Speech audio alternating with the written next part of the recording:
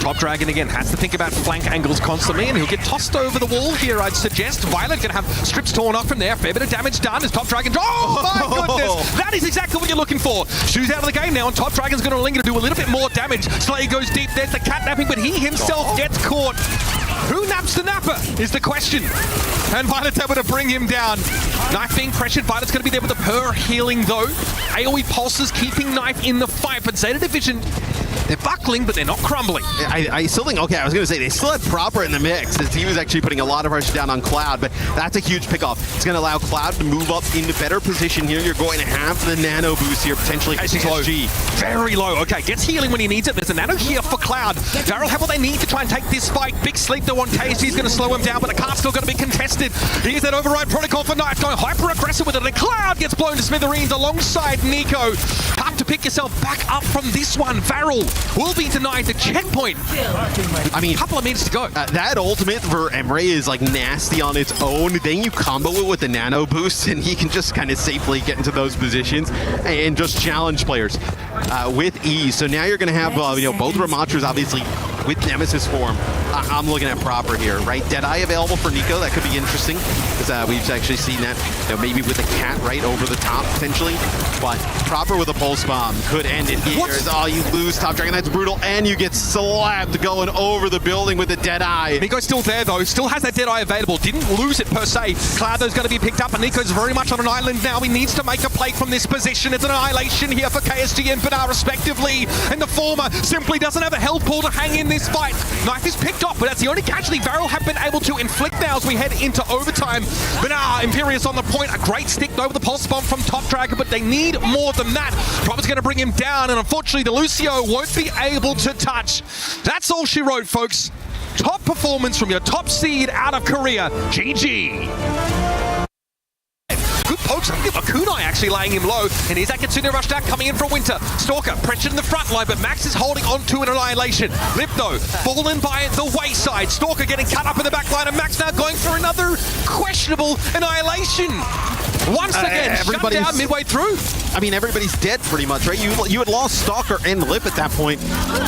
You're not going to survive long enough with the annihilation to like get into a sound barrier and then pop that. Just a really bad use of that Ramatra ultimate, and yeah, there's not much redeeming about that one, I'm afraid. No, and now it gives Team Secret a pathway back into this game, right? No, let's see if Lip can maybe do something with the OC. We've seen he's gotten a kill with the OC on High Vision earlier, but hasn't really been popping off, I would say, on the Sojourn. Ooh, that's another good pick though. Exactly what you're looking for. Max took his licking for it though. Very, very low in that front line, but still a factor in this fight. Stalker has a wall now to play with. It looks a lot better when Vendetta is not on the field, and it could give a big edge here to Lip in the hit scan fight. He's going to dance that wall now. A sound barrier comes in for Team Secret. Chorong is holding onto his beat until now. Throws it down, and Crazy Raccoon are far more durable in this fight. The Sundering Blade doesn't quite find the purchase here, as Max is going to find his opposite number. It's Kupfer. He'll also commit an annihilation under dubious circumstances and be brought down.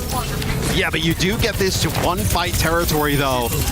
If you're Team Secret, they're going to try and stall out Pele here, as they will. So you'll be able to come back here for Secret. You're probably only going to get one fight. You'll end up opening things up with your OC, and very easy, I would say, for Winter to end up building towards this Kitsune rush. Vigilant they may have is at the start, but they actually deny them the touch. What a way to go! Oh, Sagi not able to use. I think he actually he uses the whirlwind, and then he kind of goes up into the sky to go like the dash and just knocks. I think it was the Ramatra vortex that maybe slowed him down there. 2-2. GK, both support ults available, but AG about to hit ultimates that will potentially force both of them. So GK can't even really use it aggressively. If you use the beat to be able to win out the rush match, you don't have it to be able to survive the Blossom or the spree follow through. Made it to the high ground first. GK spotting the TP. Here's Liga out of nowhere. Nice little counter stun again, but Liga's just so damn low. Cardiac overdrive popped, as well as this rush from Recall to try and keep his Malga alive. There's the latest sound barrier from Kellex, and easy harm down. The kidnap on the Lucio. Kellex dropped into the ocean, but Lengsa's not got a team left to fight with. Has to just get out as GK capped the point. GK have combo potential for the next fight as well. Cage and Death Blossom. So yet again for AG, if we can see that stun cancel onto Alfie, that would be absolutely clutch to be able to live this one, but I worry about the amount of pressure that Labda will be able to have onto them. The good news is for AG, because League is being just airlifted by Lengsa, Labda's not actually getting the opportunity to farm off of the Malga when the fights break out. As, oh no, look at Alfie. Bro's invisible. Hang on a second. Almost gets the one tap there on Recall. There's the Death Blossom from Alfari. Liga's dead, but Alfie just shoots him at the back of the head. A little teleport, and with no Wraith Walk here, he's going to be in trouble. Is it going to get hunted down? At least not for now, as GK continue to hold the point. A little bit of pressure, though, from AG as they try and get the cap. Recall forced to Suzu as Ziad holds the front line down on his lonesome. A good catch-off onto Easyhan too, as AG are forced to reset. This is dangerous, right? They if they can't lose die. more players, if they die now, they have to cage. Age for Liga, there's the Death Blossom, Alpha Yi, a nail in the coffin. Labda, hey, he's probably a little bit tired after getting off the flight this morning, but it's the same old story. So dominant in the face of AG. GK, they're going to take the series 2-0. Make a quick rotation over to the point first too. Can't be able to state how important that is, getting positioning first. Yeah, especially for your cast, right? Lethal has the Deadeye. They're waiting for Bellisria to push in. They're waiting for a CD to be popped straight over the top. Surely not again. He's looking for skulls, and Mewtwo falls 99% towards the B2. That's a quick and clean one. Space Station more than happy as well to let JD Gaming walk this next fight with the Sound Barrier, because yet again, double support ult. Rush for Ultraviolet, Catnap Disruption from Admiral. Mewtwo's beat again has to be just so impactful. Bellisria's got Cage. They've got opportunities to win this fight. Kaneki taking too much damage almost instantly. A good Cage and the Sound Barrier. It's the fight they surely can't lose. The Rush, though, is making it tough for them to secure this fight. A spree from Sugar Free just finds the flank angle and gets to the bike. The smack upside the head as Monk goes down. It's just such an early beat that Space Station are able to force with such an early rush, which means it's not there to defend against the spree from Sugar Free, who just waits until he's on top of Pineapple, guarantees the kill onto the Sojourn, so that JD Gaming can't rely on Overclock to win out the fight. And now, last fight territory, they have to have Bellisria swap onto the Wrecking Ball just to buy space for Pineapple and Monk's ult to actually gain any sort of value. Page Hawk in a couple of moments. They got the Catnap too. A touch has to get here for JD Gaming. They're going to try and go first. Mewtwo already so damn low. Couldn't even get in the door. Couldn't join the rest of his team. Body blocked by Catnap. Bellisria on the point. Has to get away. Mewtwo already dead. I mean, look, they've got this rush, sure, but when can they actually use it? Pineapple's down. Monk's already gone. And that is going to be that. SSG clean up JD Gaming. A 3-0 on Atlas. And that's a dub on the international stage for SSG. There's that Symmetra pressure we're looking for in lieu of having the Vendetta. Donghack has disruption but not damage. Finally, though, able to team up and deal with Simple. Bliss out of the fight here. Proud, though, looking just to get TVNT out of the equation. And he'll have the D-suit and elimination. You'll get another fight here, though, for Twisted Minds. And you're pretty much set with like absolutely everything. The comp from T1 is a little Donghack, though. He has a very good Doomfist, great survivability, right? On Doom, great disruption. Just not as much kill potential, it feels like, as like the Diva per se.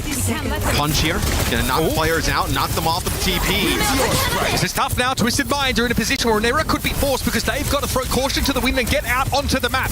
Kitsune rush here for Simple. Skew, though, holding on to his for a rainy day. Simwall in OC, though, for that Kitsune rush that comes down. That's going to be the rush that's been used by Skew. There's that Simwall from Yubi. Donghack has to get out of here pretty quickly. He doesn't have a Meteor Strike, though, to avoid this. Bliss picked off as Quartz has pole position, and he makes great use of it. Dropping to the ground, accosting his opponent's Sojourn. Twisted Minds might have done enough here. T1 are on their last legs in this series. Man, Twisted Minds with Quartz, dude. Like, if there's a hit scan in play and they can figure out a way to protect him, they are golden. As TP across here. for T1. Still an opportunity, a sim wall of their own here. Okay, so you can mitigate Quartz's impact, but can you shut him down entirely? Donghack's going to clear some of these turrets out of the way, but he's taken a lot of damage. It's Yubi going down first. Proud making use of this asymmetrical advantage, if you'll excuse the pun, of having that wall in play. Funny Astro playing safe, knows there's a beat opportunity here, and Student's been taken down. Twisted Mind's able to slow the fight down. This is what they were looking for. TVNT, a chance to remake, back in the fight now, but the card is moving. Twisted Minds have to contest. Bliss just ducks the sound barrier in time. TV goes upstairs. Still low. TVNT able to stay in the fight, though it's Proud picked off by Quartz. He has come to the rescue once again. There's got to be a touch, and Donghack simply forgets the objective. Twisted Minds are here to renew their claim to the throne. The world champions in hiatus, releasing absentia from the top tables in EMEA, start to find their way back. Crazy angle. Shy on an off angle. That's going to be Tree, who connects with Leave. The Sanctuary comes out, but I guess Leave not inside of it. Maybe a little bit too late. Yeah, really. Is Vendetta playing inside her defensive zones? And that Kekai Sanctuary goes for essentially nothing. Remember, now you're going up against a Lucio, so the Sound Barrier doesn't really have a clear answer for Weibo Gaming. Sound Barrier, though, can answer this Annihilation pretty easily, and Gushway's going to get burst down as this window for him to get damage done may expire. But Liquid respect it. Even with Sound Barrier, they lose Tree. Tries able to find a nice little disruptor shot, and Weibo Gaming are back in the fight. And we flip. It's a really nice way that Maka is able to build up towards another Kitsune Rush. Doesn't really feel like he needs to use it here at the moment. Attack dangerously low. Now he's going to end up popping the rush. They go too far. Gushway just takes a little bit too much damage, and Liquid say, okay, we'll simply disengage from this. And now they have Tree back, and they have an advantage in terms of tank. They're going to go now, though. Gushway is going to be slowly lumbering back to this fight, and Liquid have to abuse this imbalance. Tree doesn't find anything on that flank, though, and doesn't have a flashbang, so needs to watch out here for the Vendetta. Still no flip. Gushway's going to be back in the fight now as this Sundering Blade is used, but Shy is down, and Leave doesn't really have anywhere to find himself for the time being. Tree folds away, sees Leave coming. Nice hindrance connection there, but still got to watch out for the damages. Gushway swings for the fence, and it's a haymaker that puts Tree out of commission. Now Kekai Sanctuary with some residual healing to play inside for Weibo. Seems to be more than enough to keep them alive in this fight, but attack comes in. Annihilation is pretty big. Zero might be brought down, but no one wants to fight this Ramacha for the time being. Can he survive, though? I mean, you still have Shy here, Maka as well. You have both supports available here. He's going to get staggered. If you're going to die on the point. Attack folds off and drags it out a little bit longer. Weibo Gaming, one more fight, and they are going to have the dub. It has to be an insane Satsuki spree here from Zera. So yeah, you may not even get attacked back in this fight. Oh, that hinder! Oh! Perfect from Lee Soo-min, and that will get the job done. Ice taken out of this fight. Virtus Pro going to have to just gracefully give this one away. Light now has to make magic happen for 9Z to be able to stall out to 92% and surpass Virtus Pro's ult economy, because they can just bank up ults here, Jack. They're about to hit 4. Yeah, the only thing they're lacking will be that Annihilation. Okay.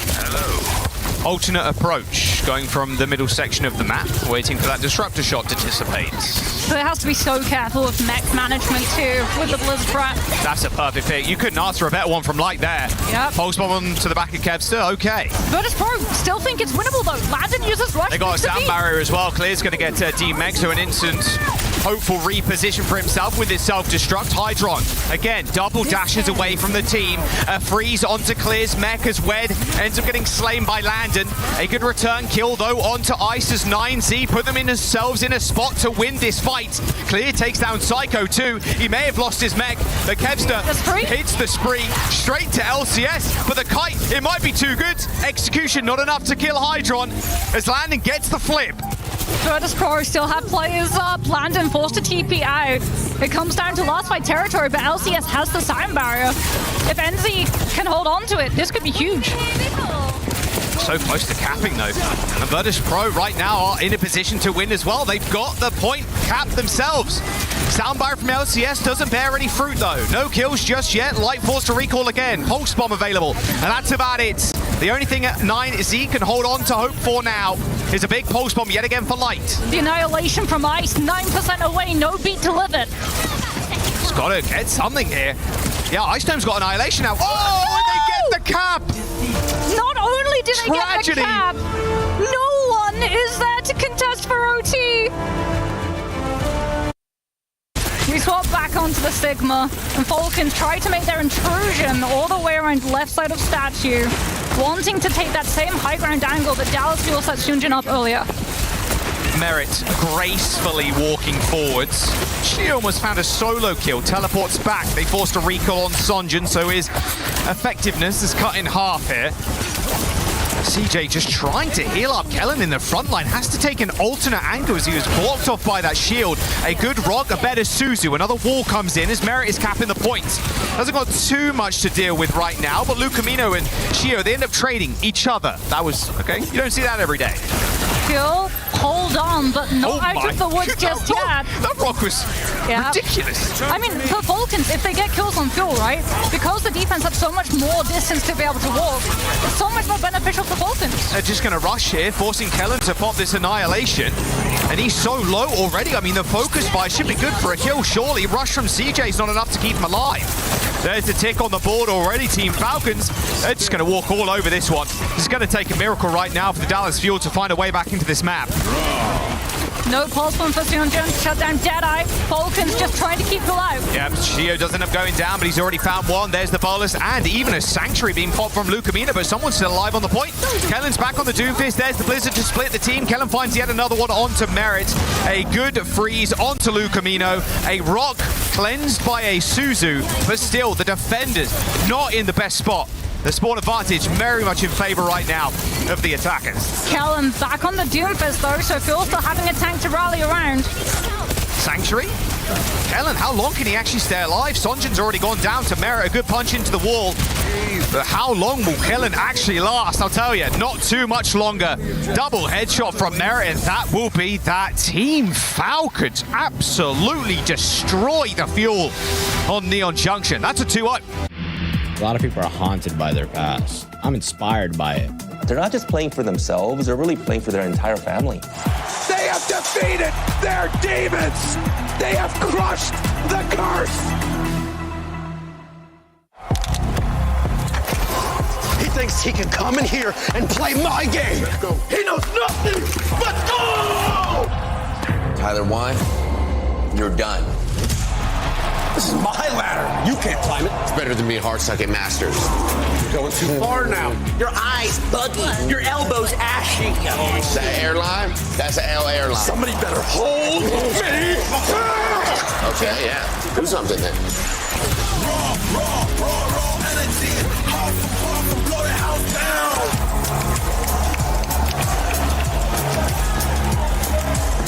You look nervous. You look short. Everything's good? Mm-hmm. Fight.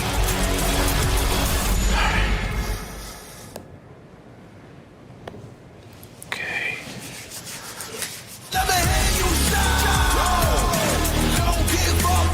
Do you really need the wraps? Yeah, that feels like overkill to me. Everyone is playing, you're not yet. EWC Play is your all-in-one platform to compete in fantasy, pick'em, and quests for a grand total of $300,000 in prize pool. Build your dream fantasy team in 5 different games and track your score with live results tables. Predict the winner of every game, every group stage, and every tournament.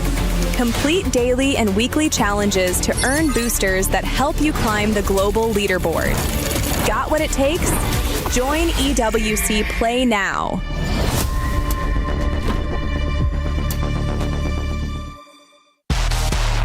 Heroes from around the globe gather as Overwatch Champion Series Mid-Season Championship once again steps onto the stage of the Esports World Cup. A true uphill battle for each participant, so let's break down exactly how it works. 16 best Overwatch teams enter the arena and throughout 5 intense days compete for a share of the $1 million prize pool. It all begins in a group stage where contenders are split into 2 even groups of 8 teams and face a double elimination format with all matches being best of 3. 2 wins will grant teams a spot in the next stage, and 2 losses sends them back to the airports. The 8 best teams from the group stage advance to the playoffs. Here, it's do or die in a single elimination bracket. No more room for error, as 1 lost match means the team's tournament run is over. All matches are BO5s, and the grand final is a tough best of 7 marathon. Only after overcoming all these challenges will one team claim the right to call themselves the mid-season champions and have their names etched into this year's EWC totem.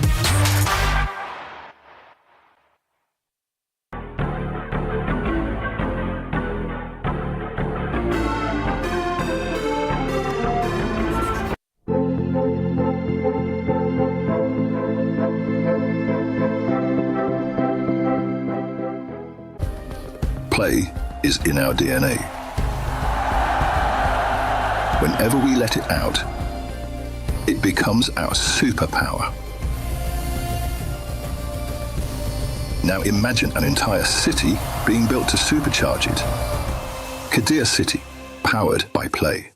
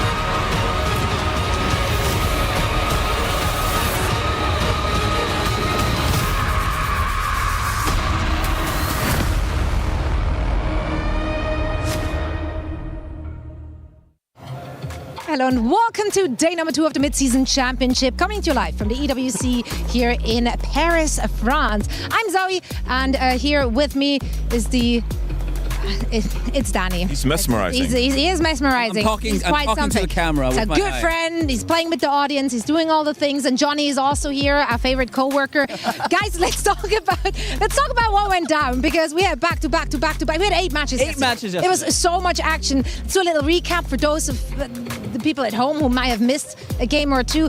Who stood out, starting with Group A?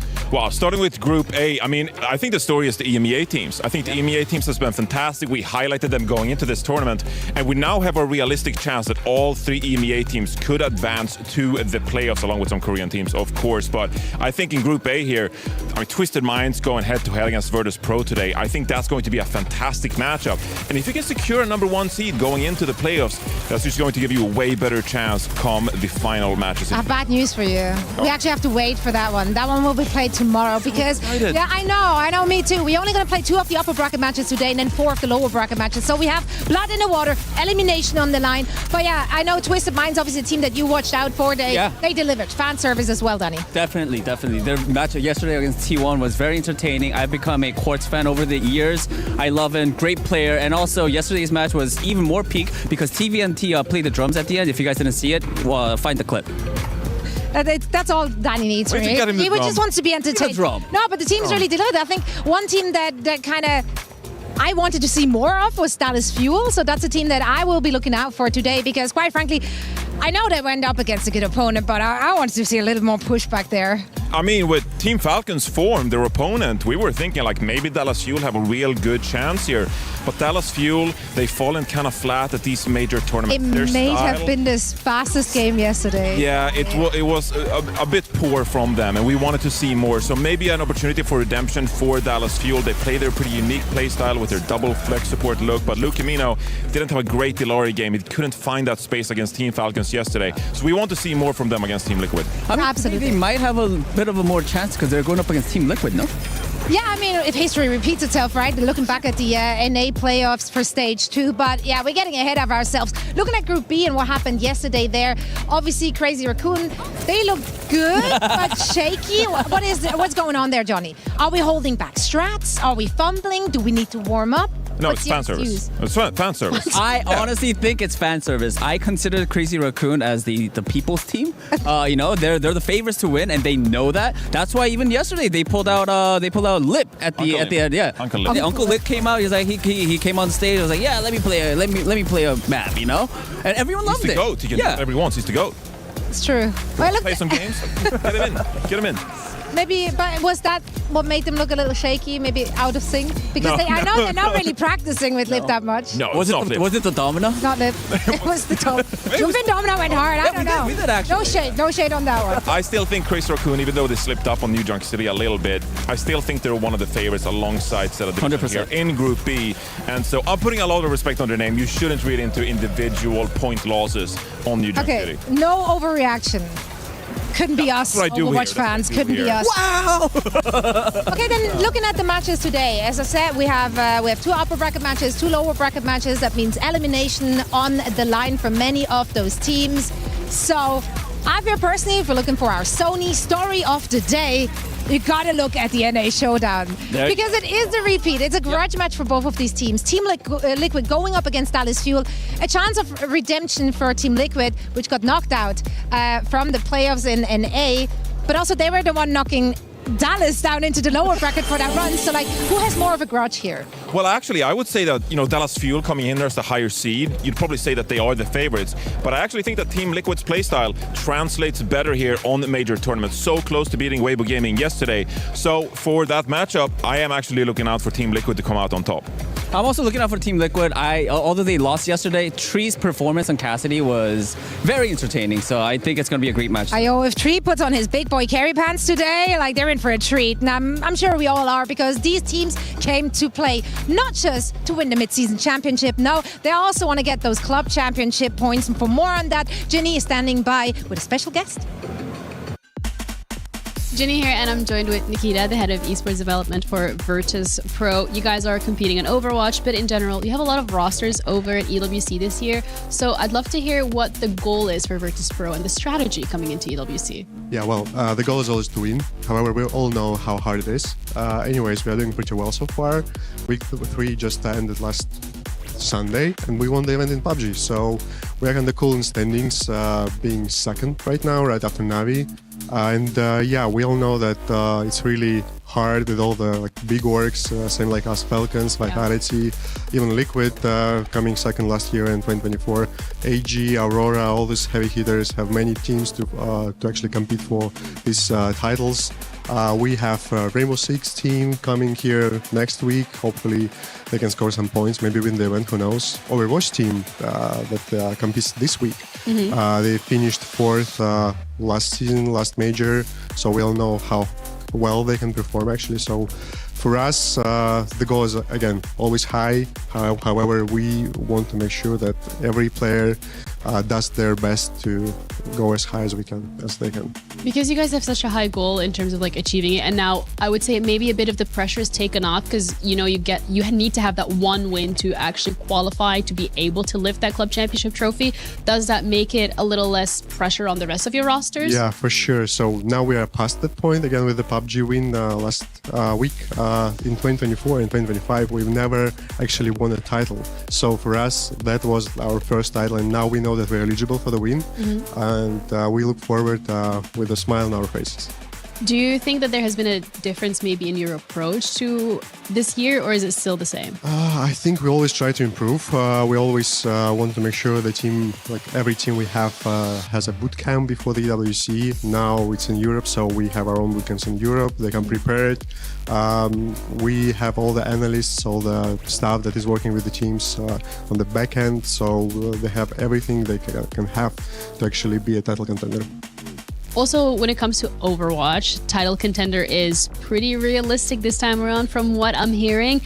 Are you looking forward to it? Are you hoping that this is another title win, or do you just think we've already won that one, we'll just take it slow? Actually it's a hard question, because we all know that in Overwatch meta shifts basically every month with all the new patches coming from Blizzard. And we just won the stage 2 in EMEA, so we kinda come here as title contenders. However, we'll see how it goes. I don't want to jinx anything here. I think our team feels really strong coming into the next match versus TM. We know know them pretty well from our EMEA clashes all over like the past year and a half. So yeah, hopefully it will be a great match for the audience. All right, I'm looking forward to it. Thank you so much for the time for the interview. Good luck with the club championship point. That's it from us. We're going to be heading over to the best voice comms from yesterday, just so that you know what you can expect today. Come on. Let's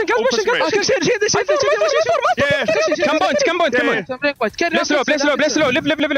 They need to cap. They need touch. Kill point. Get in. Nice. Has hooked. Nice. Good job. Hold. K1. Reaper the chest. Carry, let's go. At the cage. No more. Reaper first. Stagger one. Anything else? Stagger. It's fine. Kill soon. Shoot one. Kill now. Nice. We can go soon. I have it. I pin. They have no bike. I'm on left talk. Come. We go. Yeah, go. Mugalo. Counterpin. Go shoot. Also. Go bell. Hop. You're going. Stagger. Yeah. We can. It's always on. I'm down. Kiddo. Come here. Yeah, I'm here. I'm cap. Kill Reaper ult. Take back with Reaper ult.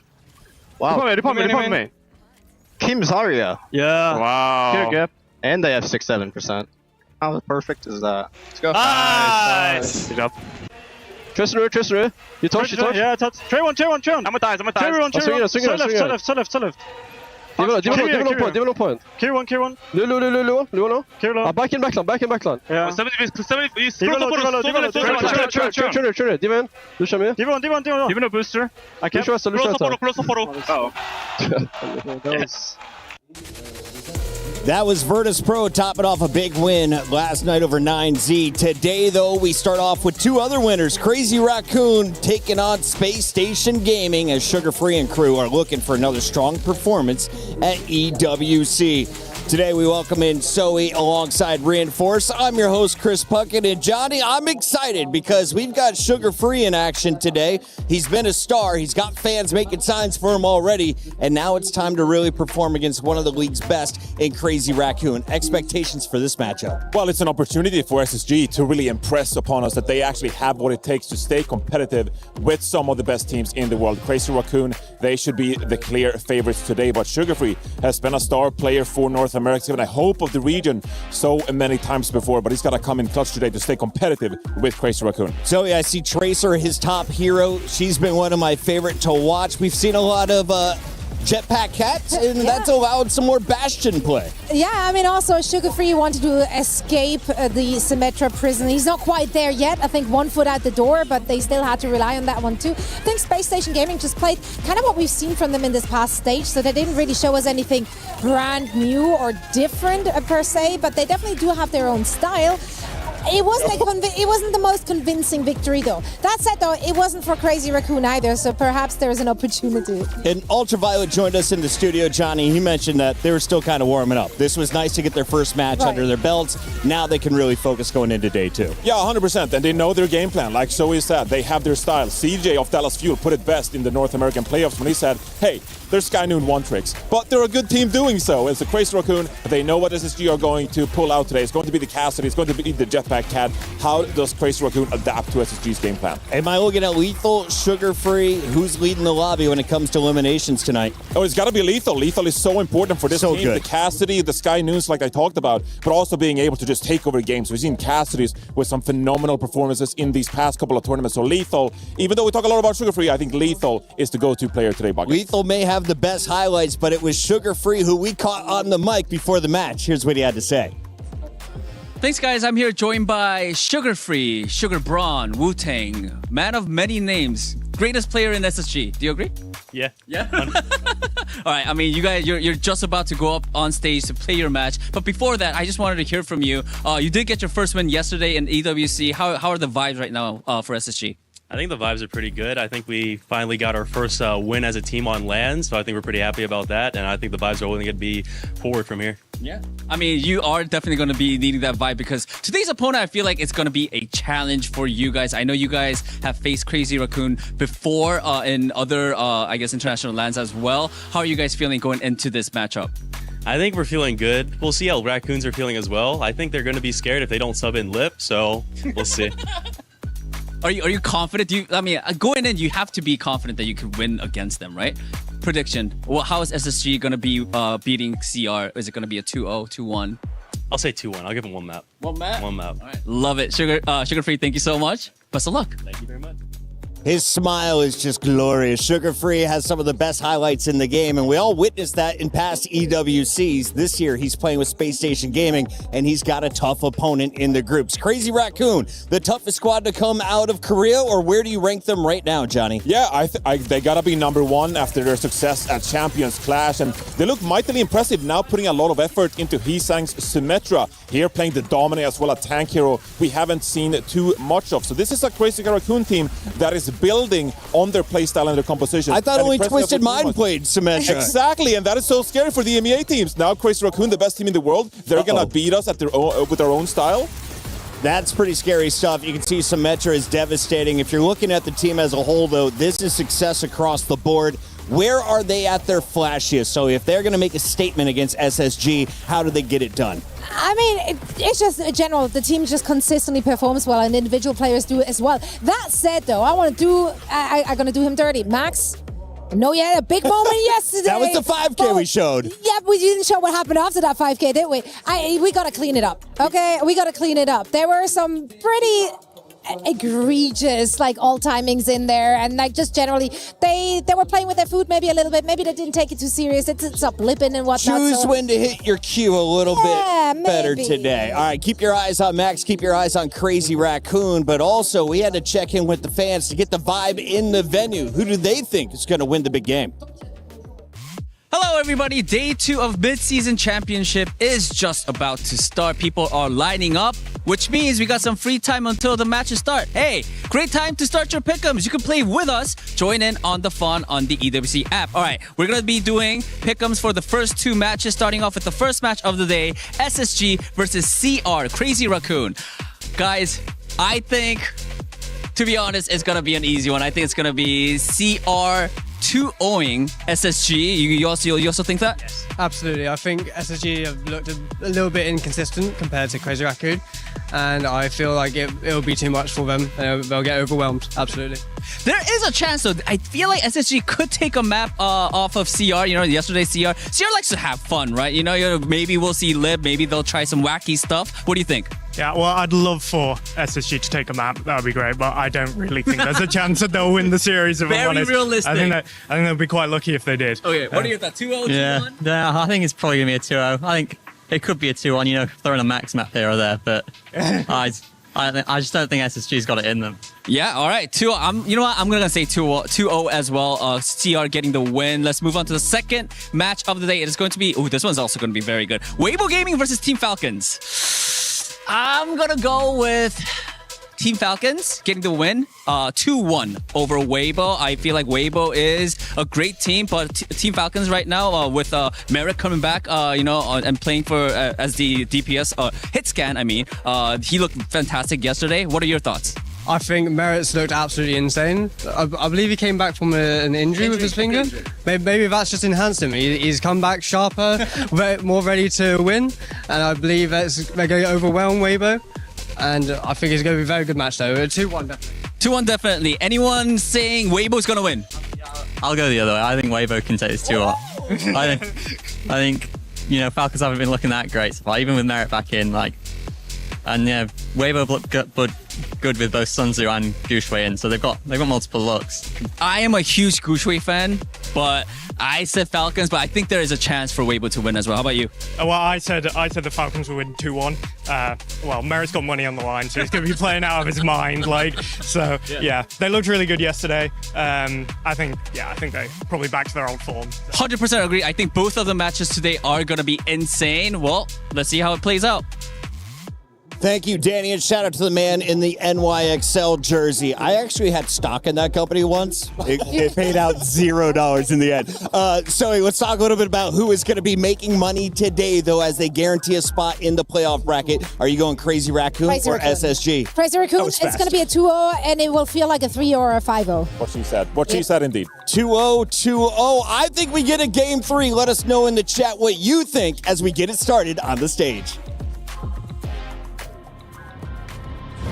We have got regional champions, world champions, rising contenders, established giants. All of them want to leave Paris as the top dog at the halfway point of the season. Is rising, crowd united and vibing.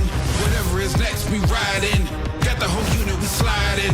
Tonight, no turning back, don't cut on no slack. Nobody surviving. Prepare, could be any minute. If we can do what we do, then we can win it. Or this is the end, like a sentence. Move like a general, keep it consistent. Don't let them up till they are finished. We're going in like we back for vengeance.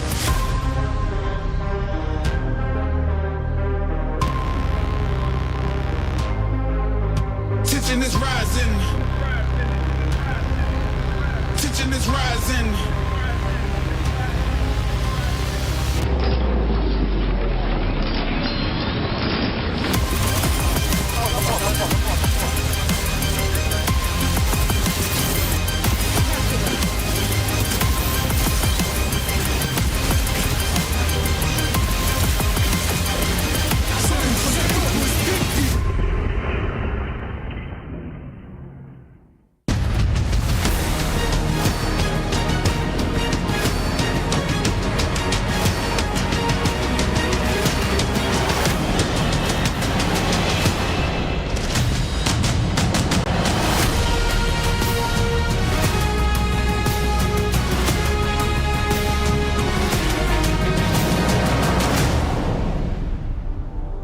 And just like that, we're back.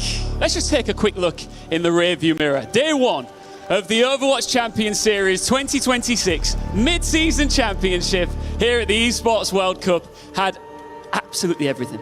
Bonjour tout le monde, bonjour Ian. Bonjour. We did everything. We've had the best players in the world, the best teams in the world here on stage, because that's what EWC is all about. We've got long series, we got fans from all over the world. On a eu des longs matchs très disputés, 3 maps et des fans qui viennent soutenir leurs superstars du monde entier. There was one thing missing yesterday that I absolutely adore about the Esports World Cup, and that is the key crushing. That changes today. Now we start off with a couple of winners matches, and then we move into elimination territory. Ooh, elimination territory. I'm absolutely excited because, yeah, before that, you would lose, you would get a second chance, but we don't do second chances anymore. Effectivement, c'est un peu le monde des bisounours. Tu perds, tu rejoues le lendemain, mais là, il y a 4 matchs éliminatoires qui nous attendent, and I can't wait for it. Me too. That is to come, but we start today with the teams that picked up a dub yesterday. Let's welcome the first of them onto the stage. It's Crazy Raccoon!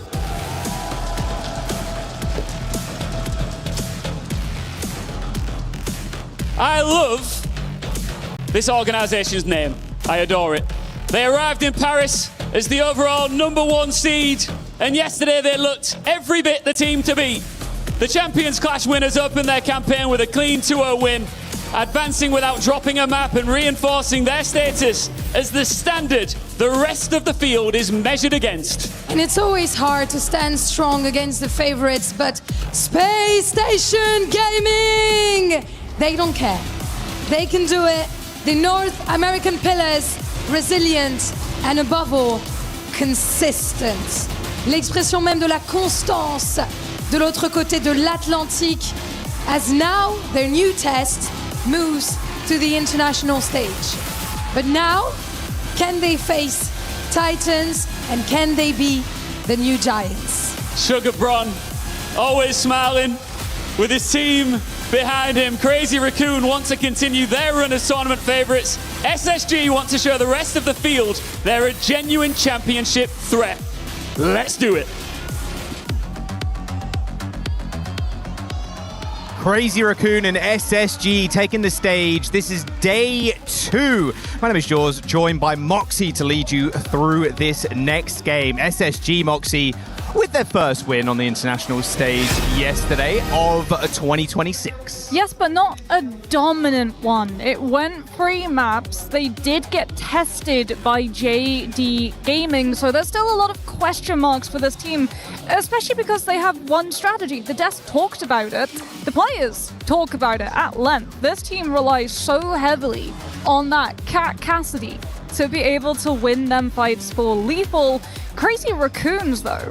You look at the evolving composition strategies from this team, it feels like we're sort of just seeing the very tip of the iceberg from the Crazy Raccoon camp. We had Jumbin on the Domina. Yesterday, Heesang started picking up the Symmetra as well.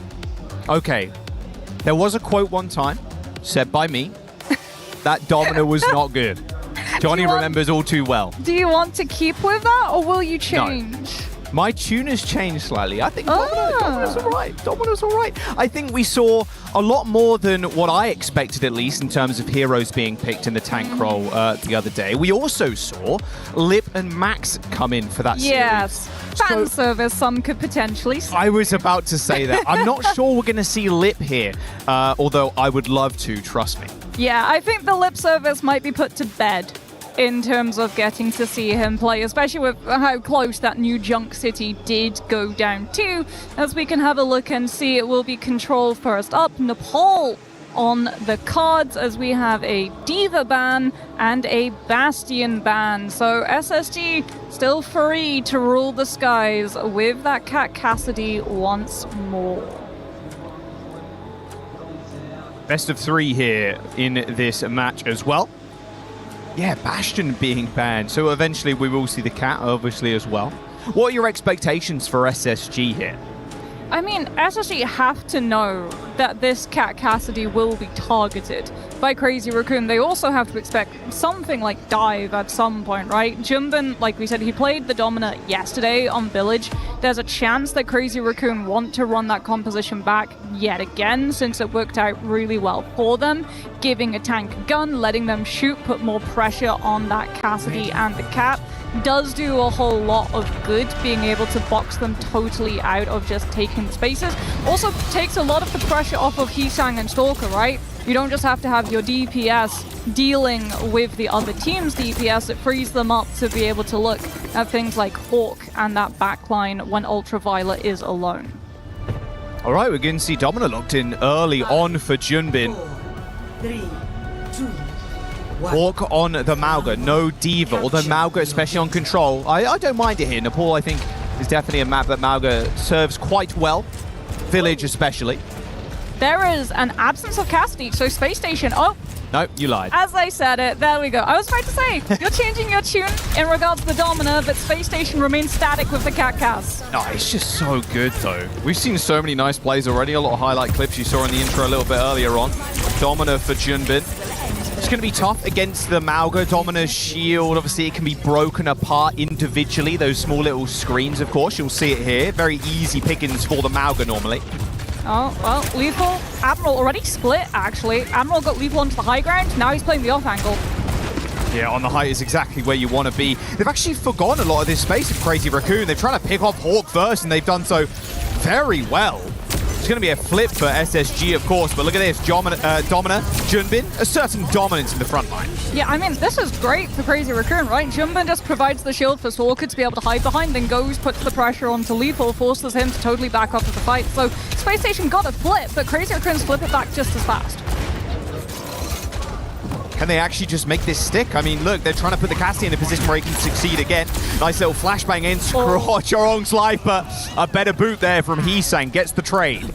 Great concussive from Heesang, and without Lethal, Space Station pretty toothless in this fight. They'll go for a point flip contest at least, but Crazy Raccoon won't give that up easily.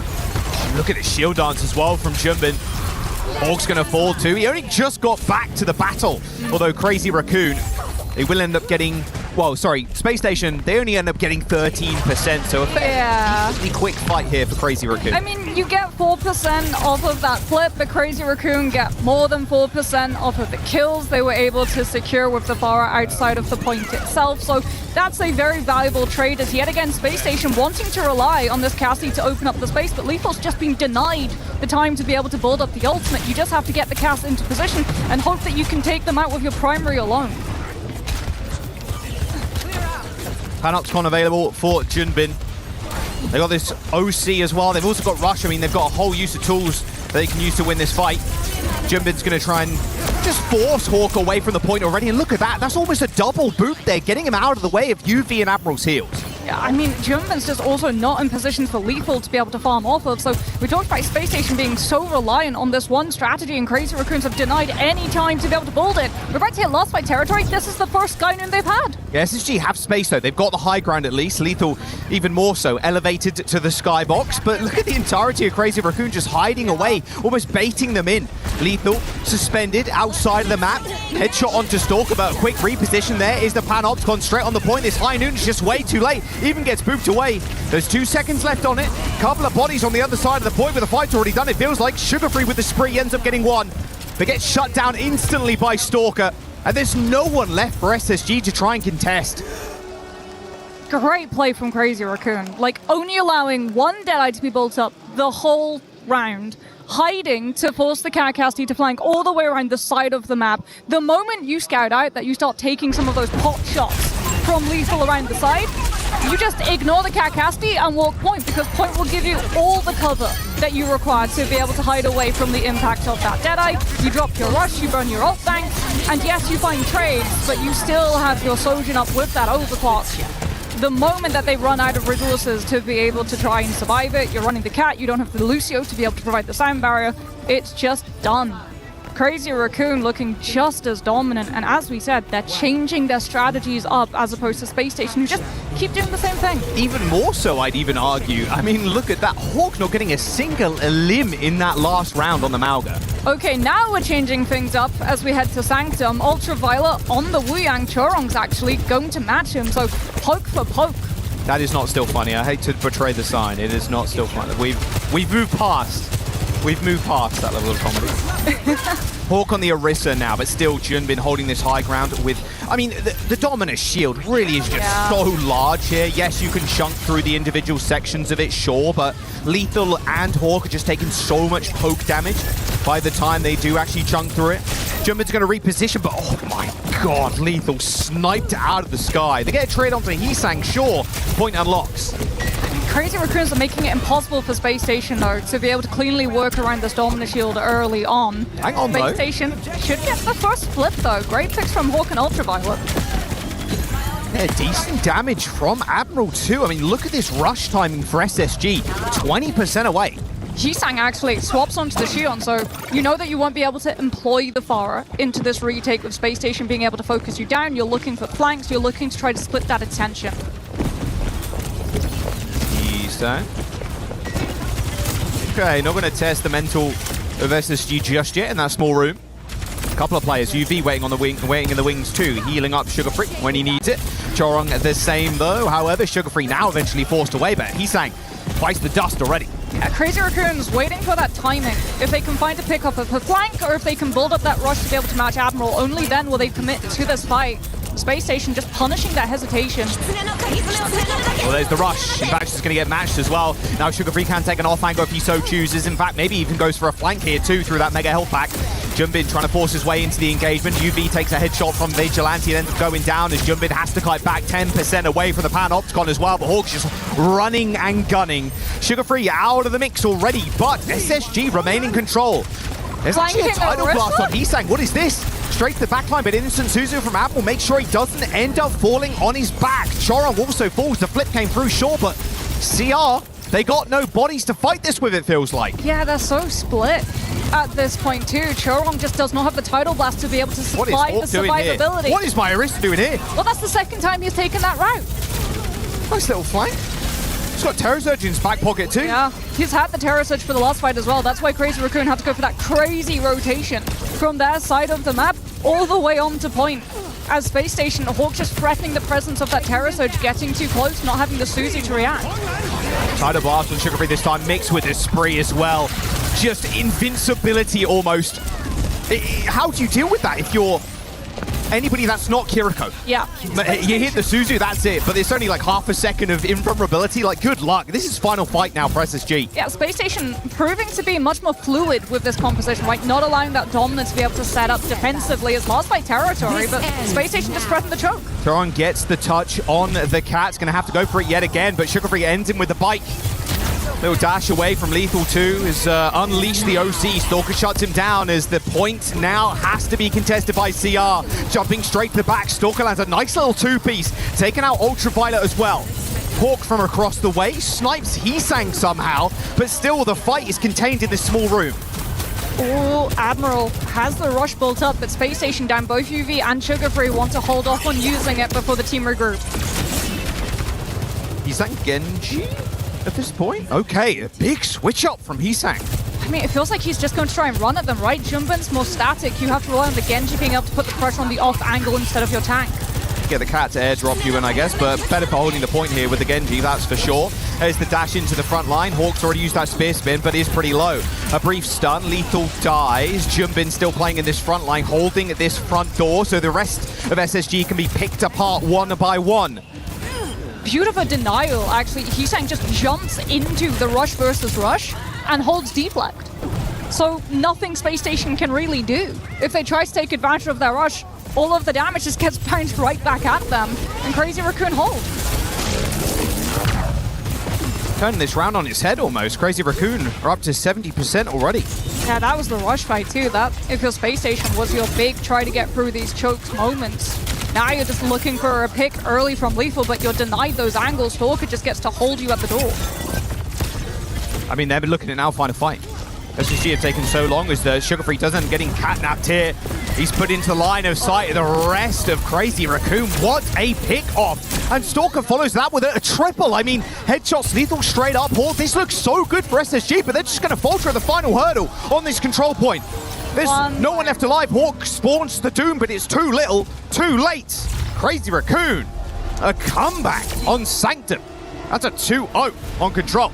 Yeah, we just see that dominant composition being so good at holding the ground, holding those chokes especially, right? Every time Space Station tried to just retake, walk out of their side of the map into those wider angles, dominant shield.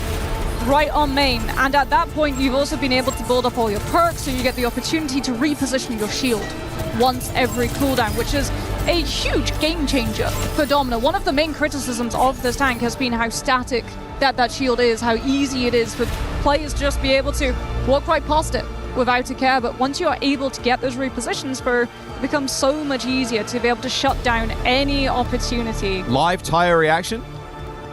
It's my favorite part of the show so far, I'm going to be honest with you, Marty. Yeah, I will live say, reaction cam. This is good for Space Station. They put up good fights, and we're also seeing them move away from purely the Cat Cassidy. It's definitely a better look. I spoke to Christopher and a couple of the guys before they jumped on the stage this morning. Got the usual chit-chat out of the way about how bad flights can be across the world, but he was saying they were under no illusion that this was going to be an easy game. They know it was going to be very tough. Obviously, you're facing Crazy Raccoon. Of course, It's going to be difficult, but still have a level of confidence coming in, and especially after yesterday, being able to take a win like that, they're not beaten down so early. And you can see how much of a fight they're already putting up against CR. And I don't imagine we're going to see any changes here in substitutions. I think we're going to just continue to see Junbin playing. Yes. Same with Heesang, Stalker, of course. Yeah, I would imagine Crazy Raccoon will keep the same players, especially off of how close Sanctum went. Like, one fight territory for Space Station. It was, if they could just get their foot through the door, they got so close. That catnap is so brutal onto Sugar Free. 92% to Spree. They're able to scout out the Xion flank, pull him out of position, and everyone jumps on him from Crazy Raccoon. Like, that's the coordination that these teams have. The moment a catnap comes through, people are so good at drawing. I hate to interrupt the point, but It's a brilliant sign. That is incredible. Banana peel. Epic. We have plenty of banana peels, actually, in the green room. You, Oh, you go right. through a whole So what bunch are you of bananas. How much Mario are you playing? How many? Well, That's we're my yet to fault. see a Winston. Got to get that potassium in the morning, you know. Yeah.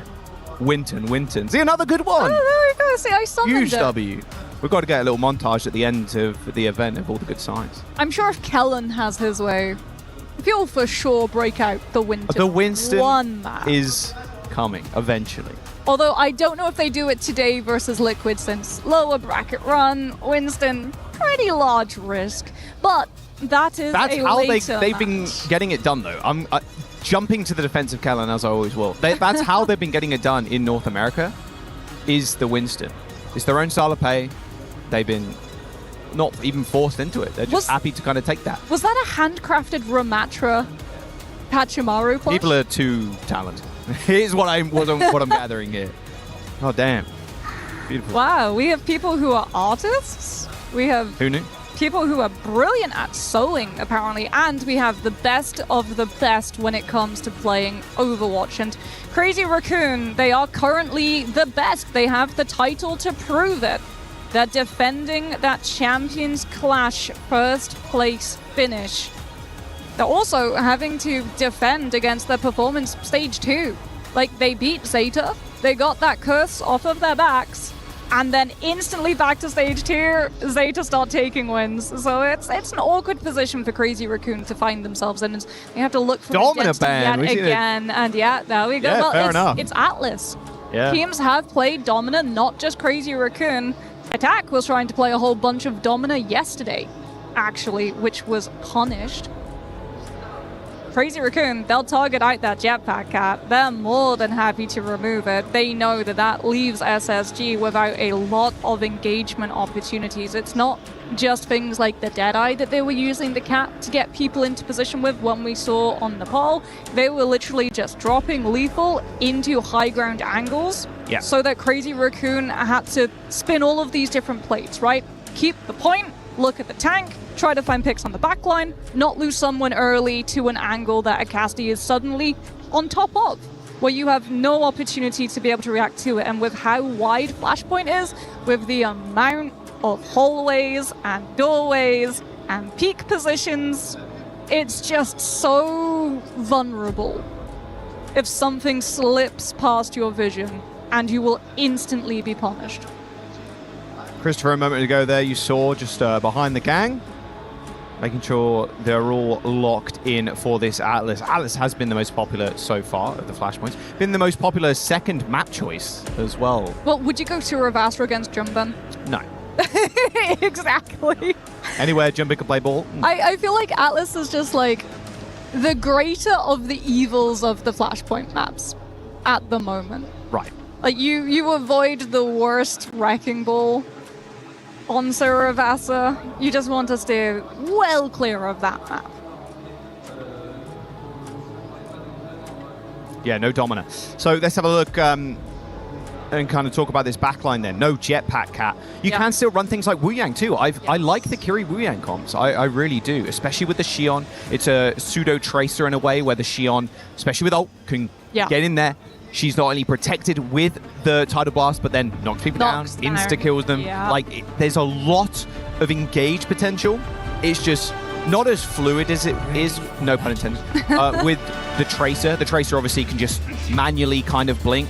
The Xion's only got like the dash, but with the ult can then like triple dash into the backline. So a little more setup required, but I really like how much the Wu Yang can create a lot of value too, especially, to be fair, if you look on the flip side, if you're Crazy Raccoon playing it against someone like Hawk, you are just farming the ult off of the Malga. It's the pressure too, right? The pressure of ranged poke that the Xion is sometimes lacking when you're trying to set up on those angles, that the Wu Yang is able to sort of cover for. As we'll have a look, no Wu Yangs, just Kiriko and Lucio. Both teams looking for engagements. Malga versus Hazard, though, is the difference maker. Crazy Raccoon, Hisang on that Symmetra, allowing Crazy Raccoon to very quickly reposition on top of Space Station.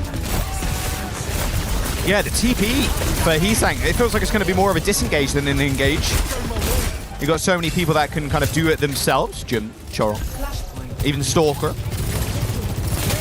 means that Vigilante gets to hold on to that Suzu too, right? Instead of having to burn it on stopping Hawk's slam. Oh, nice little bite connection there on to Stalker, but this backline unfazed. Vigilante and Choron just bandaging up those wounds, and Hawk goes way too far deep. Look at that little turret that was lasering him in the back as well. Nice little early pick off onto the tank. Great sim TP as well to go put pressure on the high ground that Lethal can't sit there for free. Look for an exit trade to stop Crazy Raccoon from holding close, as they'll be able to cap first. They do lose Vigilante though. That's a very good pickup from Lethal before he falls. No pick off, surely. Got a lot of mobility. Oh, they're trying to get him. Wait, Sugar Free surely going to get out. He can hear the Lucio. Trollering is still here. They're on a different point. Yeah, we're playing on a different point, guys. First still has to be locked, as Hawk's already threatening that presence. Space Station seeing the absence, wanting to try to find an in, but Jumbin already has the first downpour ready to go. Well, Sugar Free can hear everything that's going on right now, but isn't actually a factor in the fight until he pops his head around this corner. He's going to look for an execution bit of damage first. Jumbin, the only person inside. There's the downpour straight onto Hawk again, who's kind of trapped in the small corridor once more. Ultraviolet going in for the rescue, but quickly shut down. Stalker again on fire. I mean, great pick from Crazy Raccoon, right? Identifying they're doing way more damage to Hawk, which Ultraviolet will be able to translate into a much faster rush charge. So, aggressive downpour, totally isolate out the Kiriko, force all of those cooldowns, then jump on top of UV, get the kill, and allow you to have the rush match. There he comes again. Joran looking for yet another pick off on to Sugar Free. Point's going to get capped in the meantime. A little bit over an extension there from Crazy Raccoon. Sound Barrier does end up hitting 4 though. This should be a means to an end for this fight. Space Station with no beat of their own, and that's Jumbin with a trip. Yeah, Crazy Raccoon, just aggressive Sound Barrier. Ultraviolet before he can even react with the rush. You lose Admiral. And Hawk, he's had enough, he knows. The Mauga, not getting value. No slam setups for Lethal to be able to take advantage of stuns, to be able to build into rail charges. Instead, it's onto the Ramatra. Good way of slowing things down, trying to allow Lethal and Sugar Free the opportunity to find these picks. As Crazy Raccoon do have to worry about a double support ult fight from Space Station. Oh, Lethal sniping Heesang before the fight even really started. Same with Jumbin. That's a very good opening pick. Sure, you burn the OC, but you're still happy with that. Even though, you know, Sugar Free ends up going down, sure. Ideally, you're not losing anybody else, as Crazy Raccoon are getting corralled like sheep currently. Hawk, the Shepherd, trying to push them back all the way over towards that very nasty edge if you're against a Lucio player. Admiral taking a fair too many shots though. This Sound Barrier narrowly helping him escape. Yeah, Sound Barrier forced actually. Later rush, but Ultraviolet is sucked down. Wasn't quite a rush jacks there, but not able to utilize that whatsoever. This really early fight win from SSG, and they burn Spree too to try and win. Space Station tried to do so much to guarantee that they got that first point cap. So they can just sit, play slow, stop Crazy Raccoon's engagement. Because if they disengage with the Sim TP, Space Station still have point control, right? They're still building up to that 100% as Jumbin playing a little bit like Winston, just jumping up onto the rooftop. Looks like old Doom, just like stalling out on the roofs. Sugar Free actually swaps onto the Tracer, so you have that pinch potential. Goes all the way around the side of the point, pulling Crazy Raccoon's attention, allowing Space Station to navigate through these chokes. Still not on the point though, is the issue. Yeah, another downpour, so as soon as they come in, the downpour's going to connect. It's a tale as old as time. Going to try and get Hawk out of position first. There's the downpour, and it connects. Hawk is still Nemesis form though, but Admiral caught unawares. That violent leap connecting straight with his dome. Oh boy, Moxie, this is all falling apart for SSG. It's just cut and dry from Crazy Raccoon at the moment, right?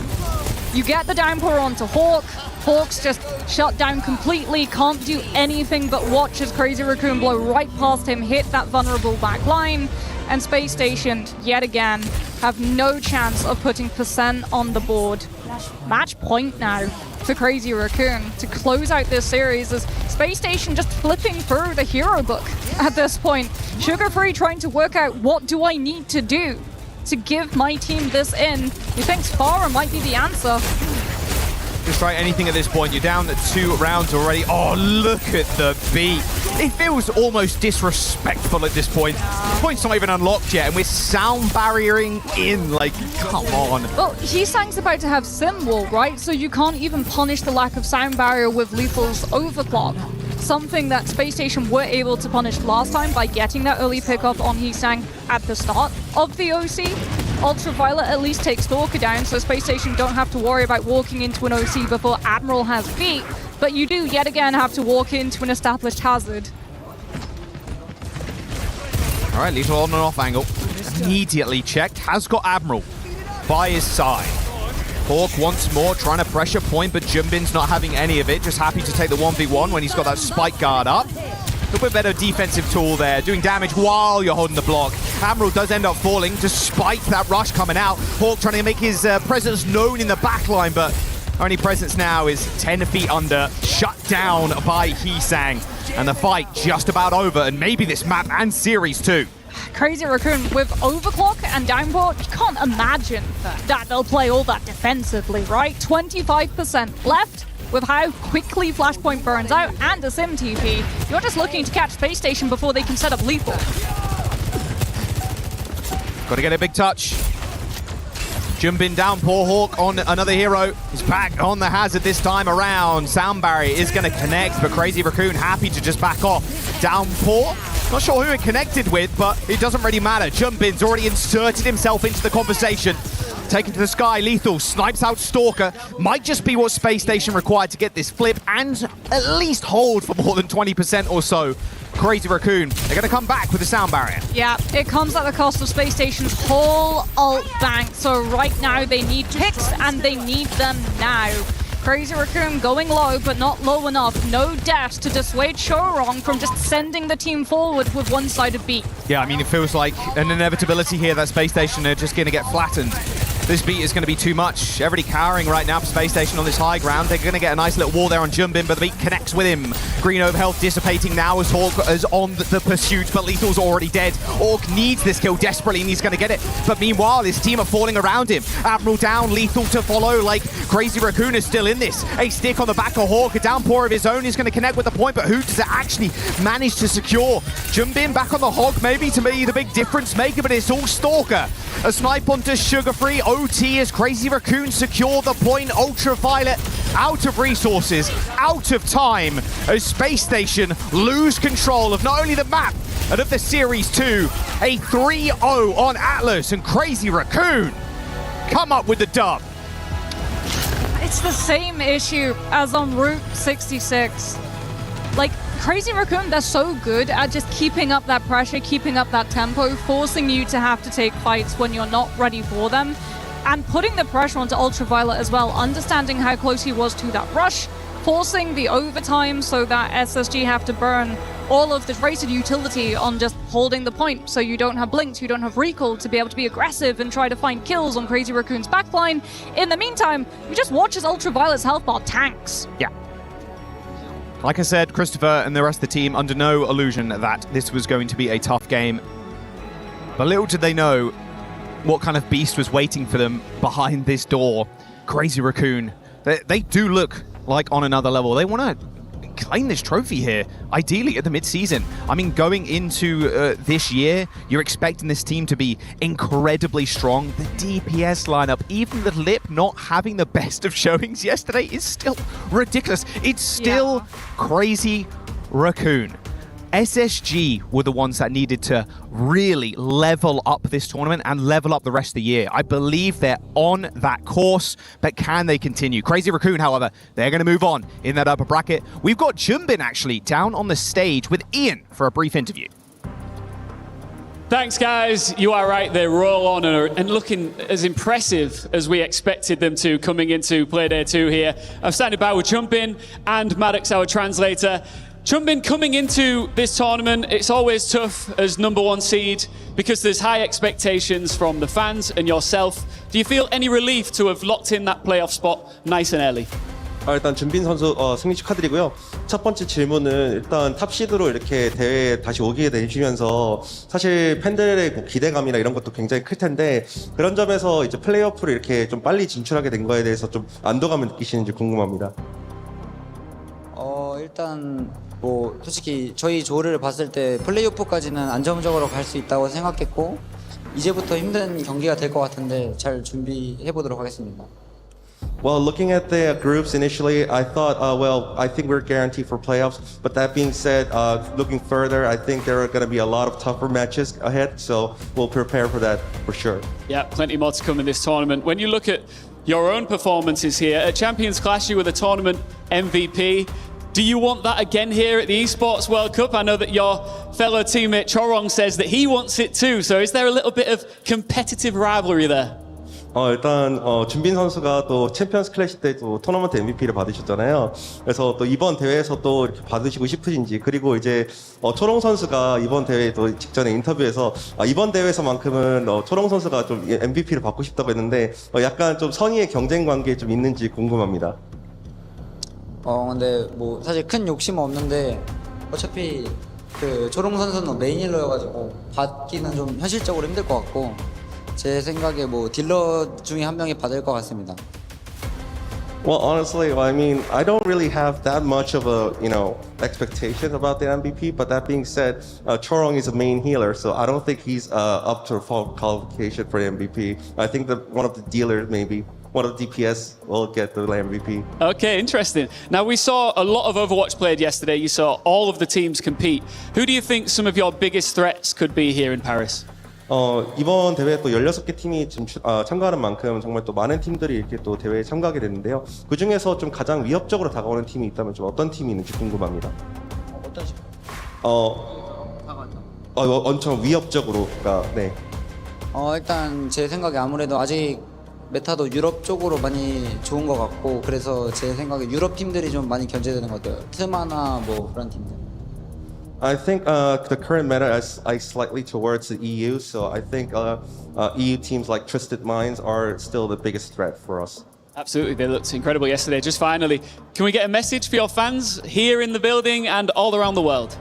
이제 마지막으로 현장에 또 와주신 팬분들과 또 이제 전 세계에서 시청해주시는 많은 팬분들께 마지막으로 인사를 해주신다면요?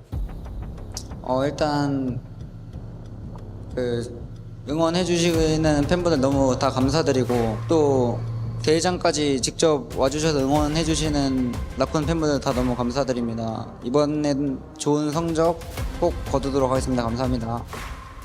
Yeah, thank you all the fans coming here and cheering for us also and watching our games in all over the world. We'll try our best this time to make a good results here. Chumbin, congratulations, and to Crazy Raccoon as well. We'll see you later on in the tournament. We'll find out which team will join them very shortly in match 2.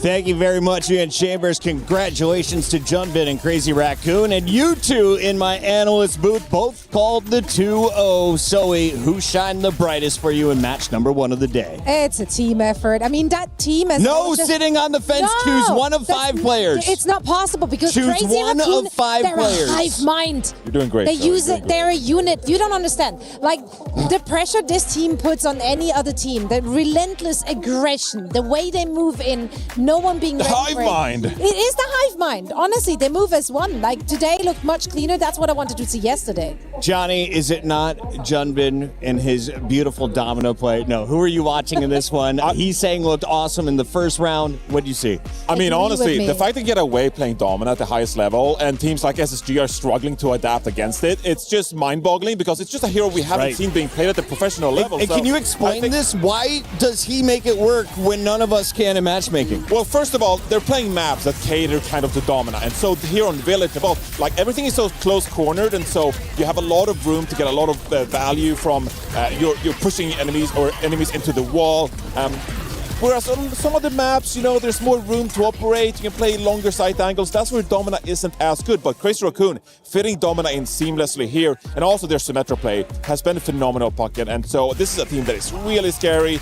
SSG, I don't think they should be too upset though. What I've been most impressed by is the fact that all these players are able to rock the wedding band while gaming on a keyboard. I don't know about you, but I have to take it off when I get on there, Johnny. Otherwise, I'm clicking keys too loud. Junbin was clicking a lot of keys. He was on fire for, I believe, 72% of this match, it felt like. So it doesn't matter if he's on the Hazard, if he's on the Domina. He's making things look easy. On the other side, Sugar Free looked like he had a tough time. Was trying his heart out, didn't have the right character, it seemed, most of this game.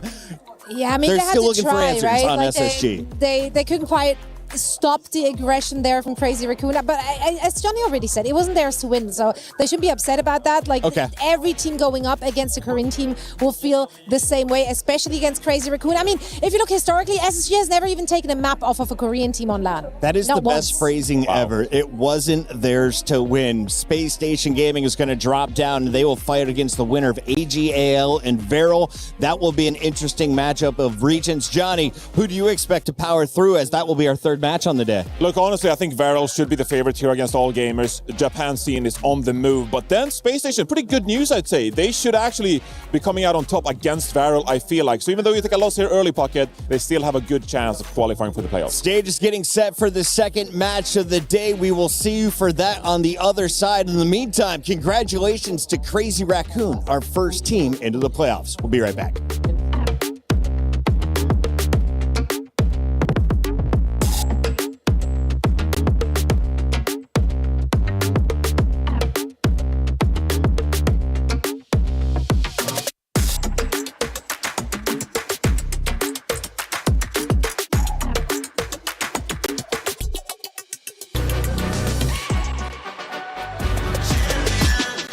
This ain't no regular thing. Came for the ring, you know what I mean. You see my name in the lights, better get right, I'm champion.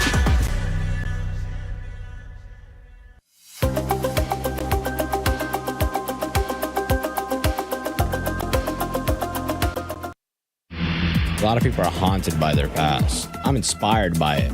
They're not just playing for themselves, they're really playing for their entire family. They have defeated their demons. They have crushed the curse. He thinks he can come in here and play my game. He knows nothing but go! Tyler, why? You're done. This is my ladder. You can't climb it. It's better than being hard-sucking masters. You're going too far now. Your eyes buggy. Your elbows ashy. That airline? That's an L airline. Somebody better hold me. Okay, yeah. Do something then. Raw energy. Hard from blow the house down.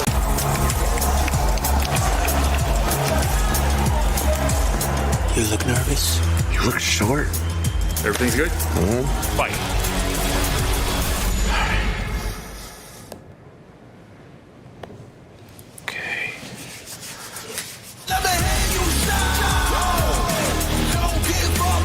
Do you really need the wraps?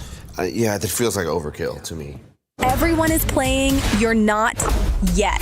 EWC Play is your all-in-one platform to compete in fantasy, pick'em, and quests for a grand total of $300,000 in prize pool. Build your dream fantasy team in 5 different games and track your score with live results tables. Predict the winner of every game, every group stage, and every tournament. Complete daily and weekly challenges to earn boosters that help you climb the global leaderboard. Got what it takes? Join EWC Play now.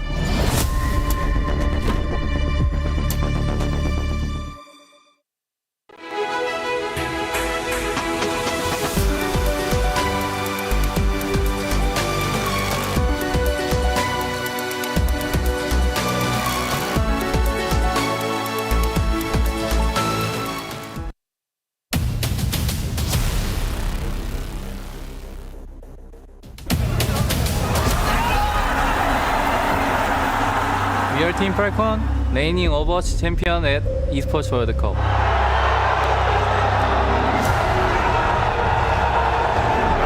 We are here to do it again. It's a pick on Lambda, the perfect answer. Symbol comes up, Merit has to dance it now. Ziad knocks out of Mech, can't get back in. They will claim the map from behind. Unbelievable! Team Falcons' run last year at the Esports World Cup was led by their Overwatch 2 team. Their win in Overwatch was what sealed the deal for Team Falcons in winning the club championship in 2025. That was last year.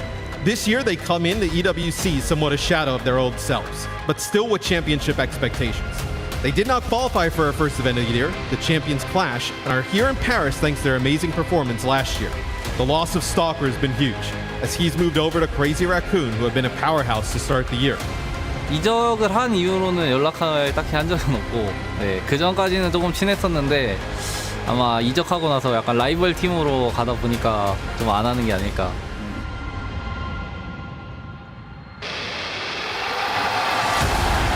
Falcons is to repeat as the club champions in EWC this year. They'll need its Overwatch team to rekindle some of that championship magic that's still on this roster. With the competition stronger than ever, they'll need an all-time performance to defend their title.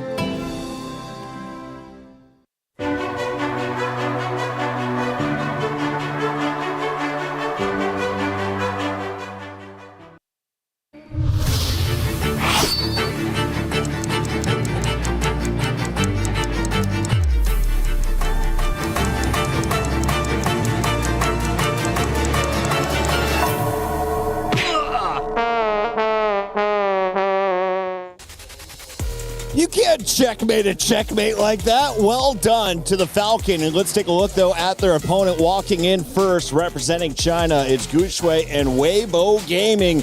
We welcome in the most eligible Junkrat in Paris to the studio, Jake Rat.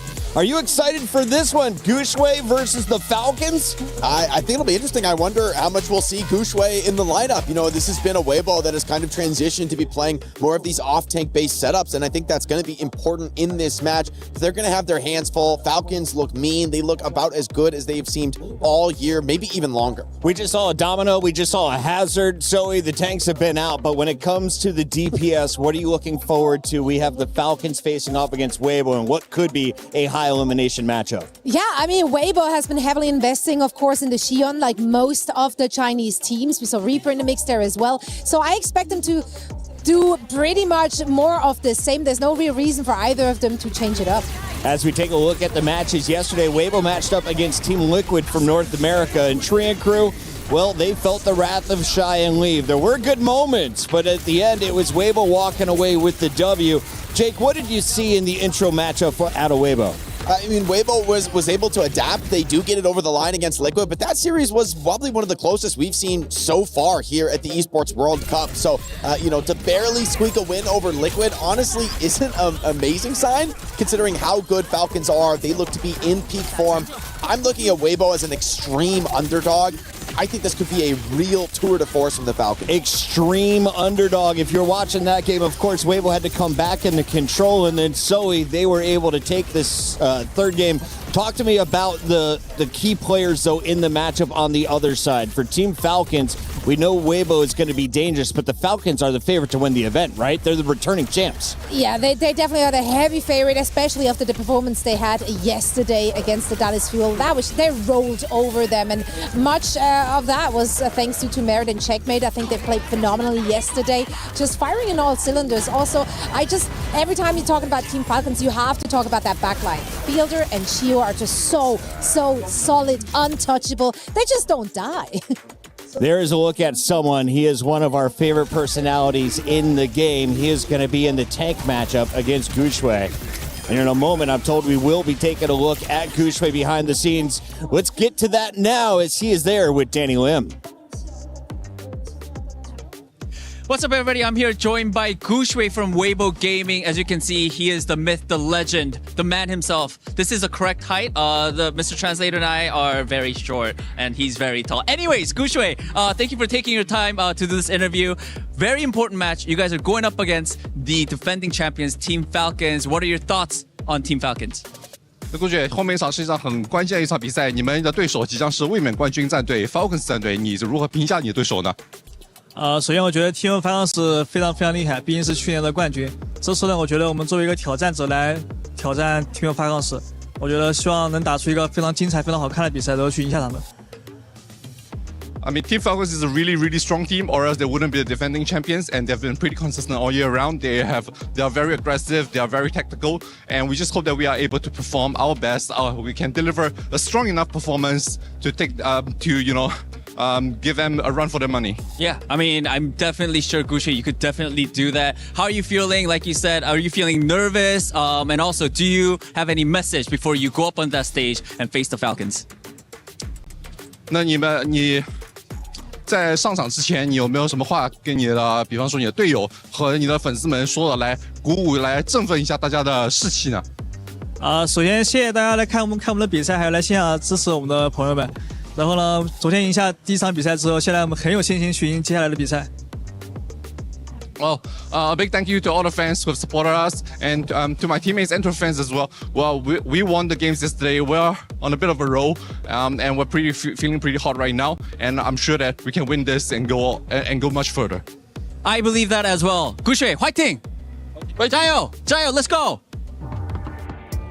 Gushue and Weibo so hot right now, but on the other side, you're matching up against the Falcons. They are a fan favorite here, and if you take a look at some of the percentages, 91% of the fans are taking the Falcons. Everyone's been weighing in on esportsworldcup.com, and of course, the fan favorites are returning, not just as club favorites, but winners here for Overwatch. Jake, have they shown you enough to give you the same confidence as the community? Yeah, I mean, seeing Merritt back in the lineup, it's a complete game changer for the Falcons. This guy is one of the best hit scans in the world. We were talking to Landon yesterday. He was telling us about the importance of this role in the current meta. You can pump a lot of resources into a hit scan, but it's up to them to actually deliver the goods. Merritt, though, ice in his veins. He is so calm, so effective in these clutch moments. Yes, Weibo are a team that can put a lot of pressure on him, but I think Merritt's the type of player who can rise to that occasion and still deliver an MVP-worthy performance. Now, I saw a splint on his middle finger, so what does that affect? Like zooming in on the mouse hand? Probably. I don't know. I'm not a pro player. Ask the pro player. I was going to say, Jake, what kind of injury was Merritt dealing with? I'm hoping is he back to 100%? I'm assuming he's not playing with the splint. I mean, seeing it, I'm like, he has to be taking that off, but it might be to the point where, hey, like after an injury has progressed, it's still good to wear the splint. It can still maybe help the healing process, but you can take it off the play once you're cleared. And having Merritt cleared back into the lineup, I'm sure he was feeling the pressure of that injury because the team without him, they didn't seem the same. I mean, Spin and Checkmate are phenomenal players, but they seem so much better when they're able to be in alongside Merritt rather than instead of him. And for those of you who called it a road rage injury in chat, you are wrong. We checked behind the scenes. It was actually muscular or tendons involved. Was that a word on the street? That's road rage incident. Yeah, apparently he I don't think Merritt has ever raged. He's more of a thumbs up kind of guy if you've met him behind the scenes. Can that man even be angry? I don't think so. So let's take a look, though, at the Falcons a little bit deeper. We mentioned that we love watching someone, but this team has had so much success. What does it take to get to their level, and what have they shown you over the last 2 years? I mean, I feel like all of these players individually have just never really stopped performing, right? They always found themselves at the very upper echelon of Overwatch esports ever since each of them has broken into the scene. They've been able to perform on a tier 1 level in a tier 1 team. And the competition, obviously, in Korea especially, is very, very steep. So that's good practice. Jake, we got 30 seconds before we throw it to the stage. So give me players to watch on that screen from the Falcons. I think everyone is taking them to win this matchup. Who is going to lead the way? I got to give a lot of credit to Merritt. I mean, we're talking him up a lot, but I think Zoe's right to talk about Chio and Fielder. The two of these guys together, this is a duo that has been together for years and years at this point. They have lifted trophies together. They're looking to do so again. I mean, speaking of the strength of the teams out of Korea, we talk a lot this year about EMEA with that region really rising to compete with Korea, but it speaks volumes really that Falcons wouldn't have qualified out of Korea, right? They're here because they're the previous title holders, but there are that many strong teams from the Korean region that Falcons wouldn't have even made it on the merits to the qualification of this. So, I mean, that's a crazy statement of strength, and yet you look at the name value on this team, you wouldn't be surprised to see any of these players lift a trophy. So maybe the Korean teams, I think, are back to show a bit of a dominant performance here with all of them looking strong at Esports World Cup. 44% of the field, Korean players or players originally from South Korea now living elsewhere. So, Zoe, let's talk a little bit about the players representing China. If this is going to be anything like Street Fighter, where we see crazy upsets in the opening rounds of a tournament, How does China get it done? Is there a player that you're looking at? Is there a team play or play style as we get 30 seconds to the stage? I mean, it's going to be on the DPS to perform once again. Leaf and Shy, we know they can get it done. They're just like really high caliber players, but I think the backline of this team might get a little bit abused here, especially with how aggressive the opposition is playing. I'm going to kill that mosquito for you. Shout out to guys. everyone here in the crowd. It is bright and early in Paris, and they are already loud, and it's not even the weekend. Lock in. It's Overwatch here at EWC, and we're getting ready for match 2 of 6 on the day.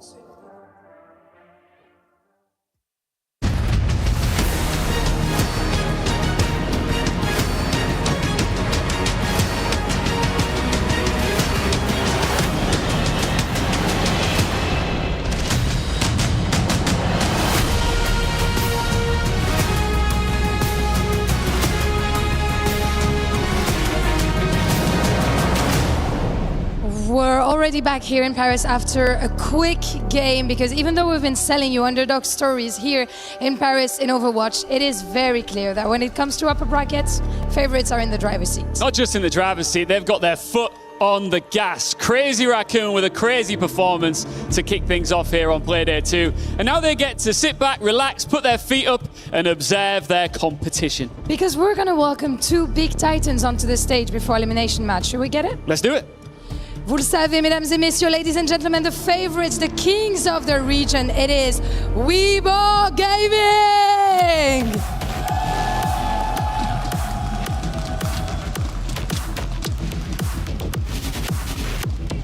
They already have 2 domestic titles under their belts, but they come hunting for more. Here on the international stage, ils pourraient venir chercher leur premier titre international ici à Paris. Parce que si les géants chinois sont injouables à domicile, il s'agit encore de le prouver à l'international. And their opponents, Team Falcons!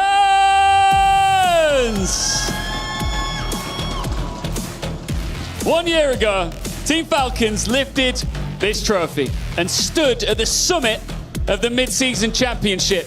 Now, since then, the road has been far more difficult. They entered Paris through the title defender place, searching for the form that once made them champs. Yesterday, they took the first step. Today, they hope for the next huge leap. It is Weibo Gaming versus Team Falcons, China's #1 versus the title defenders, starting now. Here we go, second game of the day here. Falcons taking on Weibo Gaming, and they've met a couple of times in the past. And don't underestimate Weibo Gaming when they face specifically Falcons. They've been to 2 map 5s with this team. They are finally looking for that upset here. Yeah, we'll see if they can find another upset. As expectations, I think, for Falcons off of yesterday's performances, they've liked to start with these bans onto the Mauga. They won't have this opportunity unless Weibo defer the ban. Since Weibo are coming out the higher seed, they get the opportunity to ban first unless they defer it. So expectation from their end would be going for a tank ban, potentially that Ramatra, that we've started to see Falcons really leverage their composition around for someone to not just take it out of the hero pool, but also save the Mauga for Gushwei to be able to play. Okay, what are we looking at? What are we looking at there? Yeah, I think a lot of people's mind is going to go to if Weibo or even like JD Gaming, is this China's year to really make a big splash on an international as well? Oh, hello. That's not saving the Mauga. In fact, that's removing it from play. Okay. So China, we've always seen them rely on Mauga, on control. They play it on control, they play it on Flashpoint, they play it with Xion, the Reaper. Some teams play it with the Cat, where we've seen the dive variant of the Mauga to set up the slam onto the backline to instantly force like Suzu, teleport, get a pick off very, very quickly. We've seen it with the Lucio. to just be able to run at them directly with the speed boost. This is the first time that we'll really be seeing a Chinese team play control with the Mauga out of the way. Yeah, they banned that one. Straight up. And the Sojin as well, taking that away from Shy. Good work from Falcons, to be said. Now, Guxue is starting in the roster here today. Saw a sub or so yesterday from Weibo. Yeah, so Sunzo is their Sigma player. If Guxue's in, it tends to be the Mauga, or if they're banning it, the Ramatra. As Shy will continue with the spray. They tried to run the spray yesterday, lost a fight, had to swap him very quickly onto the Reaper though. We'll see how it fares, how long it stays on the field. As Falcons running Merit on the Bastion with Checkmate on the Sim to teleport him round. It's such a nice map to do it on as well with the Sim. Very easy to traverse this giant crevice in the center of the map. Someone setting up really early, very forward position. It's up to Weibo to kind of poke, prod, and then hopefully Shy gets an opening pick with these bolts. There's the teleport straight up to the high ground, trying to make a nice little flank angle for themselves, but Weibo expecting this, already topped up to full HP. As Team Falcons taking the brunt of the damage as they lose Chio first. Yeah, great rotation from Weibo, perfectly kiting out the Bastion form. Although Guxue left behind, gets hit by the rock from someone, vulnerable, taken down. Weibo gets the cap. But how long can they hold the point without a tank? Yeah, not too much longer. Another teleport, and they're just catching them off. This is just expert play from Checkmate so far, TPing into such good spots, and a lot of body blocking there from someone too, just making sure Guxue can't get healed. Yeah, we'll see how well Weibo can disrupt the Symmetra teleporter as well. Now that Team Falcons are in control of the space, it becomes much harder for Weibo to be able to apply that poke pressure as you're already losing players, but Guxue actually closes up the distance. Just Nemesis form pummels right through Falcon's front line. They'll have to wait though, tentatively, for Merit to get out of that turret form, and now he can move on to the point. Someone's going to be a tricky Sigma to deal with, although eventually with this flank from Leave, it should be enough for him to get off the point. Well, there's a bolus that connects with someone. Shy managed to weave that over the shield and making sure he couldn't move anywhere. Good pick up from Weibo as they now get a flip. Yeah, totally boxes Falcons right into one main lane, one main choke. Weibo do have to watch out though. Yes, they have Maka's Rush, but someone with the Flux can totally disrupt any momentum taken from it, or Fielder can just match as Merit, he's onto the Cassidy. He's seen how aggressive Weibo want to play. He's going to try to slow things down, punish if they try to get aggressive with Guxue with the flashbang. Lee Sumin's on his own though, but it doesn't seem to matter. There's the Flux. Lee Sumin is fine. Good Suzu from Marker, and now the Tidal Blast comes out. Pops it on himself, goes a little bit aggressive straight to the back, and that's a knockdown. That's a double, in fact. Sound Barrier from Chio is going to help Merit stay alive for the time being. Same with Fielder, but Checkmate does end up getting run over by Leave. Dashing back now with Spree in his back pocket, but Falcons have the numbers. No supports from Weibo Gaming, so no chance for Leave to make an impact. Would it be a waste to pop this ult too? There's a flip, but it's been pretty back and forth so far. Weibo up to 66. Yeah, they just saved Fielder's Rush. They relied on someone with the Flux to match Maka's. We'll actually see Maka, yeah, just going for a very fast rollout, providing speed boost before swapping back onto the Kiriko. Leave with the Spree, but Falcon should be able to just teleport out of the way of it if they can scout out where that Xion comes from. Yeah, get rid of those turrets first, thank you. Well, that hit the shield. Lucky Shy, pretty hard to do at the best of times. There we go, Guxue's in. Teleport away, there's the wall. Checkmate is walked off of the edge of the map. Okay, well, Checkmate, unfortunately, my son, we caught that in 4K. Fielder's going to go down, Leave to follow. Guxue gets a Suzu at his back too. Blocks that rock. There's the annihilation, and Weibo Gaming run over Falcons. I mean, what was that? Come on. Did he not have his teleport keybind? Maybe we have to check Checkmate's glasses after this match. He doesn't wear glasses. He might need to start wearing them, as Falcons at least will have that Deadeye. It will be relying, right? Merit with the High Noon, trying to find these picks up. Someone can flux them up, or you can just rely on the teleport. The teleport's used to just get through the door. Nice TP. Again, they're just so decisive. There you go. He's made up for it. Good teleport. Oh, Lee Sumin down as well. There you go. All right, okay. 95% for Weibo Gaming. They know they just have to hint onto the point, get this fight over with. This is close, though. It will come down to a whole ult dump of a fight. Falcons, they can last this out too. This can truly be brutal as Weibo have to take a little bit of time. Maka not yet with that rush. If they push too quick, Falcons will punish. These have been so close to this title boss as well. No's teleporter is down, so can play a bit more of an aggressive angle. There's the rush. Flux, too, trying to protect the backs. Falcons, they've managed to secure 2 kills there. Marker Leaf already dead. Bolus kills Merit, but now Chio pushing people forward with the beat. Gushue falters, crumbles to dust. Team Falcons have the point, and they've got the round. Yep, ult tracking, just perfectly on point for Falcons.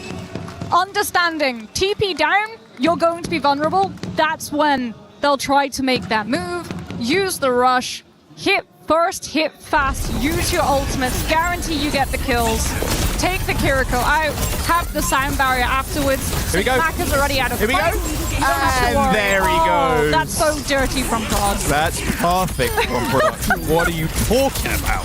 Oh, poor check. I want to see that in slow-mo, personally. You want to see that in slow-mo? You don't, you hate Overwatch, is what I'm saying. Wow. Hear the drum behind us as well, Moxie.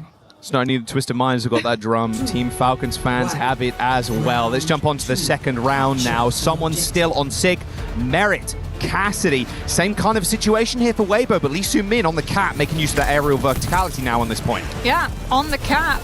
Going to have to go up against Merit on the Cassidy, though. That hit scan will make it very hard for Lee Soo-min to move around this map. A lot of high ground defense, though, to be fair, to kind of counteract that point.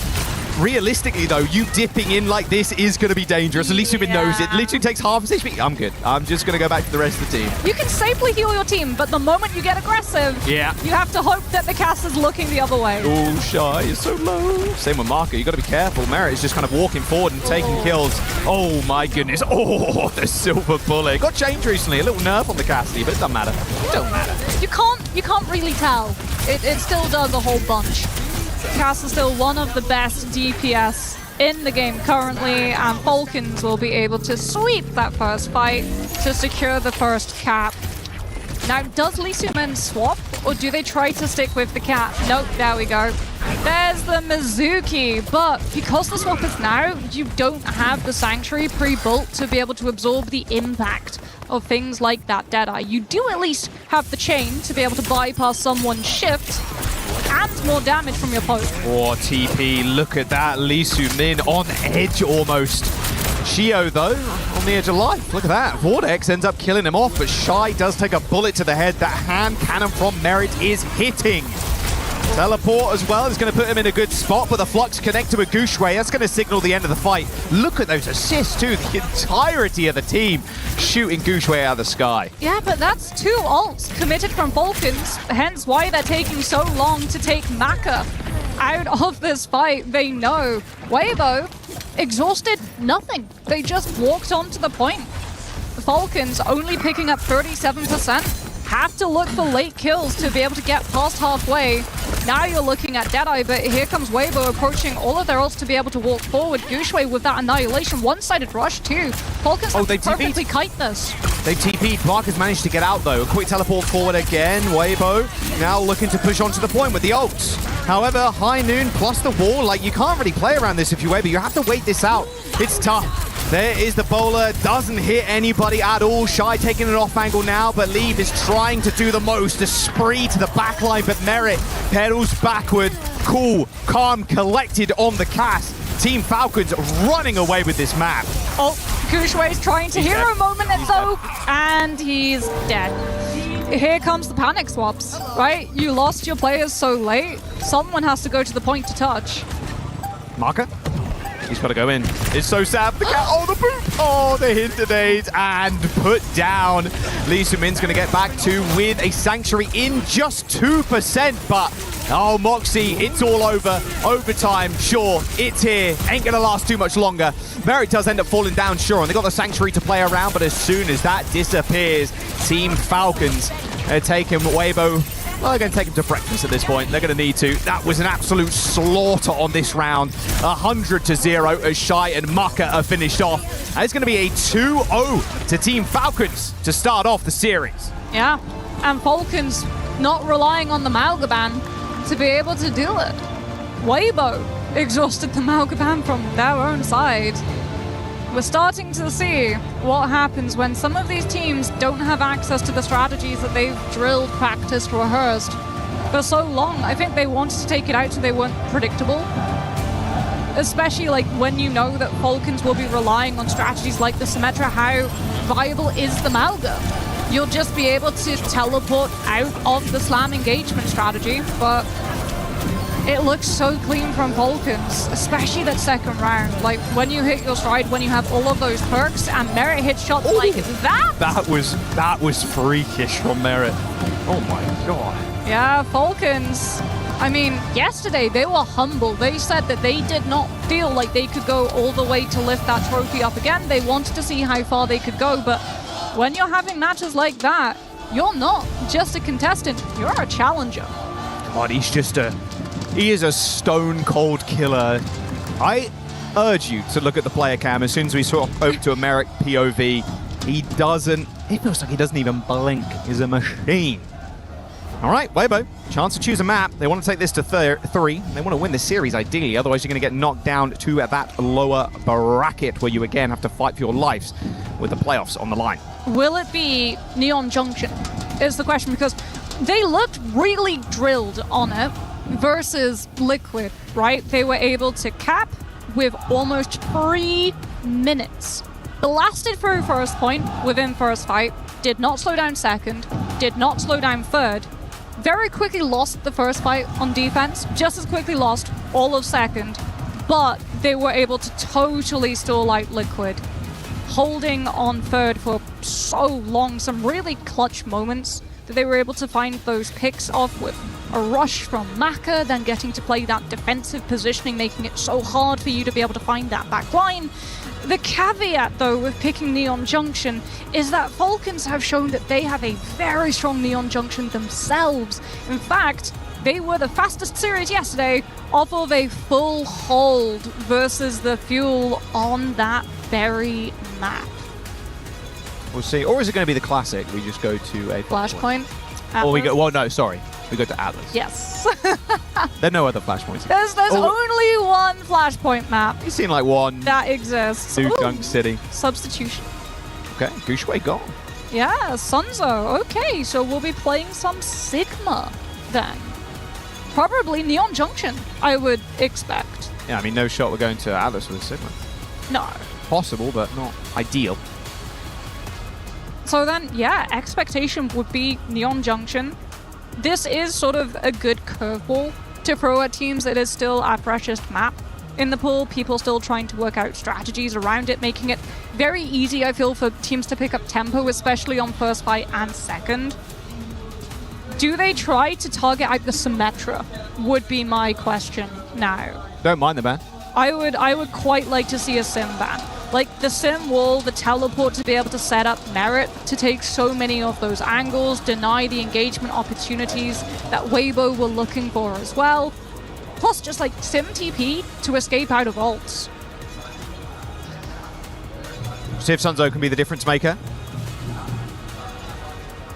Falcons look very warmed up after that first round. That was 100-0 on the next.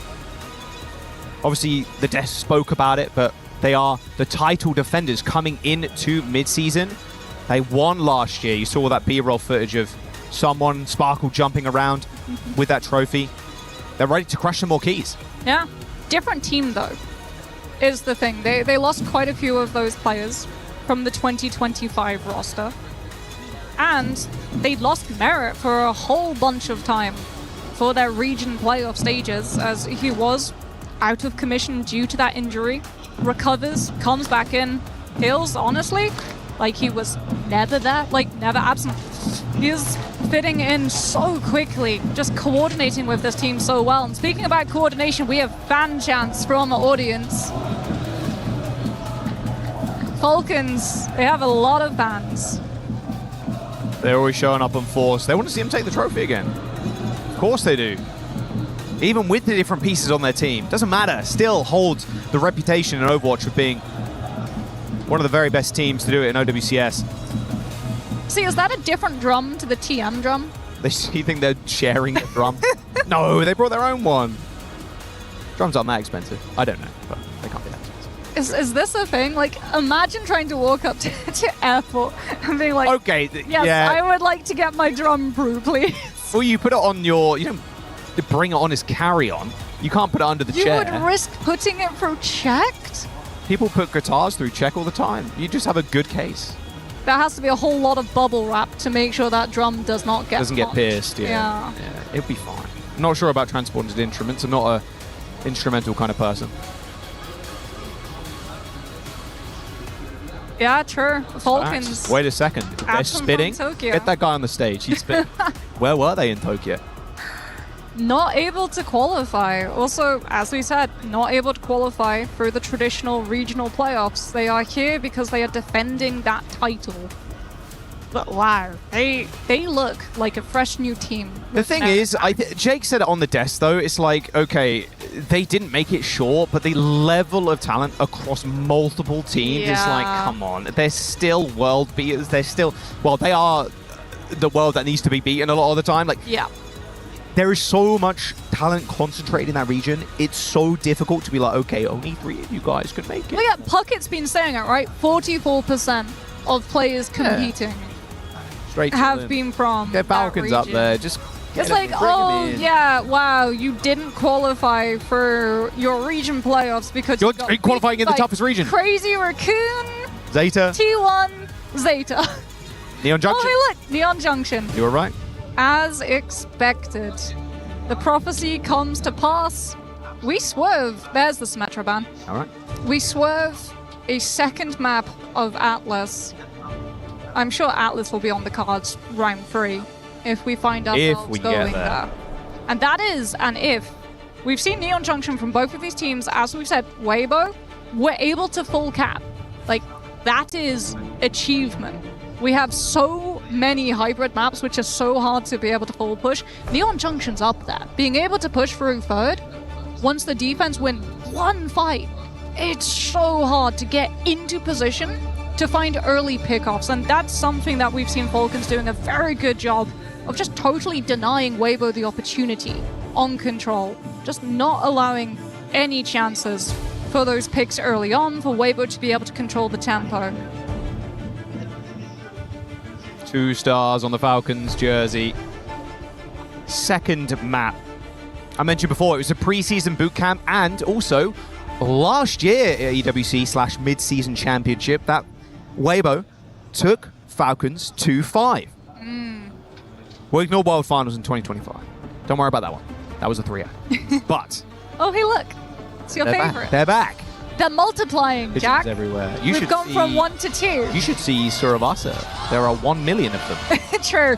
It does feel a little bit like you just sort of like broke open a loaf of bread and summoned the birds. This is prod trolling. Quick pause. Don't worry about it. Allowing the fan chants to ramp up, motivate the players on the field. We also had a Wu Yang ban to make sure that you can't go for that double flex. Put a lot more poke pressure through. Taking away as well the resources afforded to something like a Xion and a Tracer. As historically we saw Weibo literally take Neon Junction 20 seconds or so it took them to be able to overpower Liquid on the first fight. Falcons held their ground though the whole time. Quickly resetting the lobby right now. Bans were incorrect, so we'll get those sorted. And then we'll jump in. Don't want any mistakes. And then we'll get locked. Very easy problem to fix. All good, not a problem. Simple yet effective. Let's go Falcons. A lot of the scarves, jerseys, and everything. I'm surprised you're wearing a scarf, I'm going to be honest. But, you know what? Respect, it's still pretty hot in here. Do you know what? I identify with that sign. I'm so happy someone else is just as bad at drawing as I am.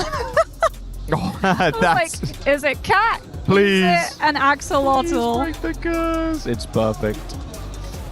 Yeah, see, what do you think? Cat or axolotl? That looks like an axolotl. Yeah, it has the fins.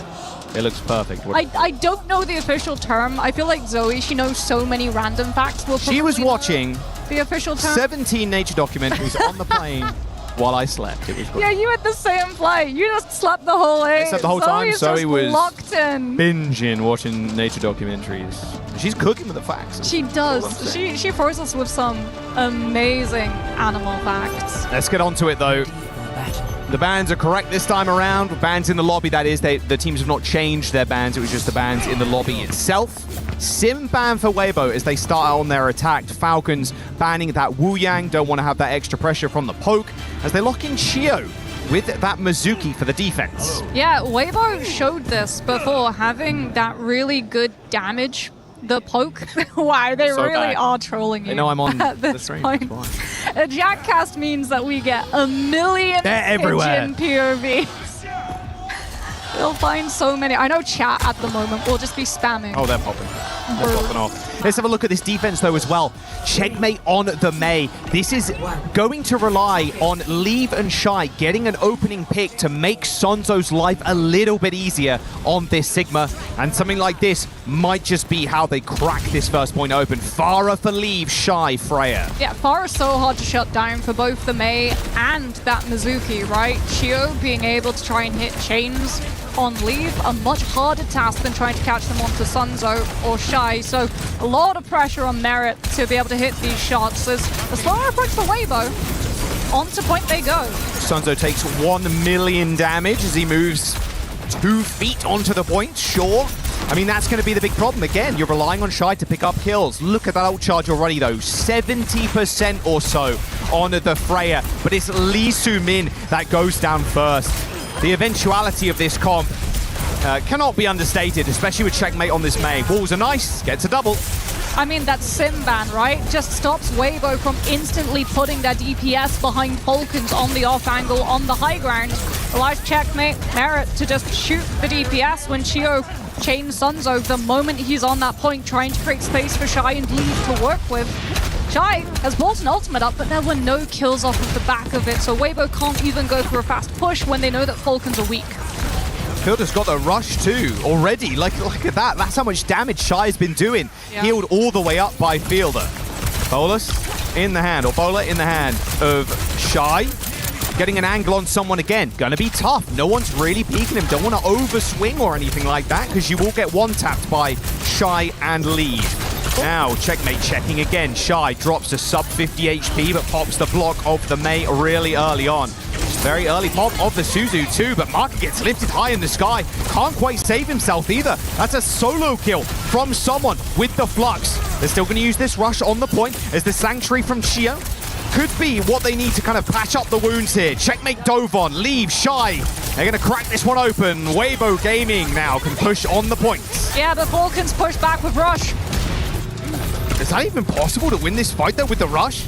They That feel seems so. way over eager. I mean, Sanctuary to absorb Barrage, but Weibo just holding their ground. Flux hits 2, need that Sanctuary now. Yeah, Chio's going to use it.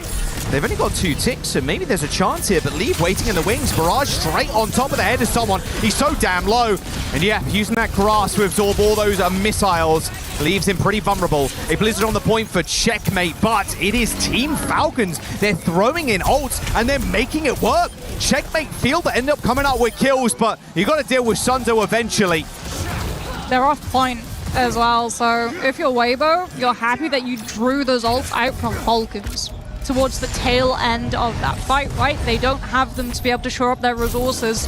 The first fight second, Merit has the Deadeye, but Lee Soo-min can perfectly react to Sanctuary. Just absorb all of that pressure. You don't have to save it to be able to live through the Blizzard or the Flux. Play the Sanctuary on the corner too, if you can get in an aggressive position.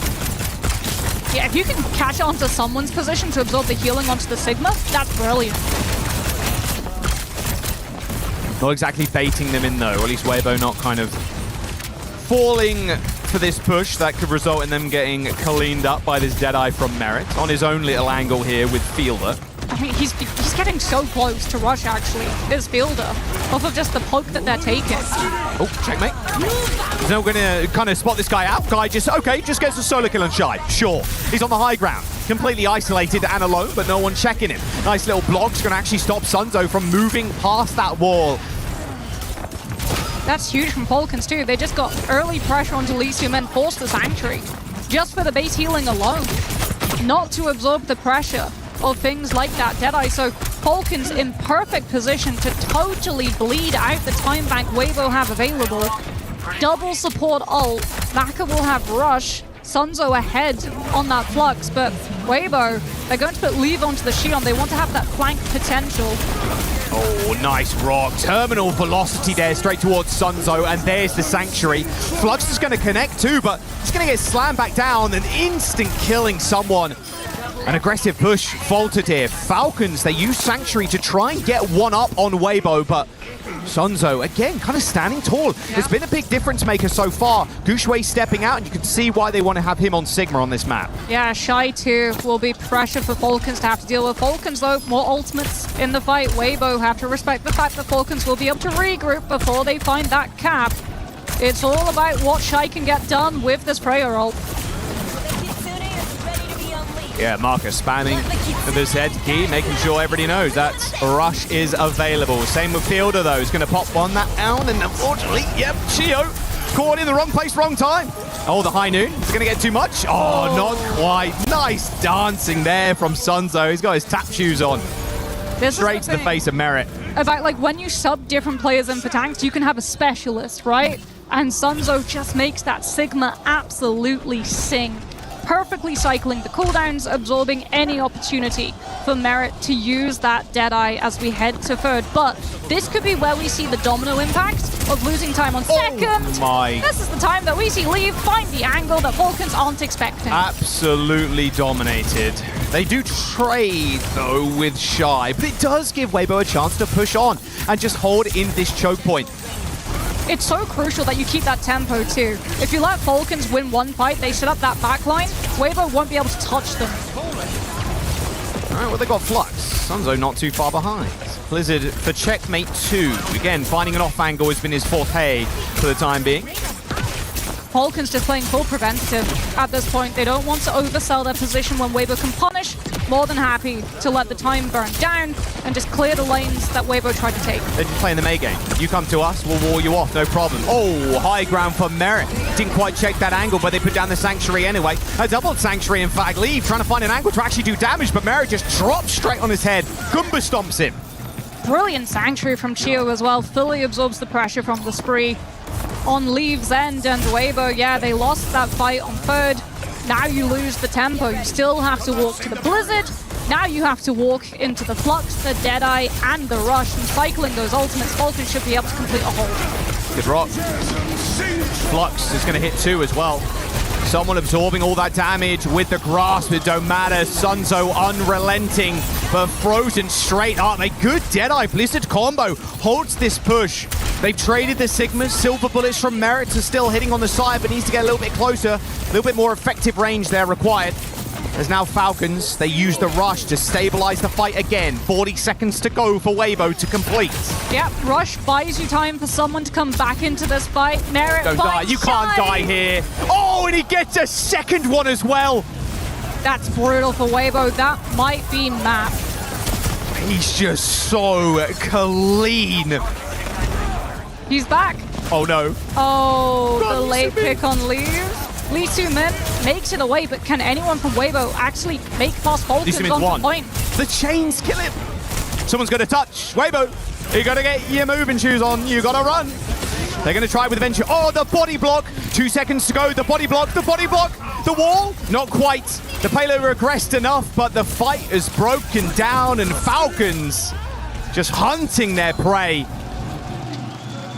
A good hold, a good defense. No extra rounds are going to be acquired. It feels like Neon Junction might be the new Havana. Like, oh, wow, impenetrable, the third point. It's yeah. Comparison, yeah. Like, look how hard it was, because not only do you have to worry about walking through main where you can't see the backline, you also have to worry about those high ground angles that Merit's playing on, right? So when you walk through main, the Cassidy just there to be able to play off of the chain setup. I want to just real quick, in that double Merit, not this one, but the one previous, the way he puts himself up against the wall, hits the roll so his crosshair doesn't move, and it's just like, he's so interlinked with Cassie, or just the game. It's the min-max, right? It's making sure that you have as little time as possible between taking those fights so that you don't get traded, because you're taking a 1 versus 2. There are 2 players who have an opportunity to be able to kill you. But those late picks from Falcon, it totally stops any opportunity from Weibo's regroup. Like, it forces you to have to go onto Venture to be able to try to get past the team holding that choke.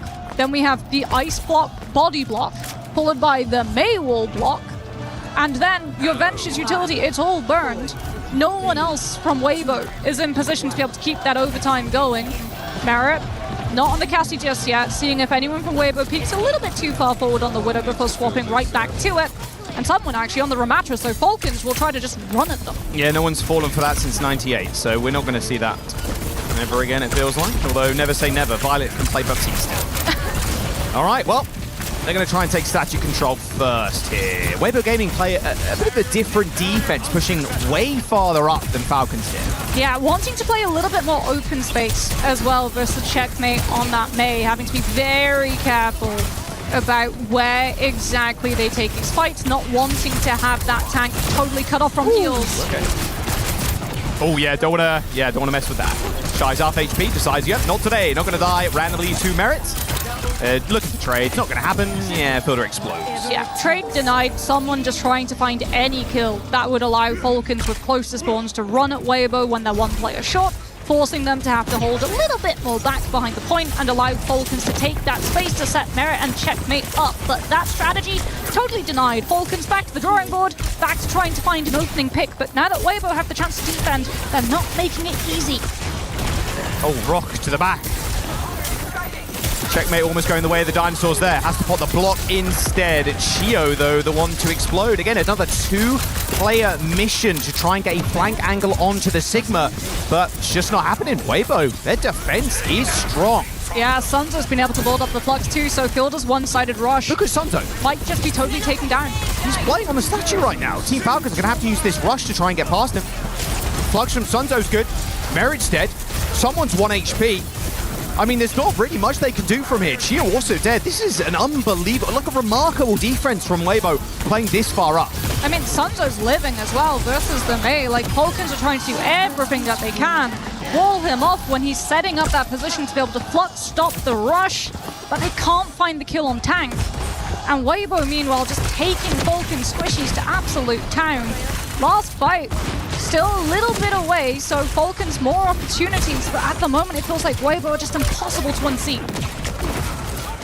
I know Avril somewhere pumping his fist right now, seeing Sunzo playing. Well, maybe he is Sunzo. I'm not entirely sure, to be honest. The way he's playing right now, he might as well be.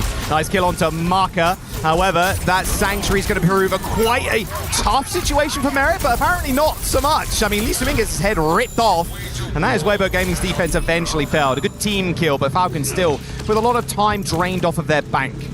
And the true difficulties, we know, still ahead for Falcons to have to deal with. I do like the Fielder swap onto Juno. It allows someone to be much more proactive at running towards Weibo. Speaking though about proactivity, checkmate, unchecked, gets the wolf onto Sunzo. Yeah, Rock doesn't matter too much there. Yeah, Sunzo with too much to kind of deal with. Falcons and someone playing on the Ramatra being able to just run at people. It's the comp. This is the bread and butter of the comp, right? The Mei hits the wall, the Ramatra runs at you, and you're dead. Yeah, I mean, you just give speed ring as well from Fielder for someone to be able to run in with that Nemesis form. Soon, Falcons will be equipped with the Orbital Ray as well to run directly at Weibo when there's no Flux, no Sanctuary to be able to absorb the damage. This is Falcons with all the cards of the fight. Weibo have to find kills to shut it down. Double DPS ult for Weibo. Very tough to get this spree on an off angle though. Although saying that, Fielder going pretty low. Instantly though, whoa, leave! A double on the backline. That last just usage of the spree ends up getting both supports straight after Fielder used Ray. Yeah, and split from someone as well. He was playing low ground. Fielder, Chio, they were all stacked high, trying to find the drop onto Weibo to hit their backline with that Ray. A reset and a change of comp. Yeah, Fielder. Kiriko time. I mean, Suzu for Flux. Has to be, right? All right, Merit still on a heater, it feels like. Yeah, I can hear something above him right now. They know someone's going to be up on the train tracks. Leaves him in, teleports away. A good headshot onto Shy, sends him reeling. There's the Flux, dashes out of the way, or at least tries to. Yeah, oh, dearie me. Again, Weibo looks so damn strong when they can play their own game, when they can utilize Sunzo to the best of his ability on the Sigma. They look like a completely different team. Such a late kill on someone as well. Lee Soo-min has been doing such a good job with the chains on this Mizuki to be able to stop Falcons picking up the momentum. The engagement's totally denied for the Ramatra to find space for the DPS to work with, but Falcons, last time they were able to break first with the ult dump fight. Now we'll see if they can break second with it too. Blizzard, checkmate. Sunzo's on the wrong side of the fight right now. A teleport in. Oh, teleporting to his demise. Marker tried to save the day there as Sunzo separated thanks to that long-range yeet to the Blizzard. I honestly would have preferred to see a hold of that rush. As Maka, there's no way. Yeah, you're just running Lucio to be able to speed everyone from Weibo out of spawn that little bit faster to try to get one more fight crammed into second before we head third. Oh, the high nuke from Merit's going to make this rather tough. Sanctuary's going to come in too. 2 meters to go and now as Merit is looking for people. Oh, and look at that. Fancy footwork on Leave, and Shy's going to clean up with the bowler. Someone gets rocked even in that annihilation. It's going to be a team kill for Weibo with 40 seconds to go. Final fight. Yeah, look at this. Oh, he connected with Merit's head. Yep. And then just dances on that back line. No one's looking at him. Totally uncontested through that fight. Falcons fall, and we go to last fight territory. Someone's on the right. They have 20 seconds left to try to get through Weibo and onto point. Lee Soo-min couldn't be more 1 HP. My goodness, he is critical health right now and has to rejoin the rest of his team. Shy, by the way, yeah, that's another bowler straight into the back too. It's going to force the block onto Check. Maybe they still need to manage to make it to the point. 3 seconds to go. There's the spree in the small room. A lot of that shield is going to eat it all up, but they don't even touch. Weibo Gaming with an immaculate defense on Neon Junction. They're taking us to a map 3. Is Chinese Overwatch back? This feels like the most competitive we've seen this region be for a very long time. Weibo first seed for a reason. Neon Junction, what a great map pick. A risk for sure we talked about. The fact that Falcons defended perfectly yesterday. But they're able to find the full push. And then they're able to hold on second. Bleeding time out, that Symmetra ban coming in absolute clutch to make it so much harder for the DPS to take those angles, to instantly put the pressure on the back lines. Sansa does his job so well as well. You can see how much it means to the players too. Every win for Weibo is a new miracle. They can go all the way against Falcons. They've done it before. They can do it again. A map number 3 coming your way in just a moment. But first, a quick jump down to the stage before we lock in. Cheers, guys. Yeah, we're going to map 3. Paris, how we doing? We've got a good crowd out here, Lou. Yeah, I'm actually really pleasantly surprised. Ladies and gentlemen, I have a very important question for you. J'ai une question très importante à vous poser. Who is here to support Weibo Gaming? Hey, that's good. That's good. What about the title defenders? How about Team Falcons?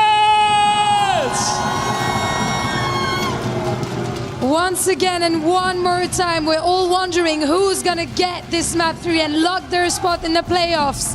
Is it gonna be Weibo? Good crowd, but the Falcons fans have drums, so let us hear you. Is it gonna be Team Falcons?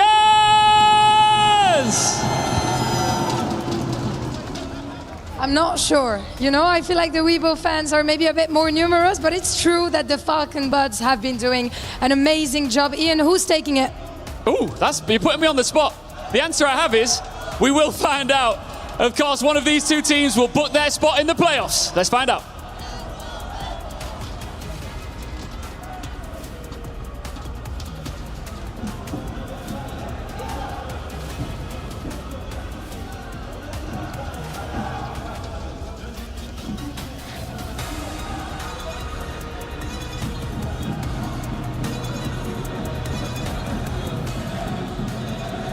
All right, map number 3 coming up.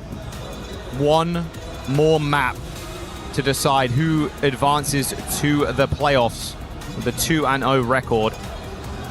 Gushui in, Sun Zhou out. This feels like Atlas. This feels like Atlas. Falcons 2, losing that Neon Junction, get the opportunity for first ban. This, I feel, is where we see the Mauga ban from their side. And this, I feel, could punish the fact that Weibo banned the Mauga themselves on Control. Yeah, and especially with Gushui, like, where do you pivot if you're Gushui? Ram, probably, but that plays perfectly into Falcon's hands. That's what they've done yesterday. Mauga ban, force Ram mirror, win the Ram mirror. Yeah, someone's winning that 9 times out of 10. And that one might be the miracle that Weibo need, because they can take them all the way. It's always been the tipping point. It's just the hurdle you need to overcome, and a heck of a hurdle it is. Simban's gone as well. Yeah. Is the issue for Weibo. Like, they were able to deal handily with Falcon, stopping them before they could get DPS and problematic positions, but you can't do that anymore. And I don't see Falcons deferring ban. I feel like this has to be a Mauga ban. Yeah. There's no chance that Weibo have the opportunity to take first ban, save a tank, defend against the Mauga.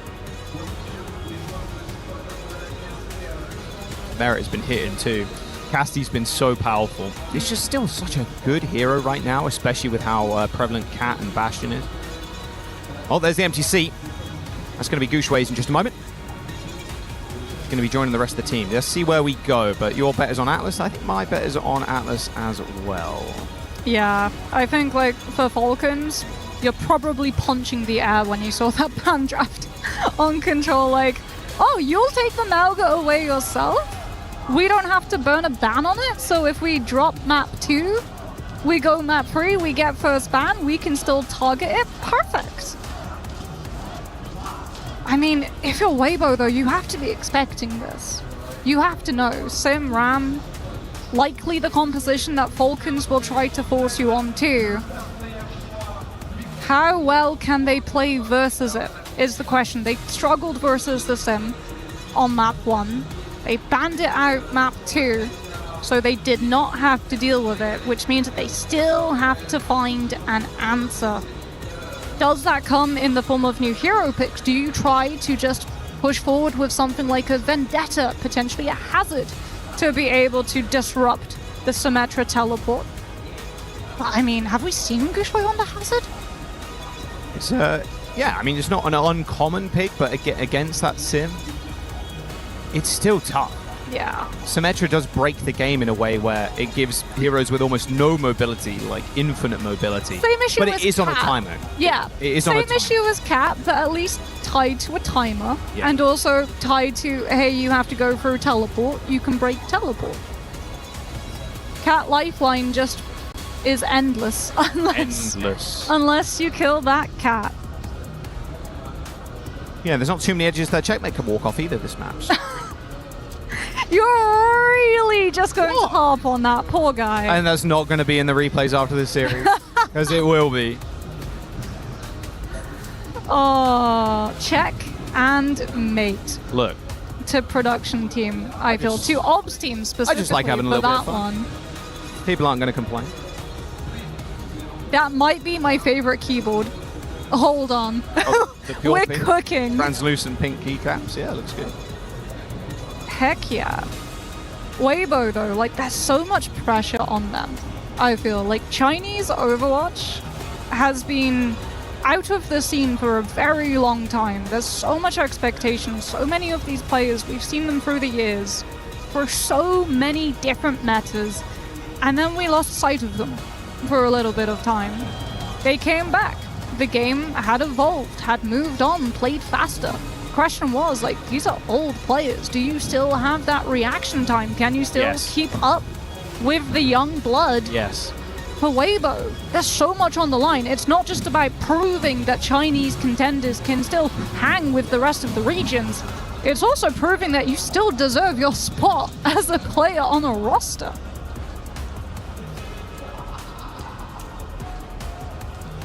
Oh, yeah, you're tired of Atlas? There we go. I'll do the translation of that sign. What did it say? I'm tired of Atlas in French. When we get to the first of threes, the BO5s, that is when we will see a few more maps, a little deviation in the formula. I love that production was so surprised I could do the live translation. I just got a, you speak French? Through my ear. Contextual clues, your biggest friend. Well, no, actually, I did 6 years of French. Oh. I actually got an A in it. So if you don't know the British education system, it is actually fully mandatory that we have to study French or German when we're in primary school. And then when you go to high school, that continues. You have to do a minimum of 3 years. I took an extra year of it, passed with an A. Came back to France, found out, yeah, my French, not up to scratch If you're not currently. practicing a ton, it's difficult to kind of keep it popping, you know. Just still waiting for Gouchway to set up. Shouldn't be too much longer on the Gooch, and at the end of the day, we want to make sure he's in fighting form here for this map 3, going all the way again. The good news for Weibo is that this is still upper bracket. We're not yet at the matches where a loss means key crush. Right. And dreams crushed as you are sent out of the tournament. That we reserve for the next 4 matches that will follow this one. Yeah. Oh yeah. A lot of key crushing today. Some people's favorite parts, and it's definitely one of mine. That's for sure. Looks like Gouchway is nearly about ready. Just a guy under the table making sure the computer is plugged in. I'm not sure what he's doing. I'm not sure. I'm just assuming. Yes. The true pinnacle of tech support. Have you tried making sure that it's turned on? Is it switched on? Yeah. Then I don't know what your problem is. Fall back. Turn it off, then turn it on again. Has the problem It solves so resolved? many things. Yeah. Apart from maybe Or kick it. winning a series. That solves not many things. I will argue. Doesn't make you speak quicker. Doesn't make you do anything quicker. I don't know. Like growing getting up on kicked under the countryside. tail? No, router. Like we had to slam the router a few times. What? When? When was it? Today? Yesterday? No, What are you- me growing up. Oh, growing up. Scottish countryside. Were you getting like 100 kilobits a second? Oh, it was worse. We got 15-minute sections That's of epic. successful connection. Using those AOL free trials. It The best no like exaggeration. It took me a straight day to download games off of a disk drive. Wait, okay. How is that possible? If a disk drive, the read-write speed of a disk drive is not that low. That's how bad it was. You made your own disk drive, your own optical drive at that point. Well, we had to run up a hill if we wanted. You had to receive run up a text. hill, Yes, go we had plug to run the up CD a hill drive in, to put the receive CD a text. That was the only way. You must marvel at people being able to call each other on the phone. Yeah. The first time that I walked into an actual city, I was like, whoa! Peasants from the 1200 be like when they're transported to the 21st century. Yeah, my home actually is a historic site. We had a Celtic settlement, actually, in our backyard. They Well, excavated it, too. Thankfully for the findings. audience, we are just about ready. Yes, we can stop digging through my past and start sifting Digging through through the treasures. Weibo's past. Now they've been to 2 map 5s versus Falcons and maybe even just toppling them here. Gouchway is about ready to go. He lied to me, production informed me. I've been lying to you for the last minute straight. He should hopefully ready to go in just a moment. Well, you're 1 map away from Weibo pulling off a 3rd upset versus Falcons this would be? There's potential. They've been 3-2'd by Falcons twice now. In mid-season last year and in the preseason boot camp. Well, you know what they say, 3rd time might be the charm. 3rd time is a charm. Oh, headsets going on. We should be heading into match fairly soon. I would imagine. Just a reminder, if you're joining us, this is upper bracket. Weibo Gaming versus Falcons, map 3. Everything on the line. And probably Atlas. We're yet to see the map selection, we're yet to see the ban draft. We're expecting Mauga to be targeted by Falcons since losing Neon Junction allowed them to pick up that first ban. Weibo don't get the opportunity to guard against it. Now what they could do, they can't ban the Sim. They could go for the Cassidy. Yes. Or the May, actually. But probably the Cass, since if the Sim's available, you're playing Sim Cass. Okay, still two refs behind Gushui, but he looks pretty locked in, so... Weibo's key there on your screen. Won't be crushed after this series, after they get knocked down to lower bracket. That is where the danger will lie. Key crushing ceremony, always a good one. The players' faces, I think, was it last year? Someone, I think, had some incredible... We have some incredible clips of someone. Wait, when he was crushing keys, or when he was players' keys were crushed? Yeah, when he was crushing keys. I was about to say, if we're enjoying watching players, just like their faces. Oh no, the other way keys are around. crushed. Okay, His elated I had the face. totally wrong end of the stick. You were taking so much enjoyment watching Checkmate walk off the map. I'm like, Everybody took enjoyment off of that. wow, Jack. No, someone's face when he pushes the key button, or like any player, doesn't have to be someone. But yeah, the childhood joy of shiny button go burr.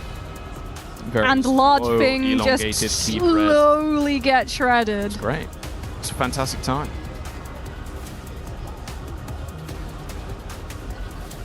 Zoe doing a crab walk in front of us. Thank you, Zoe.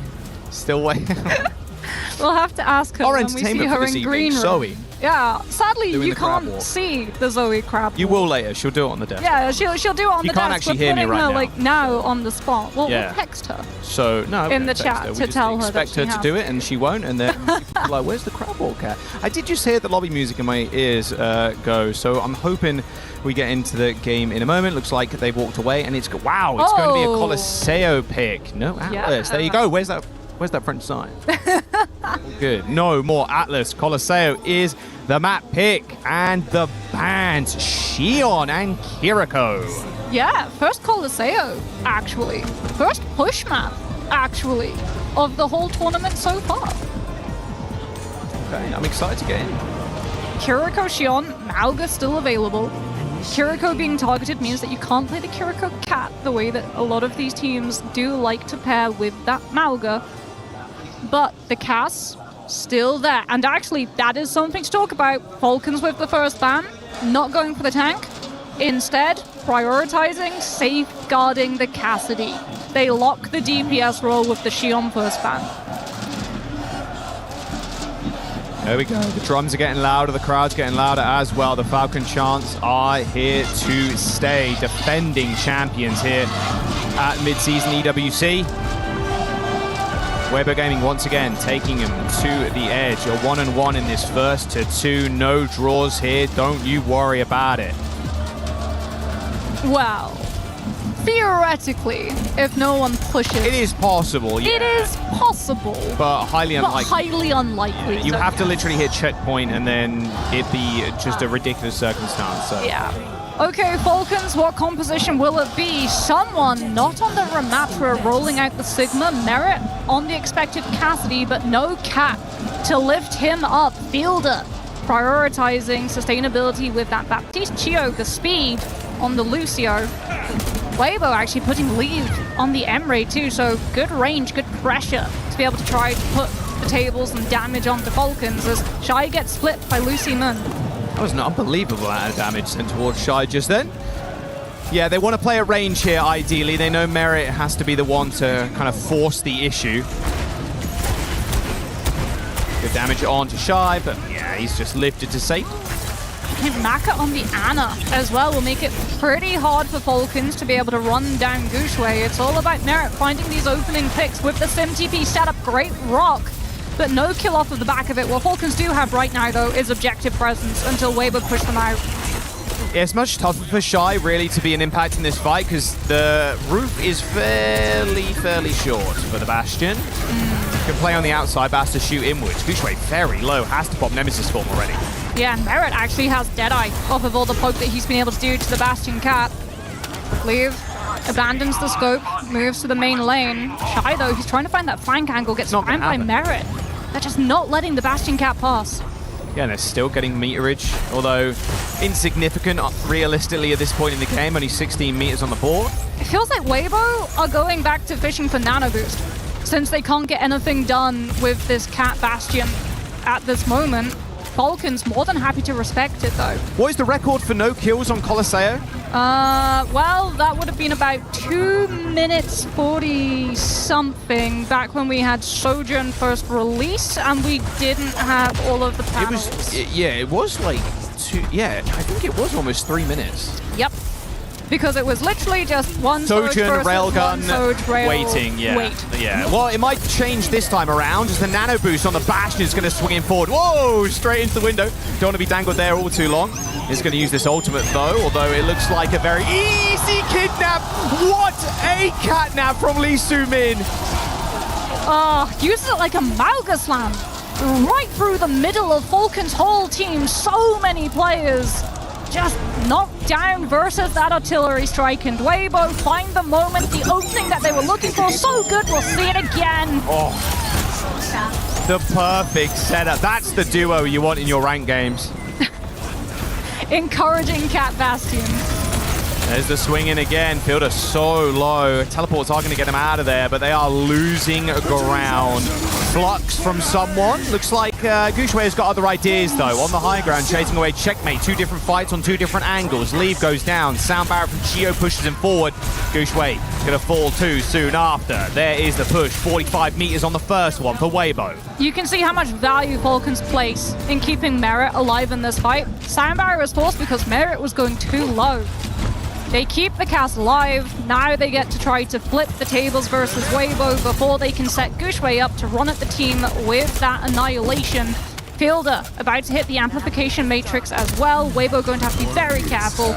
Deadeye from Merit just allows Falcons to just push more space. A little teleport. It's going to the high ground there. Look at that. They're going to delete it though. Oh, Gushwei hit by a rock. Lee Soo-min dangling Shy straight above Merit though. Has to go on the retreat. Same with Fielder. Does end up jumping, dashing away. The wall's going to come out. Shy dipping on the other side of things. Gushwei running forwards now, trying to separate Team Falcons from their own wall. Crucial though, Weibo run at Falcons with Annihilation before Falcons can pull away with the distance lead. And Weibo are still finding more as the fight wraps. Falcons denied a clean disengagement as Lee Soo-min actually drops Gushwei outside Falcons' own spawn. They have to contest with the Ramatra on steps, which allows Weibo to start leading more distance. Falcons with 40, close to the checkpoint. 4 ults for Weibo though, and almost at the checkpoint as well. They're off the cast, 2. Bastion. Oh, straight through the window. Awkward angle though. Lee Soo-min's really low. Merit needs to hit this shot. I can't quite get it. Fielder also going really low. There is the M-Ray. The living weapon unlocked. A double for Leave. Sure, the turret kills him. Job's done though. Checkpoint unlocked. Yeah, forward spawns picked up for Weibo, and Falcon starting, it feels, to panic versus the Bastion Cat. The first fight they felt so much more in control, but the fact that Merit now is off the Cassidy onto the Bastion, trying to just burst Weibo down before they can try to fish up for some of these really heavy hitting ultimates, is showing that they're very unsteady at now dealing with that Bastion Cat flyby, since Merit gets mobility off of the Sim TP, but Shy gets to take these off-lane fights and put pressure on Fielder. Yeah, Cassidy much more well-equipped to deal with the Bastion in the skies rather than the Bastion of his own. There's the teleport onto the high ground. Swing for Shy. Straight in. Fielder going really low. Lamp already popped too. There's the catnap from Lee Soo-min. Fielder leave trade, and the healing up of Shy is just not there. You need a double support pocketing the Bastion at that point, but Lee Soo-min just dives in. Cat scratches Merit. Gets the kill anyway. Yeah, Falcons though still present on the objective. Weibo will get one more fight before Falcon starts to eclipse that lead. Gushwei drops down before they can find her. Yeah, no checkpoint garnered either. huge turn for Weibo. Leave now actually onto the Tracer so that he can detach from the main fight. Go put more pressure on Fielder since he's having that land forced so early by the flybys from Lee Soo-min and Chai. Yeah, a lot less to worry about too with Merit on the Bastion rather than the cast. Still deadly for the Tracer, but much easier to navigate around. There's the nano boost and someone cancelled out of his ult, and Chai booping people down from high ground as well. This nano Bastion is just so devastating. And Team Falcons have to disengage again. It was a great anti from Maka as well. Falcons teleport up onto Weibo's high ground, trying to catch the back line. Maka antis the ground, hits someone. Someone's on Rhine. And someone is on Rhine now. Falcons fully hitting emergency buttons. There's 3.5 minutes to go. Someone's going to be able to get out, sure, but look at this. Checkpoint, more meters, high ground. Like, what's the answer here from Falcons? Oh, come on. He's being dangled off the map. They're going to clear this high ground out. They're going to push him all the way back. There comes the mortars. And now the punishment of this ram. Falcons just trying to swing through their own wall. They managed to take down someone. Lee Soo-min eventually fell too. Checkpoint in the hands of Weibo Gaming. And with only 3 minutes to go, Falcons, they're looking to be perfect. Oh, they get Merit late though, which means that Falcons, they can push. They can try to find more space on this objective, but they won't find distance lead. And they won't be able to stop Weibo from having a fight fast on main, with Gushwei swapping to the Mauga now that someone's on the Rhine. No more opportunity for Falcons to run at Weibo. They'll take the fight first.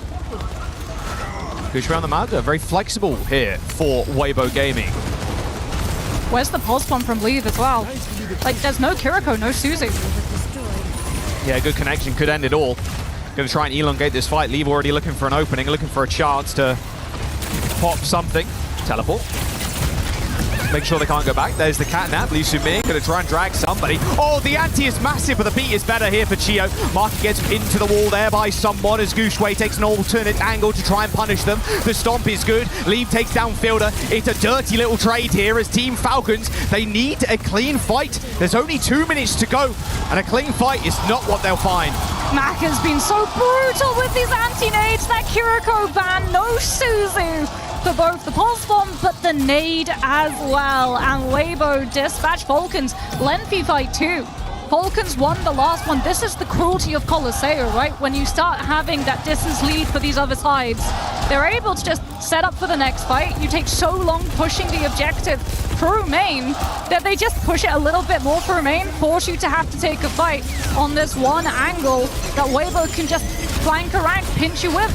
There's the teleport, the shatter in the hands of someone too. Leave, trying to look for another entrance here. However, these turrets are going to be a little bit annoying for him. Looking for Marco, he might. Oh, Leave takes down Shio of all people. Someone, does he end up using the shatter here? It looks unwise. This is just Weibo fully in control. Like, Maka has been so efficient with these nades. Someone on the Rhine has not been able to block enough of them to stop Fielder from being forced into using Immortality Field in a reaction. And without that cooldown, the Baptiste and the rest of his team are just too vulnerable. This is last fight territory, Jack. Weibo one fight away for a Chinese team to continue in the upper bracket. Can't go down. Does manage to dash to the Mega Health Pack. One more fight is all that Weibo need here. 25 seconds remain. Leave with a pulse. There's the wall to open things up. Someone already kind of dissuaded here by Gushwei, who's lingering in the backline like a tracer right now. Where's the Sim TP? Gushwei waiting for that Sim TP. Knows once it's burned, that cage will find value. No, the cage is going to come soon. You've got to imagine the nade's going to come in. A nice little slam there from someone, but the cage is going to come in regardless. Lee Soo-min looking for action, however, looking for somebody. Shai takes down Merit with the artillery barrage. Lee Soo-min lifts him to safety, but Gushwei and Mark are already dead. One fight for Falcons to be able to try to find this lead. It's only checkmate. It's only checkmate on the point. Gets annihilated by Shai, and now it is all onto someone. The tag team duo, Shai, Lee Soo-min, finish off the fight. Shio, a last-ditch attempt, but it's just not to be. They've done it. Weibo break the curse. They take Falcons all the way to 3. And knock them down to the lower brackets. The hopes and dreams of Chinese Overwatch rests on the shoulders of Weibo Gaming. and they continue in the upper bracket, emotions on their faces, pure adulation that they were able to complete that match. The Kiriko ban, able to keep the Mauga. Maka had some questionable performances, I think, in the past. But that map on Colosseo, he is a hero. Those anti-nades made it almost impossible for Falcons to be able to start the fight with the tools that they wanted. They've gone all the way 2 times before, 2-5 maps in the last year. They finally get it done versus Falcons. You can hear the crowd. You saw it in the cameras too. The Chinese fans who always also come out in force to these LAN events. And they can stand proud, advancing to the playoffs, beating the returning champions in Falcons. Huge for Weibo. Means that you avoid a lower bracket run-in with some of these really strong teams. Gives you a chance as well to be able to survey your opponents. Leave it down on the stage to give us some words before they advance to the playoffs with Lu. Indeed, what a showing from Weibo. Congratulations, Liv Gongxi. You did amazing, and I think your fans are very happy here. You were facing very experienced players that sometimes you have faced previously in your career. So how does it feel facing, familiar faces, maybe friends? And do you wish to Falcons to qualify for the next stage as well? Liv， 首先恭喜你们成功晋级到了就是后面的淘汰赛。然后呢，你们打的对手 Team Falcons 也是身经百战的一个战队，而且很多的选手呢，你们也是交手了很多次，也算是很熟悉的面孔，甚至可以算是朋友了。那你们这边成功晋级之后，你们是否希望 Falcons 战队也能从败者组晋级呢？什么？究竟什么？你们是否也会希望你们的对手 Falcons 从败者组也会同样晋级，能成功晋级进淘汰赛呢？说实话不想，因为他们实在太难打了。To be perfectly honest, not really, because Team Falcons are a very strong team, and we kind of don't want to face them again. It's better not to have to face them again. I think that's a very good answer. Première question, tu jouais contre des joueurs très expérimentés, tu les connais, tu les as déjà affrontés. Est-ce que tu souhaites quand même que Falcons vous rejoignent en playoff? Et pour être tout à fait honnête, non, j'ai pas envie de devoir les réaffronter à nouveau parce que c'est une très bonne équipe. And we've seen all other Chinese teams knocked down to lower bracket, 1 game away from elimination. But you guys at Weibo, you're already in playoffs. Chilling, 2-0, 2 wins. So what's different about you guys? What makes you the best team? 中国赛区的另外2支战队呢，现在都在败者组，然后但是你们却是2比0，2场轻松晋级到了淘汰赛。能问一下，就是你们 BBG 到底跟其他中国战队有哪里不一样呢？我觉得首先是我们的整体实力吧。对，我们的整体实力是我觉得。就是个8强水平嘛，我觉得对，不夸张的说。然后我们的配合各方面心态也特别稳，然后就各司其职，做好自己的事情就可以打赢这些对手嘛。I'll say when it comes down to it, our raw skill is definitely up there in itself. I think I can without any sort of exaggeration, I can say that we're a top 8 team. Just in terms of pure skill, so all we have to do is to keep ourselves relaxed, make sure that our coordination is on point, and I think being able to qualify should be a very natural thing for us. Yes, that's for sure. Donc deuxième question, toutes les autres équipes chinoises sont en loser bracket à une game de l'élimination. Eux, ils sont en train de chill en playoff. Qu'est-ce qui fait qu'ils sont les meilleurs finalement de la région? Tout simplement, clairement, on est une des meilleures équipes, on est une team de top 8. On a juste besoin de s'assurer qu'on reste on point, qu'on se laisse pas trop déborder par nos émotions et qu'on reste aussi très coordonné, et ça devrait le faire. And last but not least, Liv, it feels amazing, I imagine, to be on the international stage, seeing the fans and stuff. So what do you enjoy the most about these international tournaments, getting to travel around the world to play Overwatch? 在国际舞台上面也是一种很享受的一种体验，毕竟有这么多粉丝在那边给你欢呼。能不能跟我们说一下，从你的角度来讲，就是打这种国际赛事的打这种国际 OW 赛事，你个人最享受的一点会是什么呢？我觉得已经说过很多次，我觉得不用再说了，就是大家线下赛所有观众粉丝的支持跟呐喊吧，我觉得这是我们对最大的动力。I think I've said this a million times, so I think this goes without saying. But just being at an offline tournament here with the crowd, with all the fans cheering for us, hearing that cheers, it is the greatest motivation for us. Of course, I think it's the best feeling that an esports player can feel indeed. Thank you so much for joining me. Liv, thank you for the translation as well. It was a pleasure having you on stage as we're moving on to our next step, elimination matches. Don't go anywhere.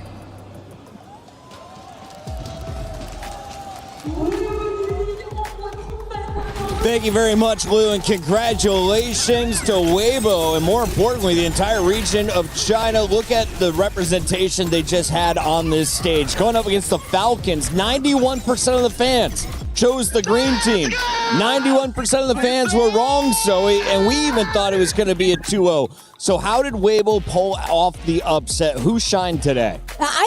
I mean, the obvious answer would be glazing that front line, right? Leave, Shy, they did so much for the team, but I really think who stepped it up today was the backline. I felt like the backline was the weakest link yesterday, not the individual players of it, but they got picked up off so much. I feel like they fixed it today. The compositions they played looked really good too, so yeah, I'm very impressed. Jake, we wanted to talk a little bit about some of the compositions you saw throughout this match and the growth throughout the series. What did you see from both sides, and do you expect to see Falcons again later? Yeah, I mean, I don't think this is the last we'll see of them yet. I still think they're one of those teams I expect to see qualify. But of course, they wanted to do it here and now. They wanted to just move on to the playoff stage. They didn't want to be fighting for their tournament life. So Falcons certainly going to be on the rocks in that regard. But you got to give a lot of credit to Weibo. I mean, pulling it out on Neon Junction, sticking with their guns in that poke style comp. Leave and Shy really trusted and just pouring on the pressure. Falcons, they tried to go to this brawl look, and it very nearly got the job done. I think if they get to third point, they will close out on Neon Junction, but they just inches short of the line. And then on Coliseum, Weibo goes with a very modern Overwatch style to play the Cap Bastion. And honestly, I think Falcons should have matched it or should have tried to bring at least some level of mobility. This bunkered sim style just didn't work out for them at all. Maka, Shy tore them apart from the flanks on that Ana and Bastion, respectively.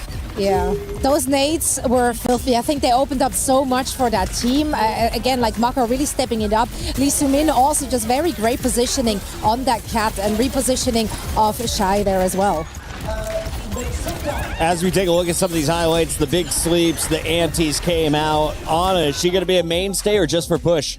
I think it's probably a hero that we're only going to see when Kiriko is banned, but the ban, I mean, is perfectly placed for Coliseum, right? Without the ability to cleanse those anti-nades, we saw it in the highlight, right? An insane 5-man anti for one of those final fights, forces an early beat out of Chio, and the rest of the team are able to clutch even as Ana falls. She did her job in that fight. So, I mean, I gotta give a lot of credit to Weibo. They get the lead, and they just constantly pick apart Falcons on the reapproach. They let Falcons into their territory, find the pickoffs, play for the win, and that's where, to your point, so I think you got to give a lot of credit to the backline that the Cat put Bastion in a position to succeed time and time again. That's Lee Soo-min, and then credit to Maka for always finding those big anti-nades. Like, you drop in for that play and it doesn't go well, right? It looks like a complete failure for the team, but hey, full confidence, they trust it, they make the plays, and if you're able to shut down Fielder and Chio, you were doing something right. Massive plays shutting down some legends on the Falcons backline. Let's take a look, though, at game number 1, because there's one player that I think we're going to see plenty more highlights from. He goes by the name of Merritt, and he was popping. Let's take a look here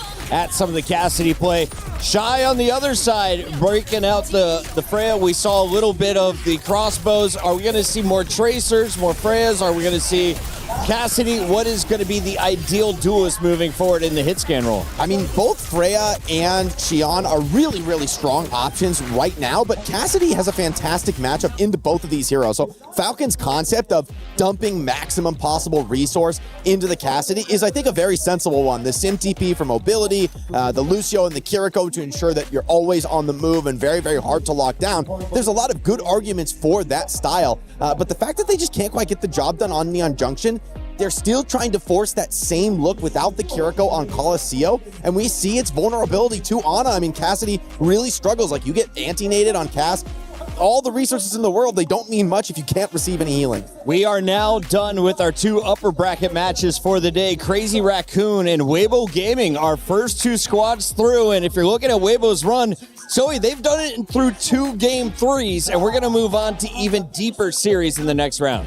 Yeah, I think it comes as a very big surprise. The Chinese Overwatch region is not ranked very highly. I think a lot of them they just kind of fell flat the last few years, especially on LAN. So for them to make it this far, even though on paper they're now in the top 12 or something. So it doesn't sound like much, but for this region, this means the world. Falcons got more work to do, and they'll get an opportunity to do that tomorrow in another elimination bracket. For now, though, we turn our attention to AGAL. They're taking on Japan's best, and Veril. Don't go anywhere. It's the Esports World Cup live from Paris.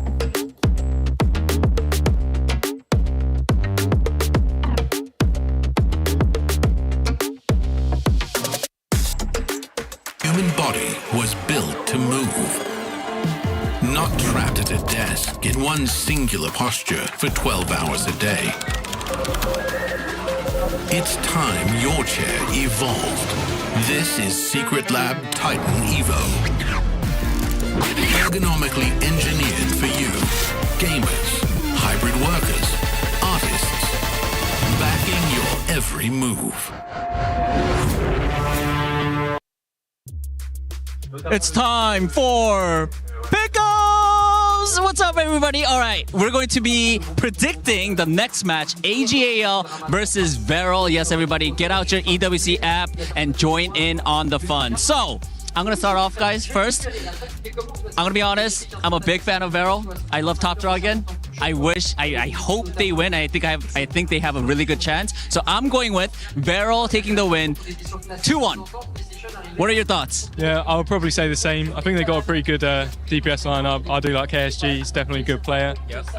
They were looking pretty good when we watched them yesterday. So, yeah, I reckon 2-1 as well. I think it'll be a close game. 2-1. What about you? I reckon 2-1 as well to Veril. They've got a good backline as well. Hopefully Slay doesn't repeat the Ilari ult from last EWC. Hopefully, all right. And you? Yeah, I gotta say 2-1 as well to Veril. I think they're very good, yeah. High five, everybody. 2-1 team for Veril. All right. Hope you guys also had 2-1. Maybe not. I don't know. We'll find out soon. Thank you.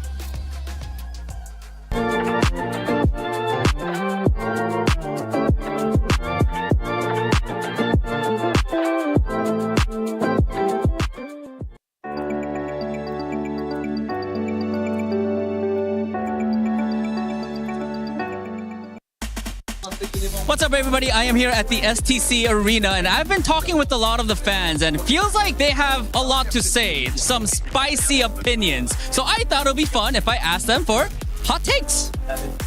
Name? BB. Hot take. Veril is gonna win it all. Veril is gonna win it all. Veril is gonna beat Crazy Raccoon, beat all of these great teams, and win it all. Yeah. If you want a hot take, yeah. That is very hot. You're welcome. Thank you. Thank you. Name? Oliver or San. Sean. Hot take. I think Team Peps are going to win China. Let's go! Peps are overrated. Whoa. Overrated or underrated? Overrated. I haven't seen Peps in a while. Neither has anyone. Name? Jonas. Hot take.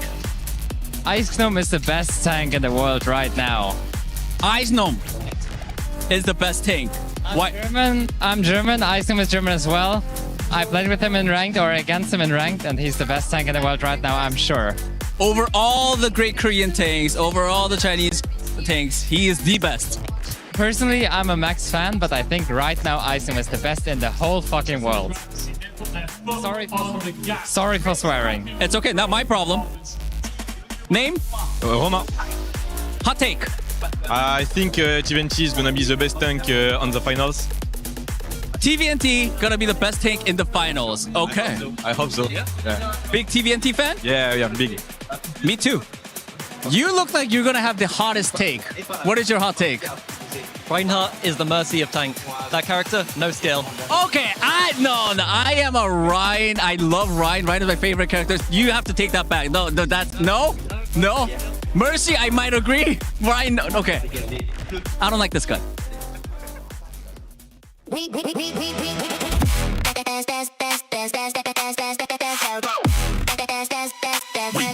Esports World Cup.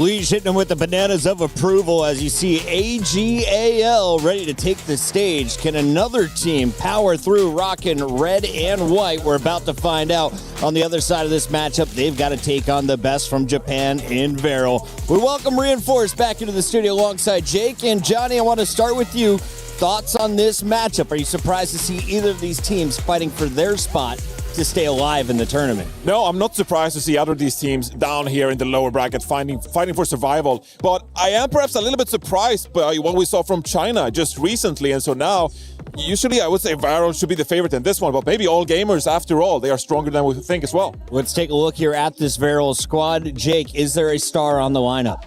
I look a lot at Top Dragon in terms of who needs to have a big performance for this team. You know, you brought on this guy to be a DPS superstar, to bring that flex pressure that often is what makes the space for you to get away with these greedier backlines that they so often like to run. So Top Dragon definitely needs to have a big game, but he's a player who's consistently delivered it and has been a great one to watch. Yeah, and I think for the side of All Gamers as well, you got to look out for the cat players in this one. Either of these teams, they like to play the cat compositions, and we just saw what Lee Min was capable of playing for Weibo Gaming. And so in this one, I'm looking out for players like Lingsa, looking out for Slay. What kind of impact can they have dragging around their Bastions, their Cassidies, putting their Ana in a good position in this one? There's a look at Varel. On the other side of the matchup, we have AGAL, and I'm told there's some birthdays out there. The coach is going to be celebrating his, as is a player. So Jake, is it good or bad to play on your birthday?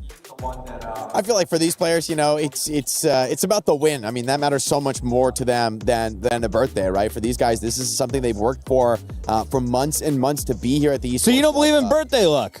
No, not at all, man. There's no luck in this game. Puckett, I do. Right? Yeah. Surely fate has, good things in store for you on your birthday. You wake up, the right music is playing, the birds are smiling and singing songs your way. You guys are so cute. I love it. There's no luck involved here. You got to earn this win. Nothing is given for free. Blow out the candles, pop some bottles, and celebrate here in Paris with us. Who is moving forward and staying alive, and who is hopping on the airplane and going home early? Well, 79% of the fans think AGAL will survive, and it'll be Varel headed back to Japan. We got 13 seconds. Make it quick. Johnny, where are you going? I got All Gamers in this one. I'm going to go with Varel. I think Japan has risen to be a serious competitor. They might be able to topple China here. Chat, do you agree? Let us know. It is time for match 3 on the day.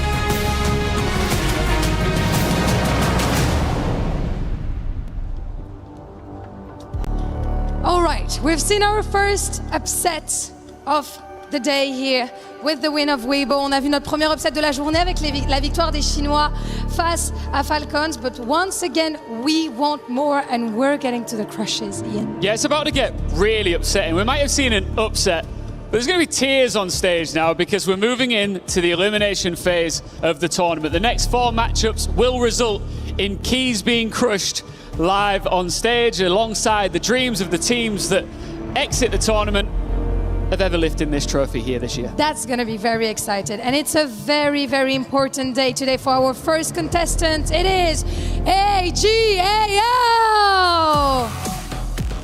It is one of their players, Lengsa, and their manager, Yongshin, birthday today. Happy birthday to you.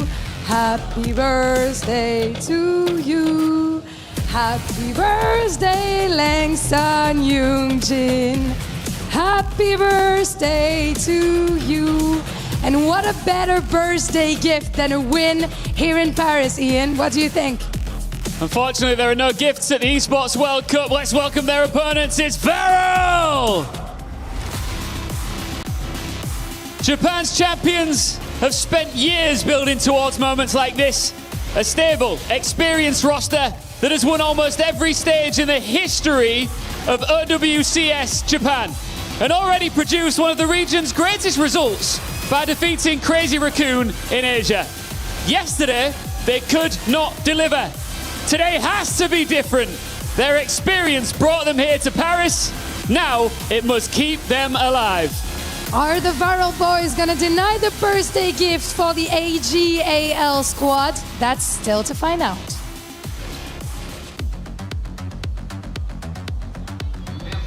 AGAL are here because China has depth. Varel are here because Japan has a dynasty. It is one, though, that is not recognized internationally. And this match is a big part of that team continuing to put themselves on the map, Matt. We did not see much of a showing from Varel yesterday. In fairness, it was quite the uphill battle, albeit against a team in Zeta who they pushed to the limit before. Was it an underperformance, or a Varel simply warming up? I think it was kind of Zeta obviously playing to their potential, and I think we'll expect to see Varel play much better. This is also, right, loser, this is out here in this lower bracket. The key crush game. So yeah, we're starting to get, crush those keys, which is always an exciting thing at the Esports World Cup. I would say that Varel probably is the favorite going into this. I expect them to bounce back from their performance yesterday, and I think it's a team that a lot of fans even have expectations to go much further than just, double first rounded. Now, AG can beat JDG domestically. They can also take maps off Weibo. But they are, as it stands, that third string team from China. Yeah. So much in the same way as Team Liquid face this conundrum, they have to find a way to distinguish themselves. They have to find a way also to raise the estimation of their entire region with a win here. But the stakes are about as high as it gets. No more easing into games. But I also think you see the difference, like in the last series, between Weibo and like AGAL, right? Like Weibo, sure, they can drop maps. We've seen Weibo drop maps to, everybody at like events. But then they also have the highs of beating a team like Falcons. I don't know if AGAL has those highs just yet. Sure. As for Varel, they've certainly monopolized Japan, right? They are so good, in fact, that they don't bother screaming Japanese teams. They just don't. Yeah. They had to look further for a quality practice. It's Nepal. This will be more than just quality practice in this series, of course. First map already having been selected. Ram Lucio ban, interesting.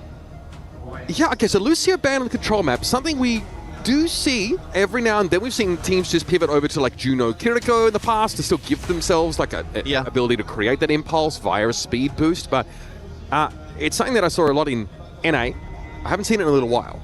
Yeah, well, I know the games that we've cast, we haven't seen Lucio out, right? I know we do see a lot of Lucio Kiri just kind of across the board. So I know Juno Kiri is an option. It's a little bit easier to kind of like expose the Juno as opposed to like Lucio, for instance. So maybe that's something they're going for.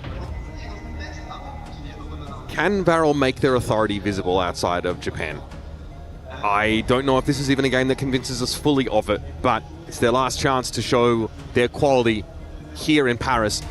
I'm looking at EasyHeart and Top Dragon. They're two Korean DPS players playing as foreigners in their regions, looking further afield for their shot. So they got the Paris, that's all well and good. There's only one route deeper into this tournament, though, and it is through this match. The Key Crush is quite a visceral experience, adding insult to injury for a team also departing don't want from to be tournament. the first one, man. Yeah. Like, you don't want to be the first one that has to have your key walked over there and go underneath that press. I mean, that is brutal. So, I mean, look, obviously Jetpack's still available here. I know that kind of makes it on through.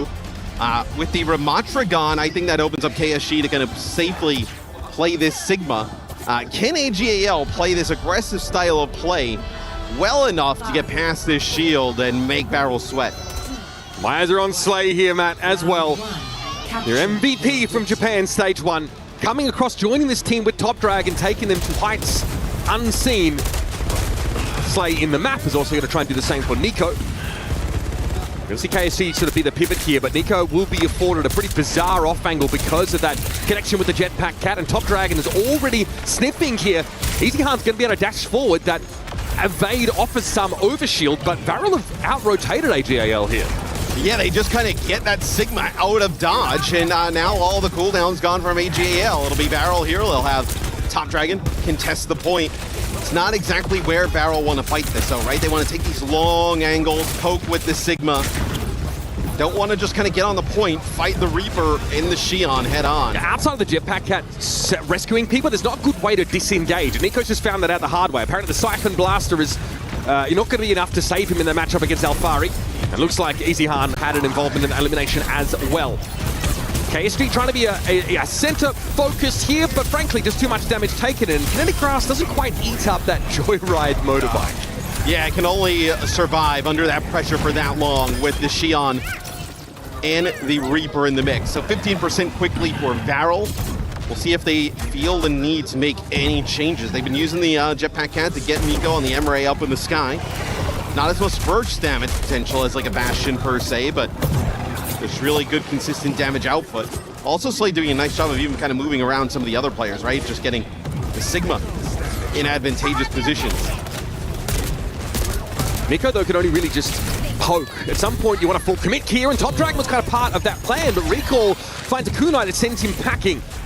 Traded out, though, as Nico's able to find connection with the grenade. KSG thought he might have had an opportunity here, but is being repositioned. Varel still need to capture the point. That's the problem. They're sitting up on that high ground. They're poking. That's fine. They're ripping. They're tearing. Alfari, though, has found Nico, and AGAL are very hard to shift. Yeah, I mean, you do find Alfari here. It's going to be a Gravitic Flux. Oh, nice charge. And actually, yeah, that's the charge, right? So Mog obviously becomes indomitable during that charge. You can't do anything about that, so the Flux goes for nothing. Okay, we've got a spree here for Easy Han. Should it be required? Top Dragon has struggled so far to deal with this Xion. Here it comes. The spree. Big damage, though, coming down. Nico at long range is able to get Easy Han rather out of the game. Now he'll try and drop to the point. There's more work to be done. Lengsa has fallen. Alfari sitting out in the open. It's a Suzu that had to be used while the Recall was in Wraith Walk. So some value lost there by Recall. And yes, this override's a problem. Liga is able to bring Nico down, though, but Top Dragon's been able to flip the point, and the Malga eventually will succumb. Yeah, but I do think you're going to be able to kind of flip this, though, if you're AGAL, right? It's just kind of the winning at the end, where you have the Reaper here. You're not going to contest, and Lengsa staying alive on the Jetpack Cat is enough for AGAL to get control yet again, as Cage Fight Death Blossom, a little bit of a Cat classic combo here for AGAL. Varel, you're going to see the D.Va come out here to try and get a little bit more aggressive. Alfari really values keeping control of the point here, even uses Wraith Walk to contest it for a brief moment. We're in a bit of a trough in terms of Varel ultimates, especially with the switch of KSG over to the D.Va now. Alfari wants to contest the high ground, but this is extremely telegraphed. He may as well send a strongly worded letter to Nico at that point. He will be dragged up there, and Top Dragon is down yet again. He's just not found success on this Tracer. It's again Recall picking him up, and a cage fight on KSG is well worth it. Deny any sort of remake opportunity, and AGAL are already north of 90%. I mean, Regal has had a great map, right? Getting a few different kills here. Now finding Cloud, was able to find Top Dragon in numerous different fights. We'll get to 99. You still have a contest here. Pulse Bomb from Top Dragon, not over just yet. Finally, Top Dragon's able to get something done, but he is very much alone in this endeavor. KSG finally back off respawn now. The D.Va has arrived. Can they stall? That's really the only option for the time being for Varel. They want to stall without losing any players, and so far that seems to have worked out. Yes, Slayer's here. Catnapping also going to be available in just a moment. And AGAL are the ones that are forced to concede point control. I mean, a great job to just kind of touch it for Top Dragon for a period of time. KSG then jumps on it, Slay as well, and you're able to get everybody back in the fight. That's unbelievable there from Varel. Slay looking for his next victim, I have no doubt. Alfari spotted, and yes, catnapping to try and get that Reaper. He's held in place for long enough to be picked off, but Slay doesn't need to get out of dodge quickly, but this is much better for Varel. If AGAL lose this one, I mean, that is, this would be a rough round to lose. It looked like they had this one sealed away. It was just Top Dragon there for an extended period of time. KSG coming off the spawn was there for a little bit, and then Slay, and they allowed everybody to just get back into the action. So, pretty brutal scenario here for AGAL as they move away from that Malga and Reaper. They'll go Tracer, D.Va here, try and pull it out at the end. Nico switching off the Emra to the Xion. Might have done a little bit of something here for Varel. Top Dragon are going down. Is he unable to find a connection with a motorbike? Is he now going into spree? And Nico caught behind the pillar. KSG catches him out, though. Lengsa has fallen. Even with the Kitsune Rush in play, it's far from guaranteed here for 8. Cloud is out of the mixture. KSG low has a remake. Can stall this out if it's sequenced correctly. In fact, no one's really looking at KSG right now until Liga doubles back. Self-destruct here. Can it clear the room? Yes. KSG's able to get back in mech now, and Liga is rather low. This is going to be AGAL forced to take a back seat yet again. Group up for this fight, but both teams are now at 99%. It is AGAL in control, though, with Slay has fallen. Now Lengsa can double back, get some healing. Catnap attempted. Top Dragon taken down once more, and Varel are running out of gas. A competitive round, to be sure, but no cigar for the team from Japan. Man, it's AGAL. They barely hold on there. That got way too close for comfort for them at the end, as Nico is getting very close to the spree there for Varel, but doesn't end up building up to it in time. I also think we talked about highlighting Recall and some of the really nice things he's done for AGAL. Top Dragon had a little bit of a rough go there in round number 1. He wasn't really finding his mark on Tracer. I don't think there's a path to victory that doesn't involve Top Dragon playing at peak potential here, Matt. He has done just that for Varel in their entire road here. He's going AWOL. For a round is acceptable. For a map, for a series, absolutely not. So it'll be Sig here again for Varel. AGAL, they're going to not play that Maga off the rip. We'll see a Brig. So maybe this is the answer to some of that extra aggression, right? That they probably thought was going to come out with like Tracer Xion. Yeah, I think they're expecting Xion here. Yeah. Nico, though, going back, always wants to trend back towards some mid to long range hit scan. So it's tough for Lynx to keep a shield intact now against this Sojourn, who is getting a lot of value for shooting at it. Finally, some incentive to shoot shields. They get back behind that pillar. KSG trying to make a bit of space here. It's not going to really break up the healing. Now eyes on Top Dragon. He's certainly been delivered a mandate to carry. Hey, early point flip here. Timing not quite there for AGAL, but KSG is very much living on an island here, Matt, and Recall has the Suzu, stays alive. And it just takes a little bit longer for it to develop for AGAL, right? Because you don't want to just have that debug consistently on the point, just standing there with that Sig in play. That'll be AGAL ends up flipping it. So they kind of have to like work the outside angles, right? You're not going to just kind of take that Sig head on. KSG basically takes the point solo. As that happens, it is Liga who ends up finding Cloud, which opens it up to allow them to flip the point back. This switch, though, allows KSG to play off of Top Dragon a little bit more. Just give another element to this dive core. Where Top Dragon might have been hoping maybe that Hazard would have turned up there. More mechanically demanding role, I feel, for KSG now. A nice Suzu. Good stick, though! And the Suzu having just been used, but now Firing knew the way was clear to get a big stick onto Nico. It's a trade, though. They actually end up eliminating each other. As posthumously, the Pulse Bomb still does its job.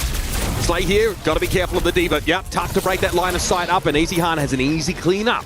Yeah, and it's much harder for Slay to play that aggressive, right, with the Diva out there as opposed to the Maga.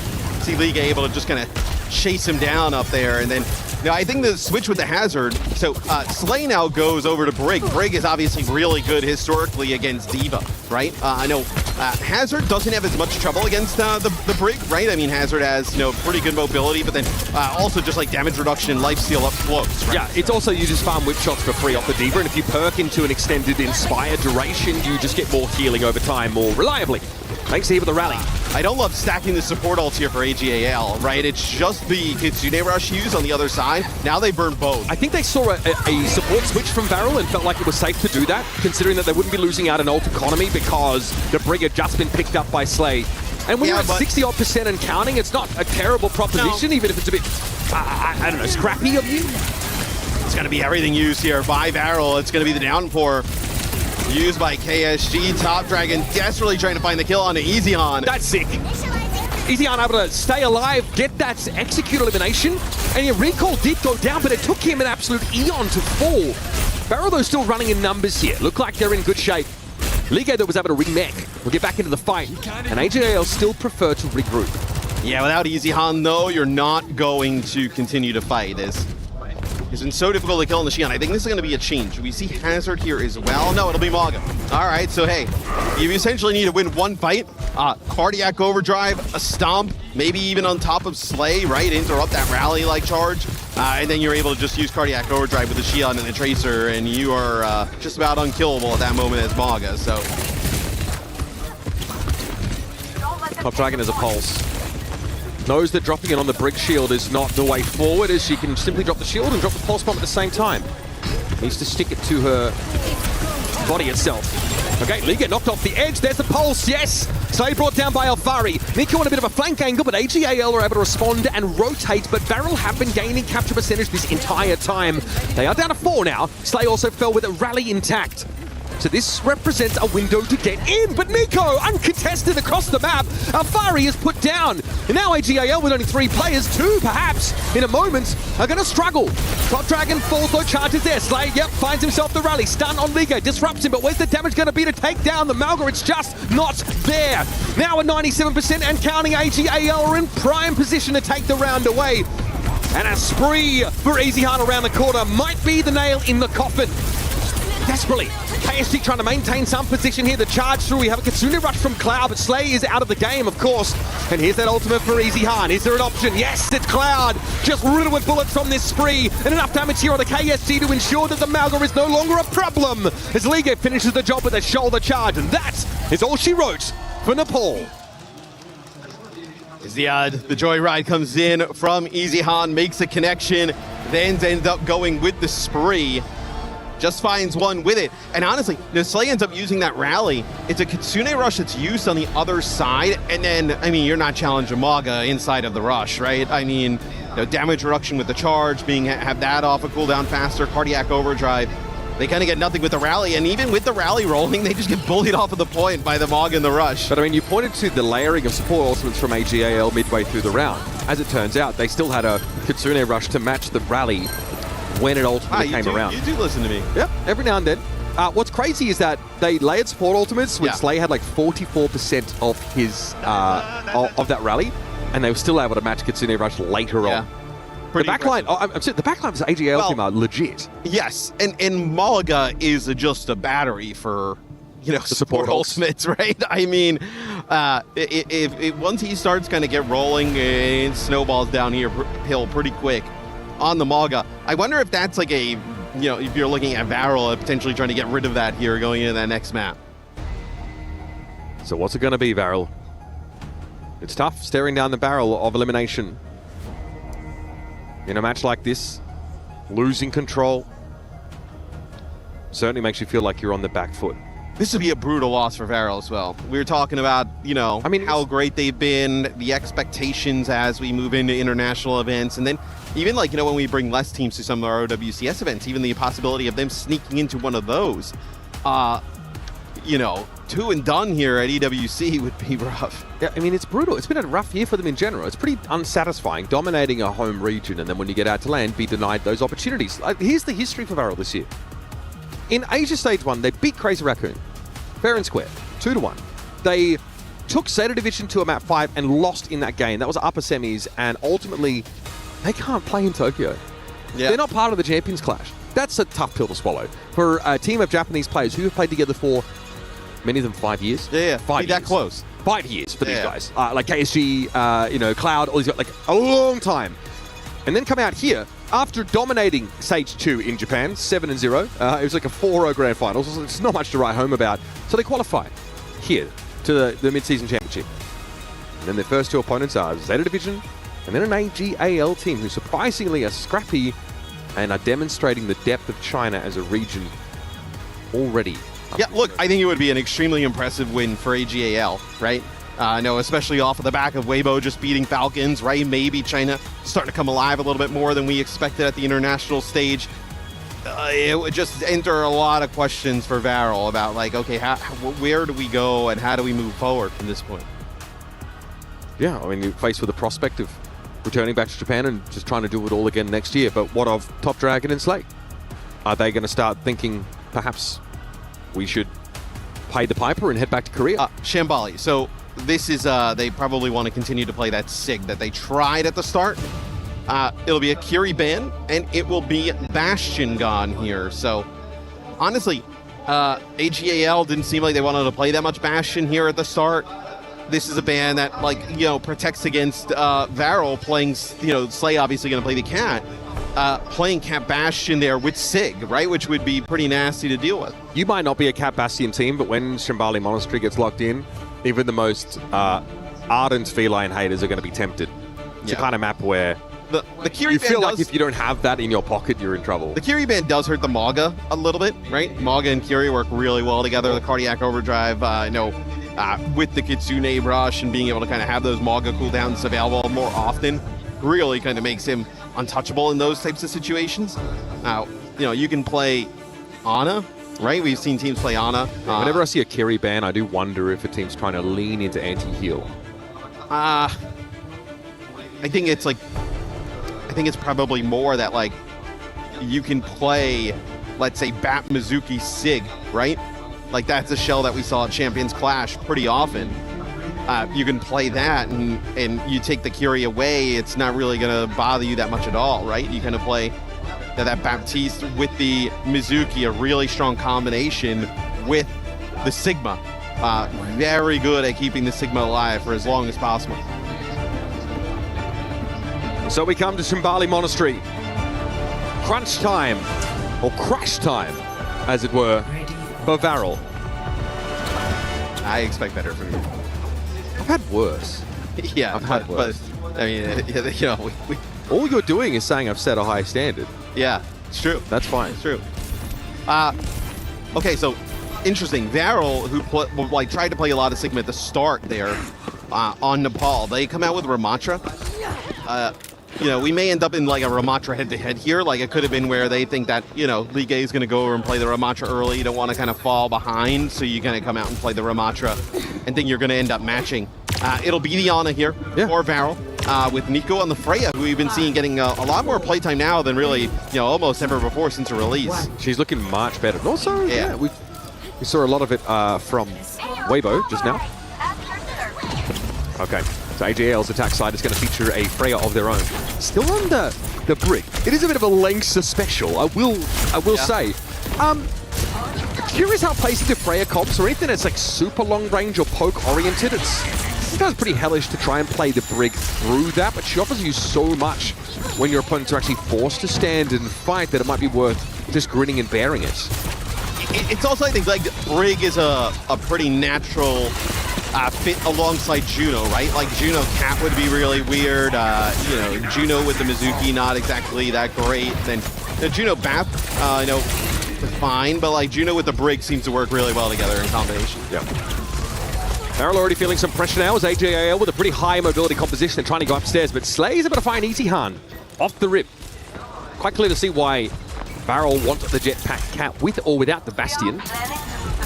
And that has reset things for AGAL once more. Very passive positioning here. I mean, normally we see a few players with the tank up on that high ground, but Top Dragon saw fit to chase Alfari out of town. Alfari and Top Dragon are playing their own game over there on the side. Yep. Well, you know, whoever's the winner obviously going to have huge impacts on the fight. But yeah, they speak their own language, these Tracer mains.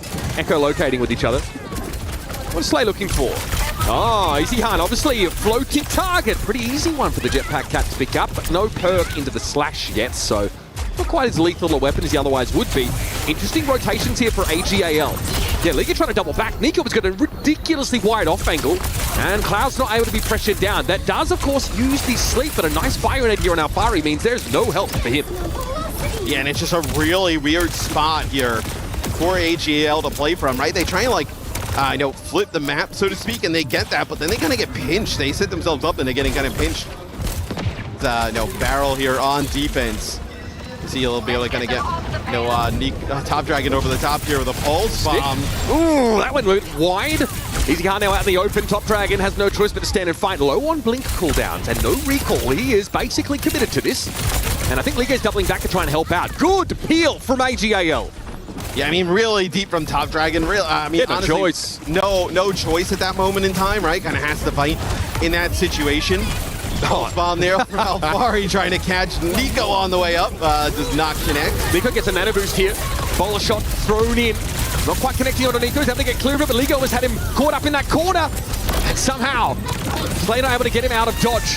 Now it's starting to break down a little bit here for Varel. Annihilation in play, though, to try and put a lid on things. And Varel are going to be able to force Liga away. Kiva does not have an answer to this ultimate. And Recall gets caught by some flailing fists right to the back of the pack. Yeah, and Slay actually kind of connects with EasyHan with the catnap and just drags them right into the Annihilation at the start of that. So you lose a lot of like your damage, you know, hit scan. Alfari loses the Tracer battle on the opposite side of the map, as this has been a really rough offense so far for AGAL. 45 seconds left. Heads up map selection here for Varel. The Shambali Monastery pick so far has panned out well.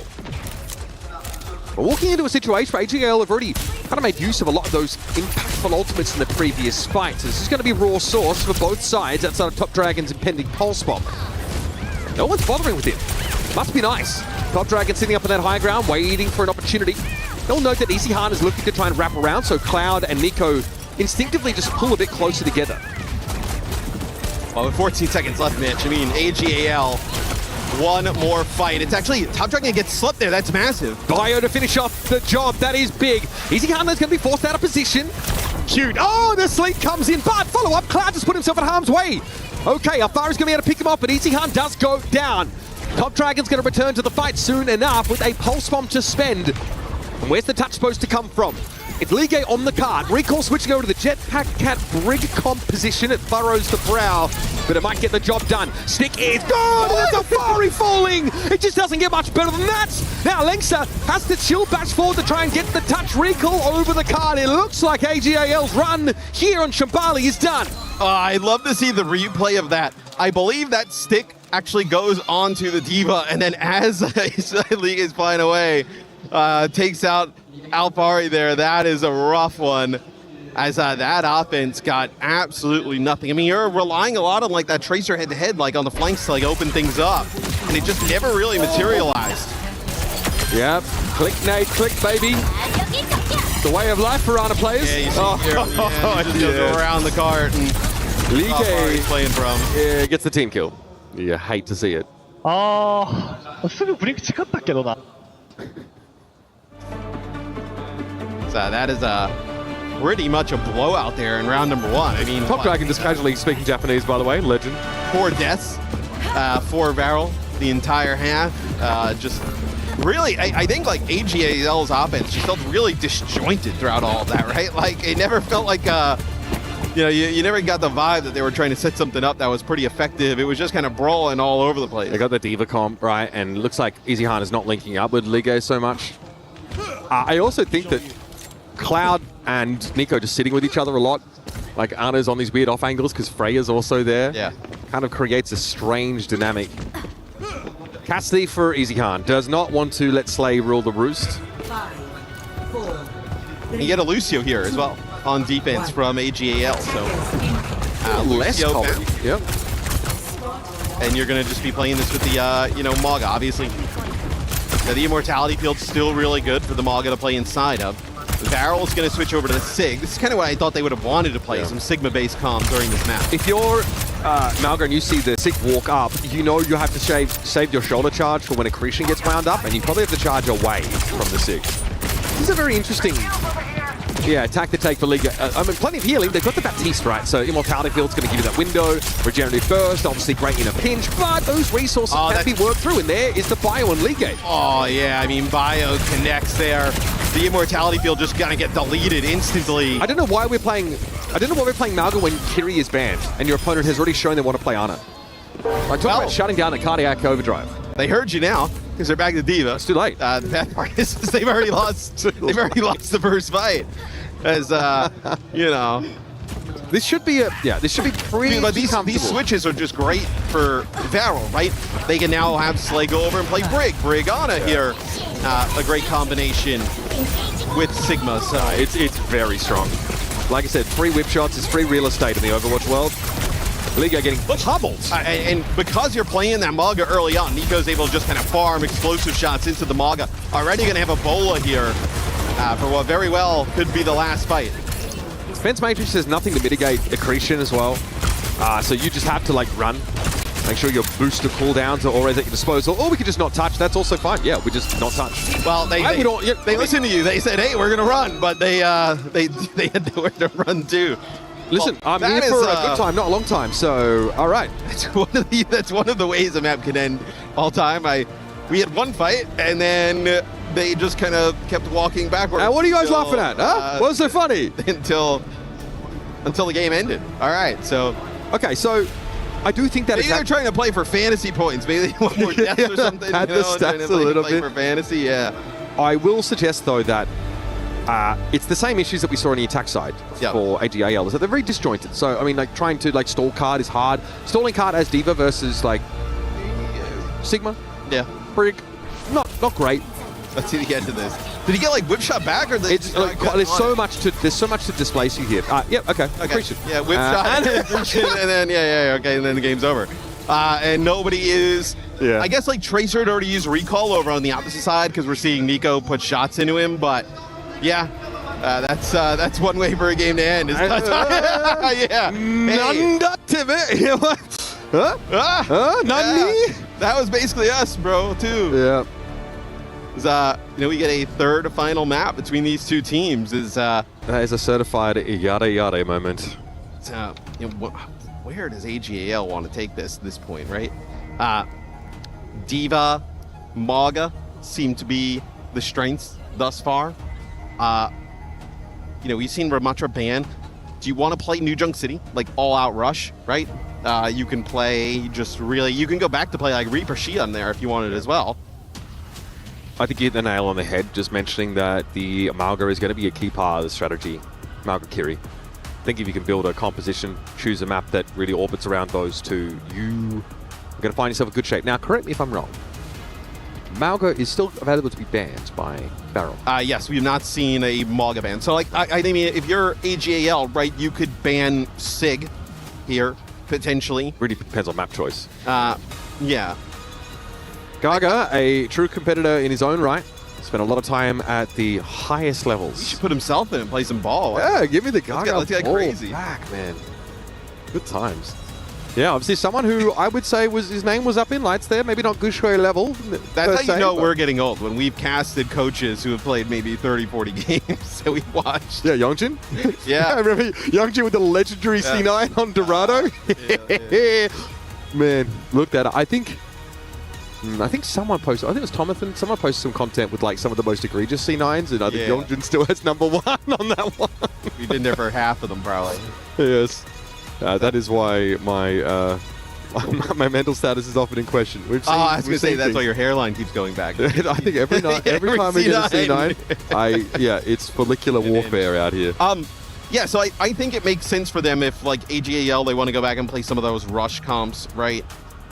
You can, like, New Junk City is great for rush style of play. I guess that's kind of where I think they've had the best advantages throughout the series. What do you think about Atlas for that sort of Malga style play? It's good. It's good. I mean, there's always like the threat of like another team playing like ball on Atlas and like getting a little funky with it. Atlas is also pretty good for Cap Bastion, which New Junk City has some spots for Cap Bastion, but New Junk City has a lot of the flashpoints that have like a clear cut like roof, like so there isn't like infinite verticality. They're inside, right? You can't kind of take all these outside angles, so like it's a little safer, I would say. Right, Atlas selected here for our flashpoint map. Are they pumping you into the AGAL comms? You're calling their switches, you're calling their maps. Did you do the bans for them too? Did they ban Sig? No. Okay, they let the Maga. Okay, they get rid of Jetpack Cat, which Slay has obviously been tremendous, but that opens up the Maga ban on the other side. Yeah, I give you got to go for it. I'm a little surprised they didn't, go for a Maga Protect here. I mean, you play Ramatra, you could also play Orisa. Well, they were also like, they were also giving Slay some troubles when Liga went over and played the Diva against the Cat. I do think it's tough. They were able to kind of find him constantly. Conversely, obviously it's tough for the Freya when you're up against the Cat as well. Like a lot of those, like you end up like splitting your comp into Airborne Warfare. Liga Doomfist would be... The Doom Vendetta Shion would not have been the one that we had on the cards. Totemo Atsui desu. Let's see if we get that. No, you can certainly play the Hazard into this, so... Interesting enough, Barrel has not shown really much Sim, which is really the only time we see Vendetta, so... I expect Top Dragon to switch off of this and go back to Tracer. Let's see if that is the case. So yes, back from the spawn. They'll play the Vendetta even with no Sim on the other side. So I also think Barrel playing Slay on the wing, just a lot of damage here. Bro, we are in there. The Vendetta for Alfari threatening, basically just trying to Goomba stomp over Barrel to get to the back line. Well, the Vendetta's pretty good if you were expecting like the Sig on the other side, right? Because like Vendetta obviously doesn't care for the kinetic grasp. They go in deep. No way that they can keep Nico alive here. I'm not gonna lie, I really like AGAL's comp here. I do think that like they've got to have this hypermobile backline now. Couldn't be playing anything but Kiri Lucio with this, I want to suggest. But yeah, KSG can't really hold Lexa in place. In fact, there's no good targets for the Ramatra to go after. I don't know what you're supposed to do here. Yeah, I mean, I wonder if you see Barrel switch over and play Diva here potentially. No, it'll be Orisa. So yeah. Definitely felt like a tank change was in order. Top Dragon here just trying to stay out of Liga's arms. Reach. They get dropped back to the point. It's 27% and counting. Yeah, KSG, I mean, makes perfect sense to go over towards the Orisa. You need some actual disruption in your front line against this. Something to divert the very aggressive dive towards your back line. But KSG can't be everywhere. Well, KSG's flipped the point. The issue is he stares up towards that high ground. His teammates are just falling one by one. Yeah. Now he's just getting pounded by the rest of AGAL. A really up-tempo style here from our Chinese roster. Honestly, it's a good look. Nice little pulse bomb there. Lynx are caught by that one, and yep, Liga was low enough. Varel have kept it competitive here, but it's a quick flip back by AGAL. Yeah, Varel will come back now with a Reaper, right? So gonna ditch hit scan altogether. How do you feel about the Reaper against a comp that will be able to outstrip him in terms of pace? Well, I mean, now it's now, so like the Reaper obviously is like kind of returned some of the pressure onto the front line, the back line, and even obviously giving the Hazard some trouble, right?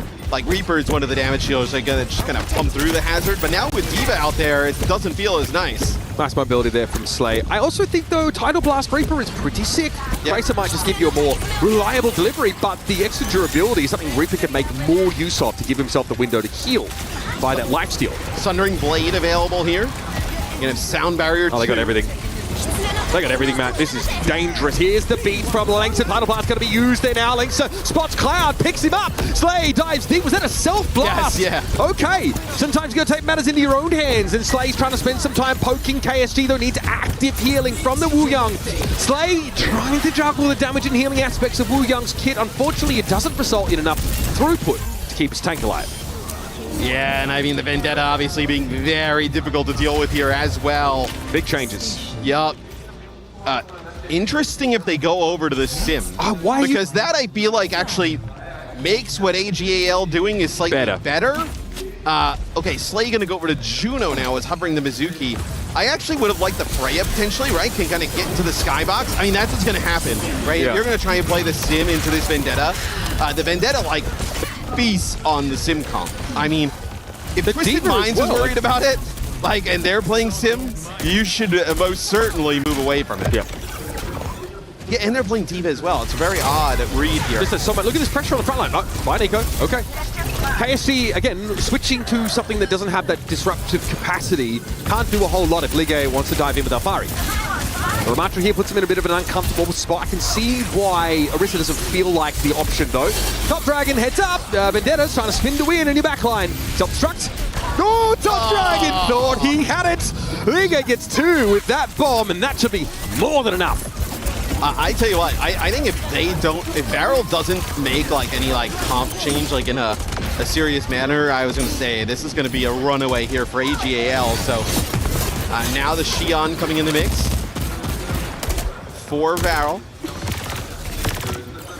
So I feel like the way to play against this would either be to kind of like match the aggression with an aggressive comp, or just try and play like, one of those SIG comps like a Baptiste Mizuki that you can try and just kind of bait all their cooldowns in, keep that SIG alive, and then just keep the damage rolling.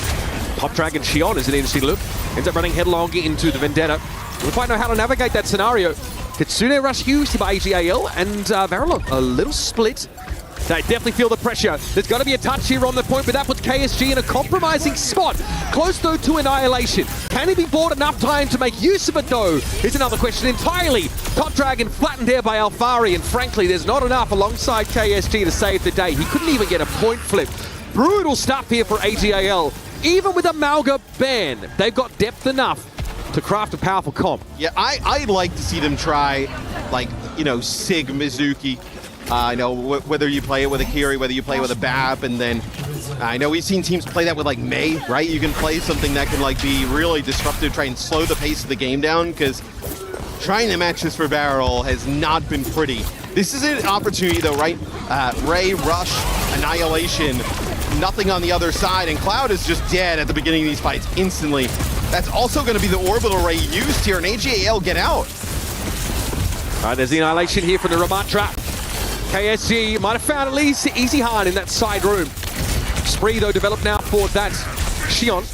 And here is the flashpoint now unlocking. KSG has to lumber back in that direction via, of course, Alfari. He's a little bit under pressure, as is Liga, so the healing just not really where it needs to be for AGL right now. Varel have done a good enough job disrupting. Finally, they get some control.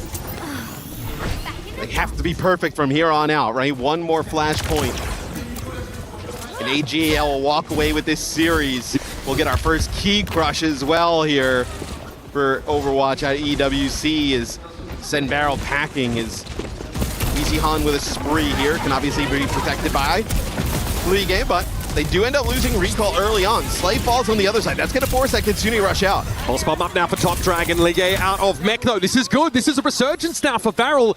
There's been some chopping and changing at DPS, but it looks like they've finally found a formula. Well, they also get some ultimates too, which helps, right? Yes, well.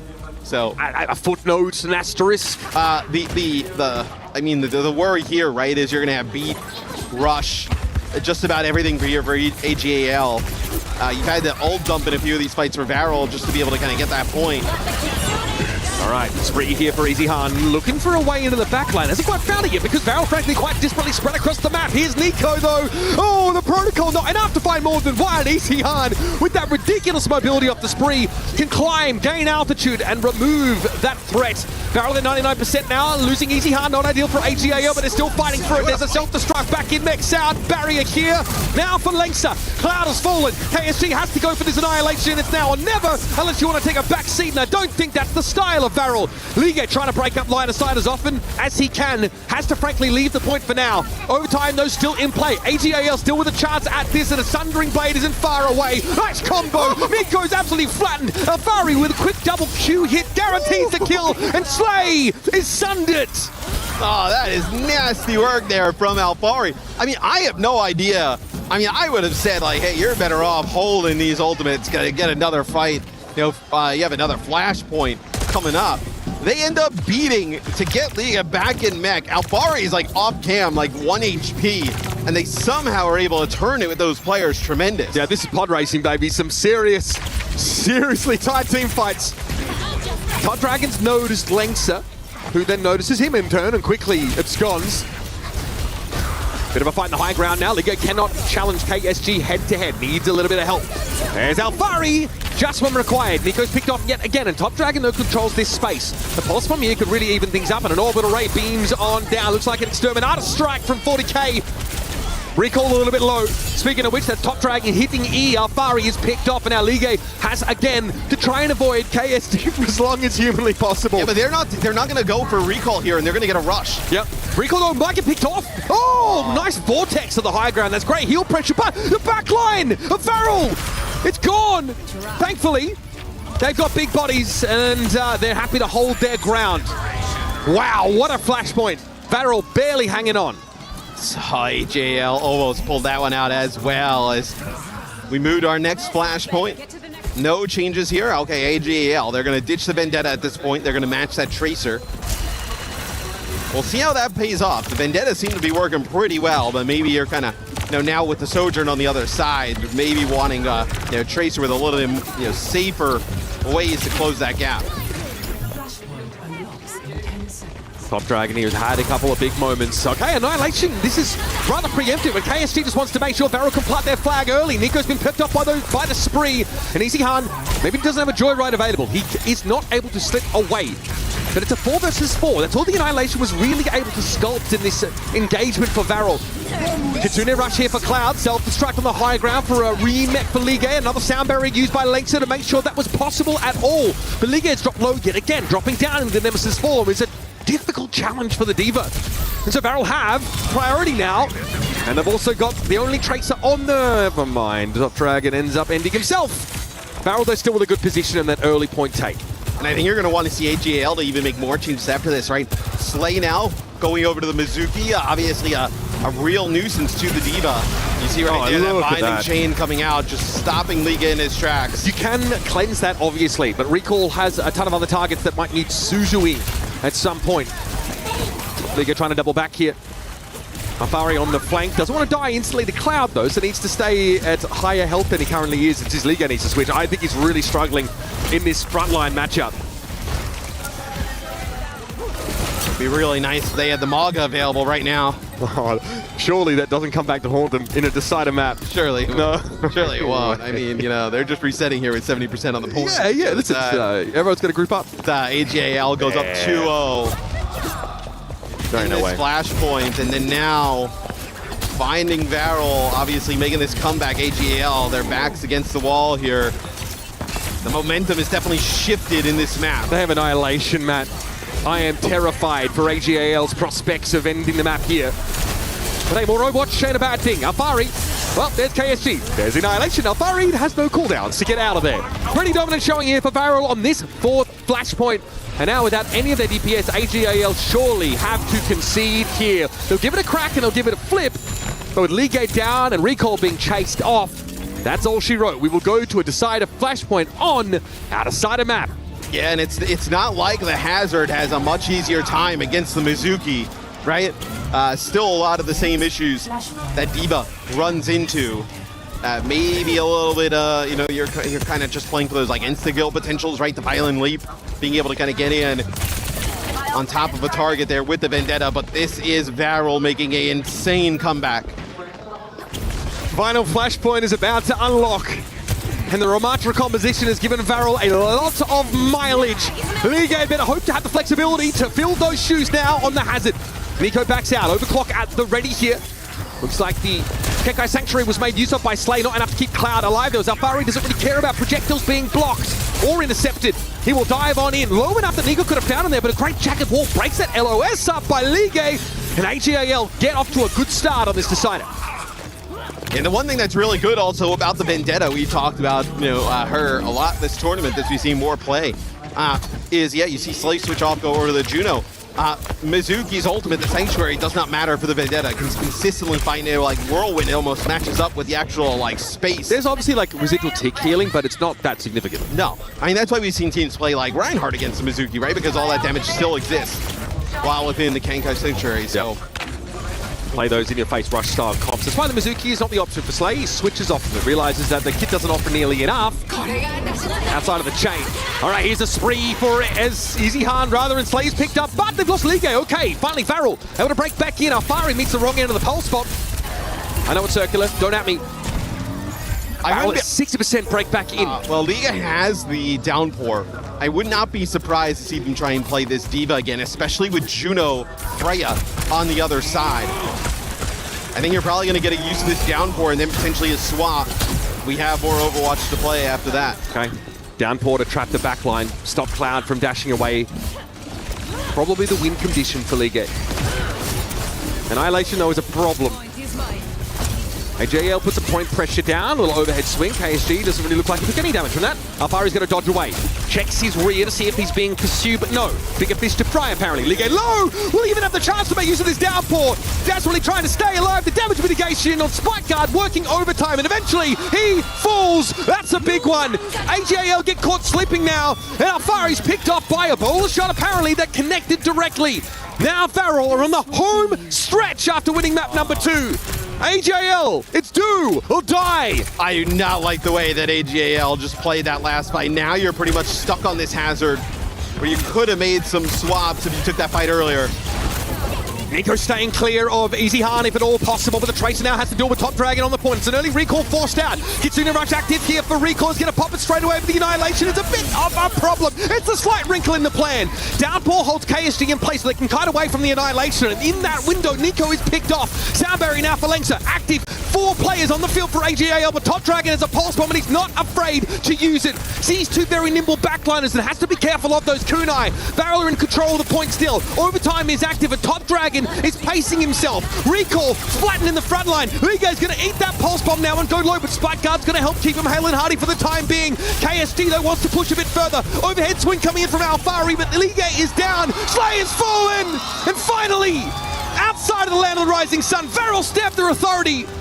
Staying alive here at EWC. And as always, it's emotional. A region, a team fighting for recognition, have downed one of China's best.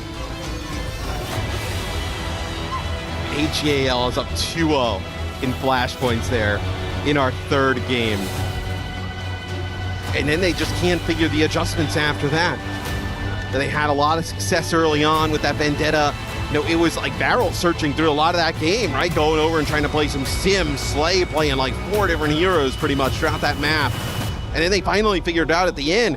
And then AGAL just kind of all falls apart, man. I mean, that is a brutal way to lose, but obviously says a lot about Varel coming up in the clutch, right? Backs against the wall there in the final game of this set, and they come up clutch to end up stealing it. And they're willing to make those swaps, especially their backline. Remember that Mizuki was looking a little bit haphazard for them over those last couple of points, realizing that against that dive comp, the Hazard and the Vendetta, they needed a better option.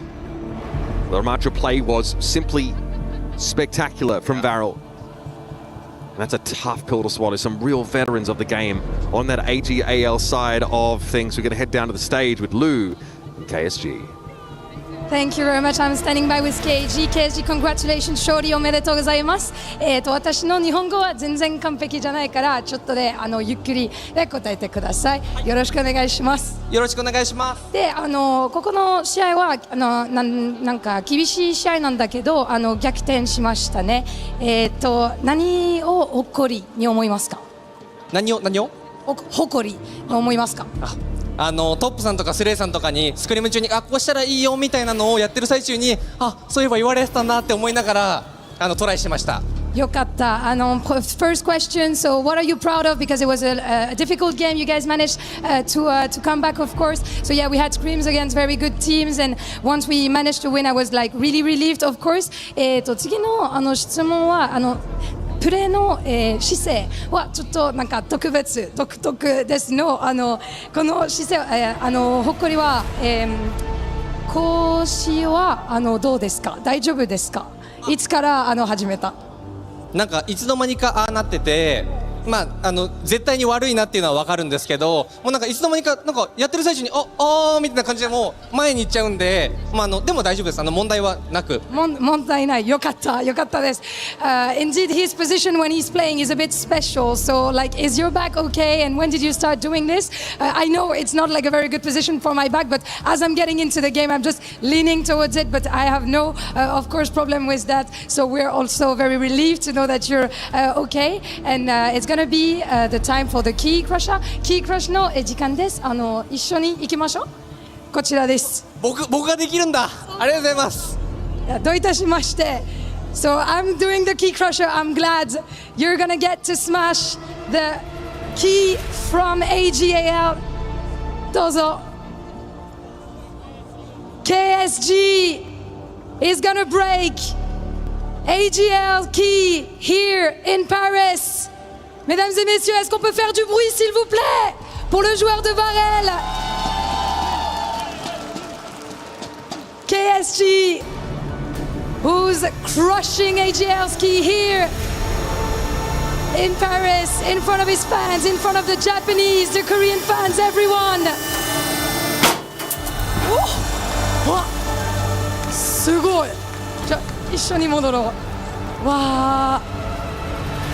ケイシ選手、なんか次の試合でスペースステーションゲーミングと、対戦しますが、アメリカの、Overwatch の地域、なんかリージョンの、どう思いますか？についてどう思いますか？なんか強いのが弱いとかどう思いますか？強そうだなって、前回とかも戦ったりとかもして、すごい強いんだろうなっていうのは分かるんですけど、僕たちのチームメンバーみんなめちゃくちゃ強いから、スクリーム通りプレーすれば絶対勝てると思います。頑張ります。自信持ってる？持ってます。頑張ります。ありがとうございます。Donc, prochaine question, next question. You're going to be facing Space Station Gaming in that next game. How confident are you feeling? Do you respect the region? Do you think they're strong? Yes, indeed, I think their region is really strong because we have faced them several times. But I have insane players in my team, so I'm confident we're going to do our best to beat them. ありがとうございます。次の試合も頑張ってください。Merci beaucoup. See you for the next game in a few seconds.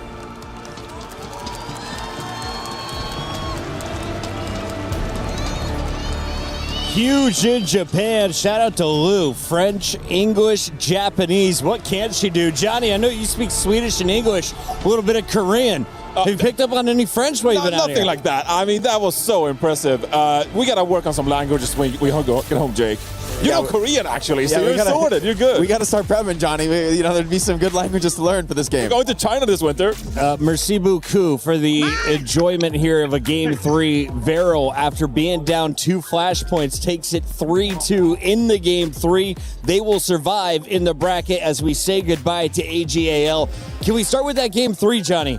How do you come back after losing the first 2 points on a decider game? I think it was a really impressive adaptation by Varel in the end because the aggression was so fast by AGAL, but instead Varel, they sat back, they bided their time, they waited for the overextensions, and then they punished AG. It was really well played by Varel. And Jake, if I'm getting swarmed the way they did, is there a comp I need to bring out in my own game, or what do I need to switch up the way that we saw them handle AGAL? I really was impressed that Varel was able to match the aggression, right? Like, consistently, AGAL was finding pickoffs with the aggression, but once Varel started making trades of their own, like willing to give up Nico or Cloud at times, but still coming out with kills of their own, coming out with victorious fights, I think that's what kind of changed their fate. And a lot of it comes down to KSG on the Ramatra. He was getting in there, mixing it up in the brawl, and I think he lived for like the last 3 flashpoints consecutively. I mean, they just could not deal with the Ram. They didn't have the answers. And I mean, to come so close, that has got to be brutally painful for AGAL with their key now crushed, eliminated from the Esports World Cup. KSG, quite the entertainer. Johnny, who had your eye, though, in-game? Who is the most entertaining player to watch?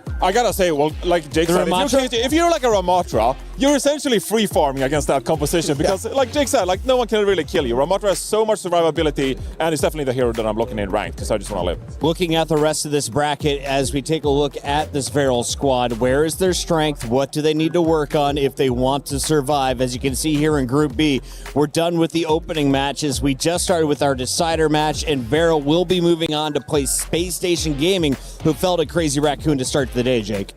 I mean, it could be winnable for Varel, but I think that's going to be another tough match, though. Space Station Gaming have shown a lot of versatility here in this tournament. Yes, they dropped a Crazy Raccoon, but it's not really a result you can take to the bank as Varel. Crazy Raccoon are one of our tournament favorites, so no surprise that they've already advanced to playoffs. Varel still has more fight to go if they want to match that and get a chance in the playoffs, which frankly for Varel would be a huge win for them. If they could survive to be in the playoffs, to hit top 8, like that would be an overperformance from this team, frankly. Yeah, that'd be a big success on the weekend. Johnny, expectations for you?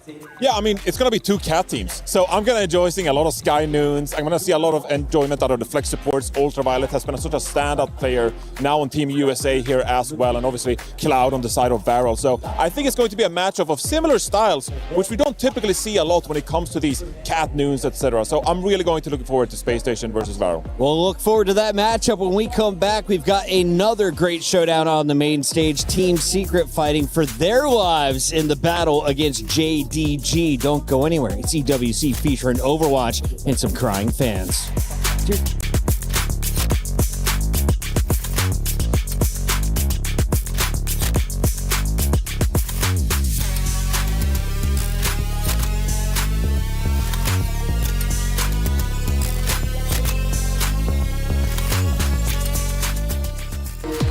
We were there.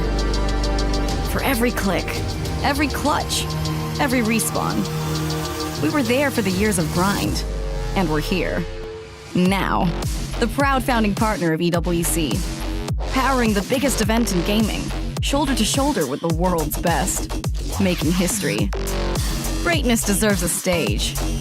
Lenovo Legion. Reach your impossible.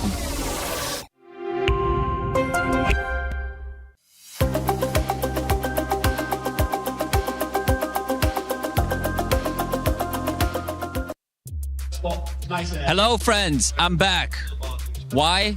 You know why. It's time for pickups, baby. Yes, we're going to be talking about the next 2 games. It's going to be Team Secret versus JD Gaming and also 9Z versus T1. All right, let's start with the first one. Team Secret versus JD Gaming. Who do you guys think? I'm going to start first. I think JD Gaming seemed pretty good yesterday. Very surprising. I think JD Gaming is going to win 2-1. What are your thoughts? Yeah, I mean, I think GDG is pretty strong team. Well, looking at the and I think they're looking really good, like against SLG yesterday. So I will go for 2-0. I think 2-0. Okay. How about you? I believe in the Copper bounce back. I'm going to say Team Secret 2-0, easy for Copper. You know what? Honestly, Copper there, I thought about that too, but I had to go JD. You're going with Team Secret. All right, we're kind of split. Let's look at the next game, 9Z versus T1. I think, let's keep it honest. I think this is going to be T1 winning 2-0. Any thoughts? South America need a win at land. That's all I have to say. South America need that win at land. No, you don't think T1's going to win then? T1's going to win. How about you? Yeah, I would love 9Z to win a map, at least, or 1 point. But I think T1 is going to win. Yeah, we're all hoping for a good game, but it is T1. They looked pretty scary yesterday. Well, we'll find out those two matches coming up soon. I don't really have...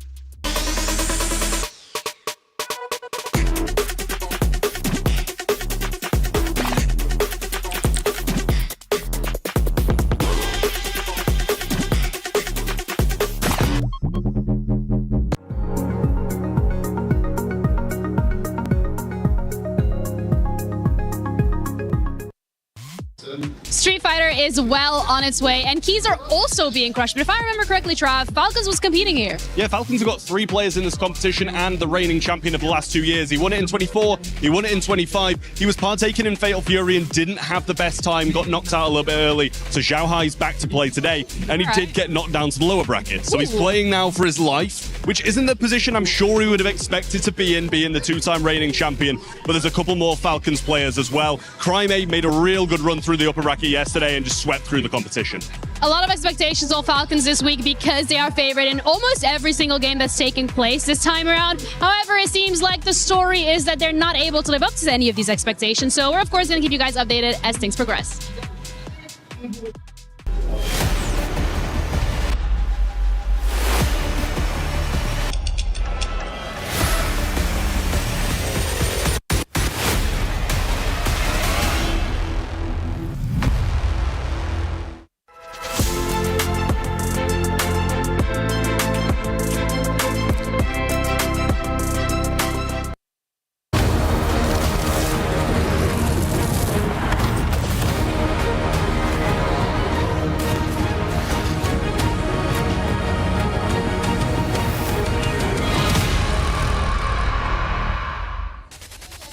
Welcome back to the Esports World Cup 2026, where we just crushed our first Overwatch Team Key. Up next, we have another elimination battle as we get to see, for the second time, JDG taking on Team Secret. Let's start with the Team Secret squad here, Zoe. If you're an international fan, there's no team better to cheer for than this squad. They have representatives from all over the globe. If you haven't met them yet, who are some of the favorites to look at on this squad? I mean, the favorite is gotta be Kafar, right? Everyone knows him, everyone loves him, and he's kind of leading this squad, which consists of the 2 representatives from Thailand, 2 representatives from Singapore, all of these representing their respective countries in the Overwatch World Cup as well. So they're well-known faces taking the stage today. Yeah, I mean, just a year ago, Kafa was 1 map win away from taking down Team Falcons in the Esports World Cup in 2025. That just tells you the experience that Kafa brings to this team. But also, I'm looking out for High Vision in this one. It's a name we're not quite as familiar with, but so much hit scan potential there. And if they are to get away with a win today, High Vision will have to step up. Team Secret definitely invested in Kafa and his crew. They're looking for some club champ. And if they can get through to the top 8, they will earn them. We talked to Kuffa before the match. Here's what he had to say. Thanks, guys. I'm here joined by Kuffa from Team Secret for a pre-match interview. Kuffa, before we talk about your today's match, I want to quickly talk about yesterday's match. That was your first game. You guys, didn't have much luck because, you guys had to face Crazy Raccoons, right? That was a tough fight. Was there anything that you guys learned from that loss?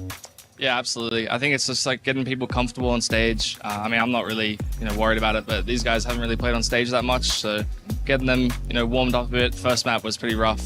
We didn't have a warm-up scrim, so people just went straight into it. It wasn't a good start, but I think we had pretty good footing. I think overall we're pretty happy with how map 2 went.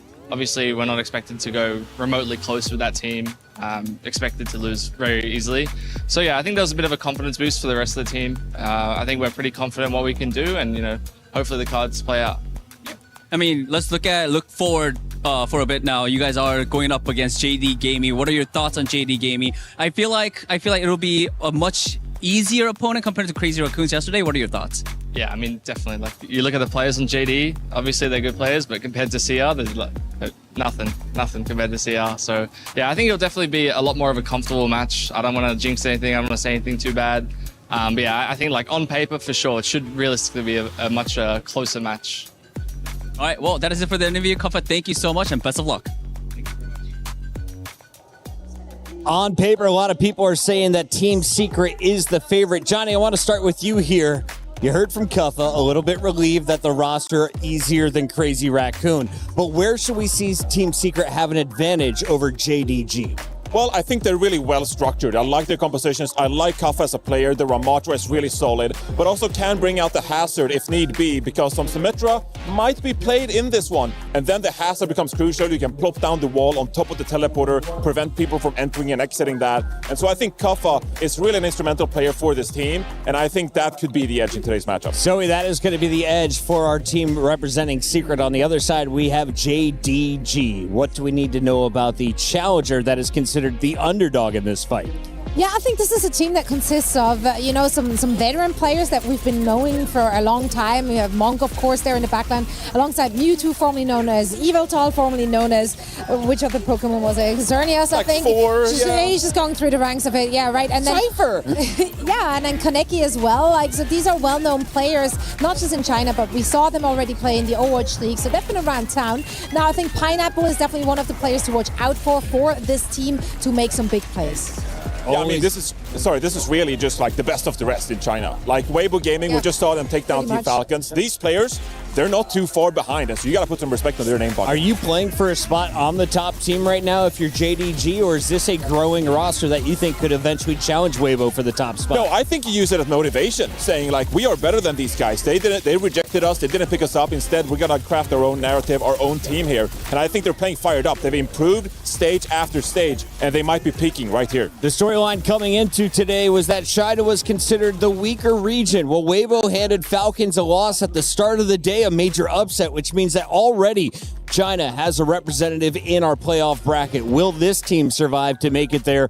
Only time will tell. If they're going to power through over Team Secret and pull off the upset, what is their edge, if anything, Zoe? I mean, what they need to do in order to take Team Secret down is shut down the aggression. Because I think what we saw from Team Secret yesterday, what made that last map against Crazy Raccoon so close, was that they relentlessly went in aggressively. They saw an opening and they used it. This is the first time we actually saw Sierra making mistakes like that, and Team Secret were quick to, abuse those. Yeah, I gotta go back to the damage players as well. Pineapple and Kaneki, veterans, they've been in the Overwatch League, etc. And so they got plenty of experience under the belt. They're great compositions. I'm really confident in those guys. 82%. That is not a 3. That is an 8. 82% of the fans are going JDG. Johnny, final answer. How many games are you going with? We got 20 seconds. I got JD Gaming, but I think we're going 3 maps. I think we're going the distance. I'm putting some respect on Secret. What he said. I'm going Team Secret. I believe in Kuffa. If you watched him last year at EWC, he is a tank to witness. Enjoy the glory on the stage. It's time to get it started here with match number 4 on a 6-match day.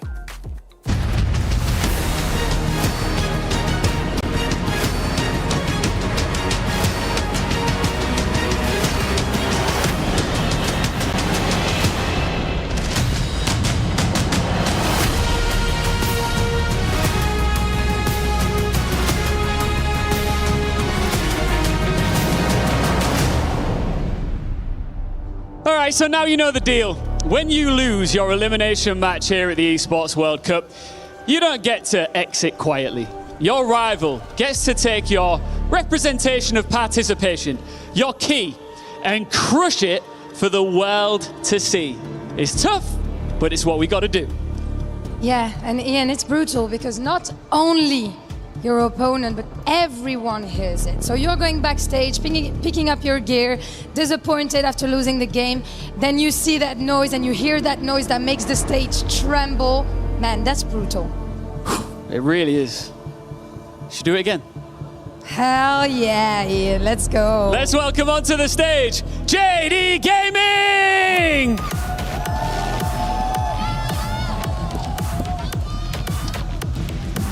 China's second seed arrived in Paris with a result no other team from their region had managed since its return.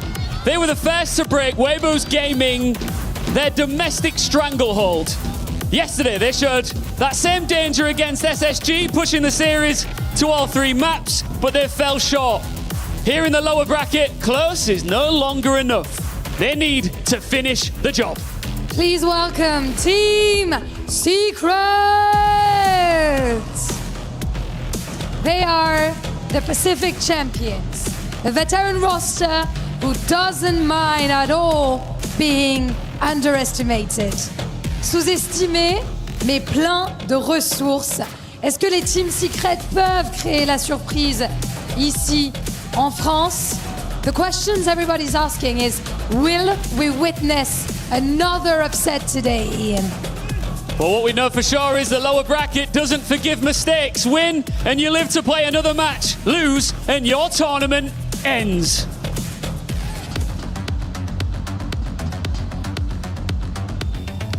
Oh, it's my favorite day, day 2, when the keys finally get crushed. We've already had one team go home, Moxie. Now we get to see a second one. Yeah, 4 teams total today. We send home 4 keys crushed, as it will be Team Secret versus JDG. You sound unhappy about China. that. Why are you unhappy about that? I do sound unhappy about that. It's sad, you know? Walking past players like they were talking about on stage. It's not just hearing the keys crushed, it's seeing the dreams crushed as well. But that is esports. Someone wins, but at the same time, someone has to lose. One of these teams will go home today. And JDG, despite being the second seed, I don't know here if they're more competitive than AEG. Since of the Chinese teams, they have been the most reluctant to play towards that Mauga playstyle. How much of an impact do you think that's going to play here, though, against Kuffa? It's fairly easy to track what JDG's tank line will be, right? Off of the fact that you have to substitute Bella's Raya in if you want to be able to play like the dive or pivot towards the Mauga mid-game. We'll have to see if they start with Bella's Raya to go for that Mauga, as Roxy tried to play it yesterday on Samoa, did not fare well. Yeah, that deep tank pool required at this time in the game. Kuffa, on the other hand, like the desk, how they set it up there. How Kuffa almost on the edge of beating some of the top Korean teams last time he was here. He's a household name at this point in Overwatch Esports, over in the West normally, but this time playing for a Pacific team. It's going to be a good showdown here, and I'd say fairly evenly matched despite the fan vote. Yeah, I think like the flexibility gives Team Secret the edge, especially when you sort of like look at Roxy's hero pool. The D.Va, something that JDG were trying to play around yesterday before they were forced to pivot to that Mauga, will struggle into Team Secret if we see that continuation of the Vendetta pressure that Crazy Raccoon were put to the test on New Junk City. That Vendetta, we were talking about High Vision being one of the standout DPS players, but that Vendetta was no slouch as well. Yeah, Vendetta's been just really good in this meta. Not every team is kind of pulling the Vendetta out. Not every team has a Vendetta player on their roster either. Is that a soon sign? Of course, it's super long. Signs with an S at the very end. Look at that. Where's the end? There's the end. There's the end.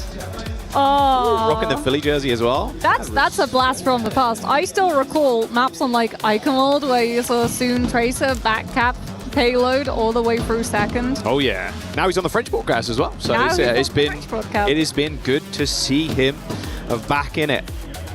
Full circle. Don't be too scared. Soon. You got this. You got this. Looks like they're finished sorting up. Looks like Kaneki maybe a couple of issues with the PC, but looks fine to me. Should be underway in just a moment. Nepal, once again, starting us off. Kind of sad we're not seeing a bit more Busan, but Nepal, kind of a fan favorite. Mauga and Jetpack Cat Bang. Yeah, not surprised to see JDG remove the Mauga. As we said, when you compare like their comfortability with the Mauga in play when Roxy is in for the team, so different in comparison to the rest of the CN teams. Like, they love playing that Mauga. JDG, they'll play it if they're forced, but they don't want to. Jetpack cat ban as well to make sure that you can't play the Kiriko and that cat, which has started to be a very default backline for a lot of teams. Just airlifting things like the Casti into position, especially if Secret want to be able to play things like that Vendetta, Xion, or Tracer style play. Taking out that cat makes it a lot easier for their DPS to be able to collapse on top of JDG's DPS line. All right, let's load on in Team Secret and JD Gaming on their final lifeline. Still first to two, still the most brutal of formats down in the lower bracket. No first to three, no mistakes. Meaning, yes, you have to pull that lever of the priority bands very early on. Well, normally rewarded for it with not only maybe a map win, but also momentum in the series. I mean, JD Gaming, they did have a free map series. Went the distance until we got to that last flashpoint.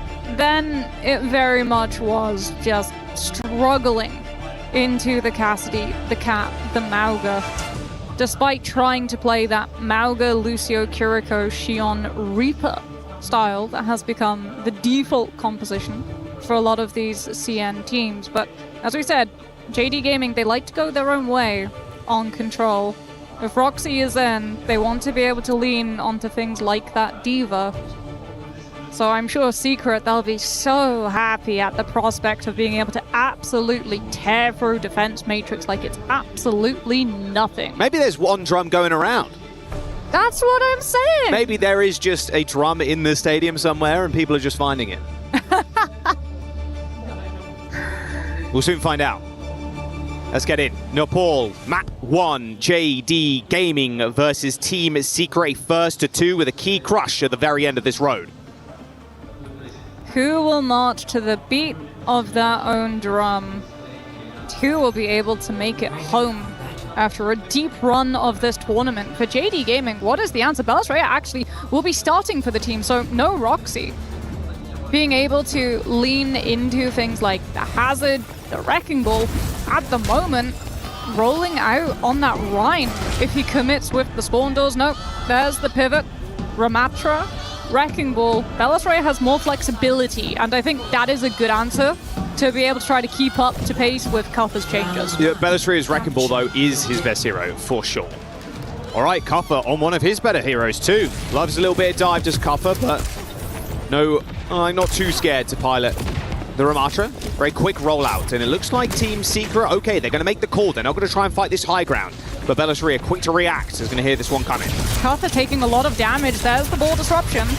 He's going to get a knock up on the Lucio briefly, but more of an annoyance so far. Pineapple connecting with just a right-click take aim shot on Pali's head. This is where this comp kind of falters, right? Where you're trying to make a transition to the point. Double kill from Pineapple as he kills Soggy too. High vision with a couple, but his days are numbered. Yeah, JD Gaming, more players on the point, able to dispatch Secret, and there are the swaps. Kuffa understanding. The Ramatra versus the Wrecking Ball. Belisraya will just bulldoze his way past, hit the backline, look for the power drive so that Pineapple has the follow through. Swaps to the Hazard instead. Will we see the real emergency glass button be pulled? Do we get a Mizuki on the field to try to chain Belisraya's movements down as you have to push out, you have no way of pressuring Pineapple? Yeah, no way to pressure the Freya that also has a bowler in a back pocket. Oh wow, that was a long range. Actually, I think that hit High Vision on the tail end of that bike. They get Mewtwo though. That was the target that Secret were running towards. Okay, there's the Wrecking Ball. Nice little counter boot, though, by the Lucio.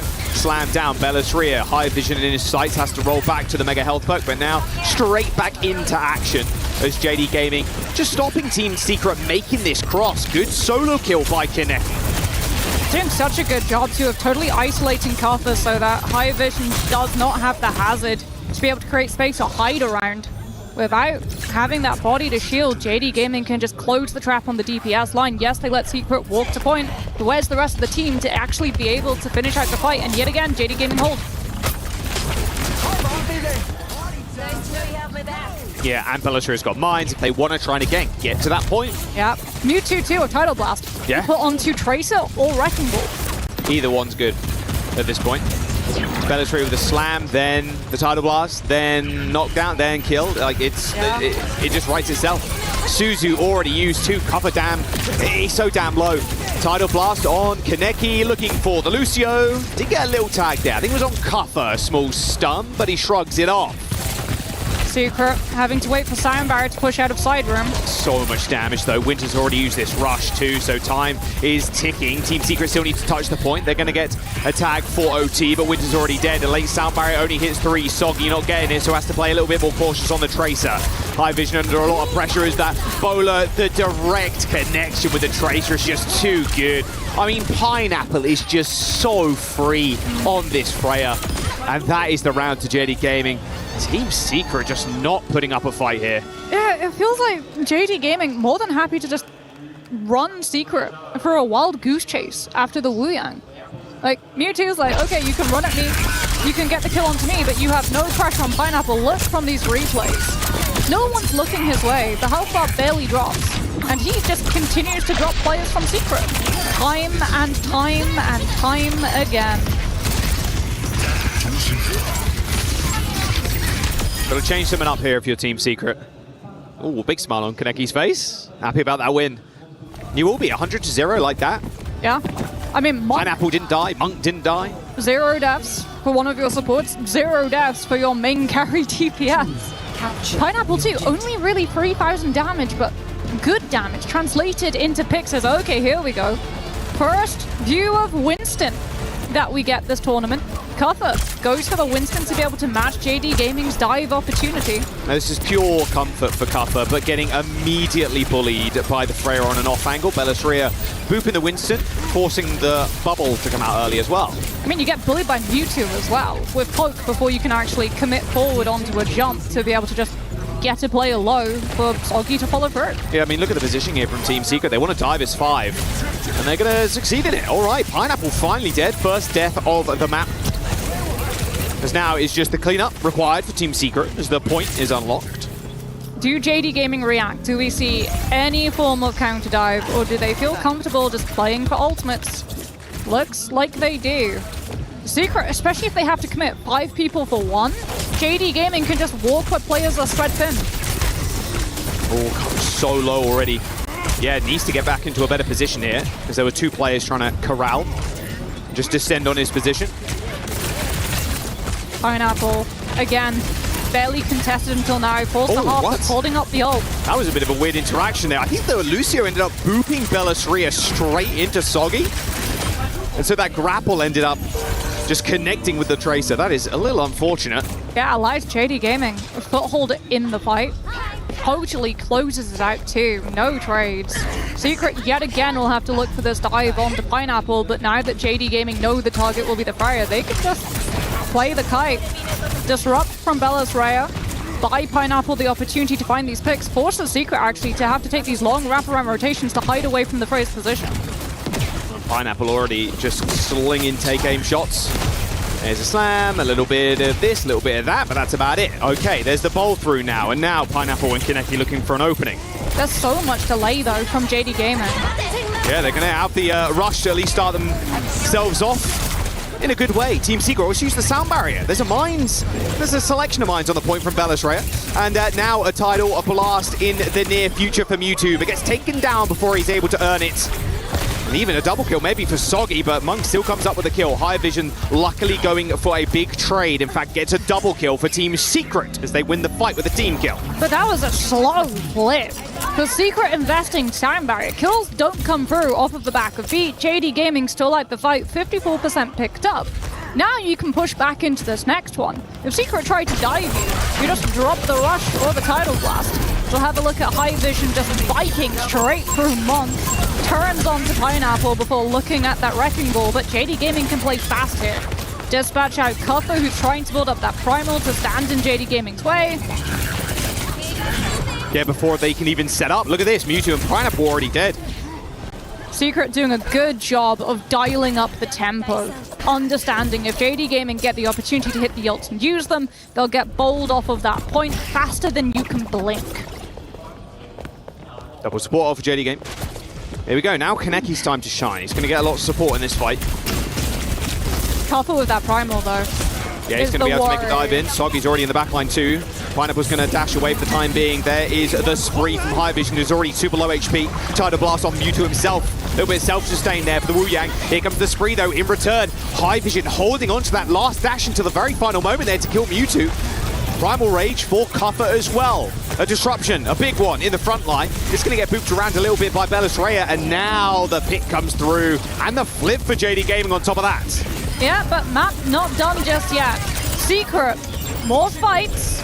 Ooh, potential exit trade to Bellis Rhea, but no. Pulse Bomb attaches, no pick off of the back of it. But if you're Secret, you want a fast regroup. You want to be able to walk with that rush when JD Gaming don't have a great answer to it. Bellis Rhea, at least with the Hammer Mines, can make it difficult for Secret to hold their ground. Yeah, let's see about this Winter Rush from Team Secret. Mewtwo. Unscouted. They do not know. Is he looking to boot them into the minefield? Maybe so. Already been spotted out, though, but still a tough target to take down. Cuffer's in hot pursuit. However, Mewtwo wrong side of the fight, my guy. It's pretty low. Wow, Cuffer allowed Mewtwo to escape. Now just healing himself up with his aura heal. Kaneki looking for a pulse bomb engagement. Back's turn to him as well as Team Secret just move on forward. Sound barrier hits 5 players, but those mines tough to deal with now as Cuffer is just trying to clear them off of the point. Gives enough time as well for JD Gaming to stabilize. Yeah, no more sound barrier means that they can go in for a big engagement, but with Monk dead, their time is really limited here. Team Secret have already picked up 2 picks. Kaneki dives with a pulse bomb too, so there's no tools for them to stay in this fight. Pineapple, at least with the spree, could be the hero maker.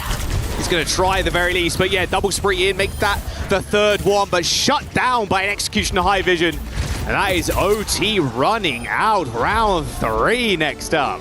Oh, but here's where it gets tricky, playing into the Wrecking Ball. Sanctum. Sanctum, the only sub-map left on the poll. I don't think we're going to play ball. True. We could just get to see Ramatra. Yeah. To run at these teams, especially because like JD Gaming, if they want to be able to shut down this dive, deal with the Winston, take away a lot of that mobility. Pineapple as well, like on Sanctum, if he can just play outside of the main fight itself, on the side lane, he can get so much done. Winning one first fight, setting Pineapple up into a position of free fire, could just allow JD Gaming to totally walk this point. As Bellis Rhea actually opts for the Orisa. We do get a Ramatra, but it'll be from Cuffer's side. As the Secret wants to take tempo, JD Gaming trying to just double up on damage. So much spam pressure with both the Sojourn and the Pharah. Yeah, it feels like an El Clasico at this point with the Pharah in this map. Low ceiling, whoa, okay, low ceilings, actually not really. I mean, the Pharah's got a lot of places to hide too, and if you're grouped up like this, getting a lot of healing from players like Mewtwo. Already, they found a pick onto Soggy. High Vision as well. Team Secret tried to go for this all-in rush, but shut down. I mean, JD Gaming can just play from afar. Break the shield of the Ramatra. Cuffer has no way, once it's down, of mitigating that one. Secret have to play respect to the amount of damage that the Pharah and the Sojourn can do so quickly, so we'll see a swap. Here's the expected Vendetta, as JD Gaming don't have a great shutdown to stop Soggy just going aggressive towards that back line.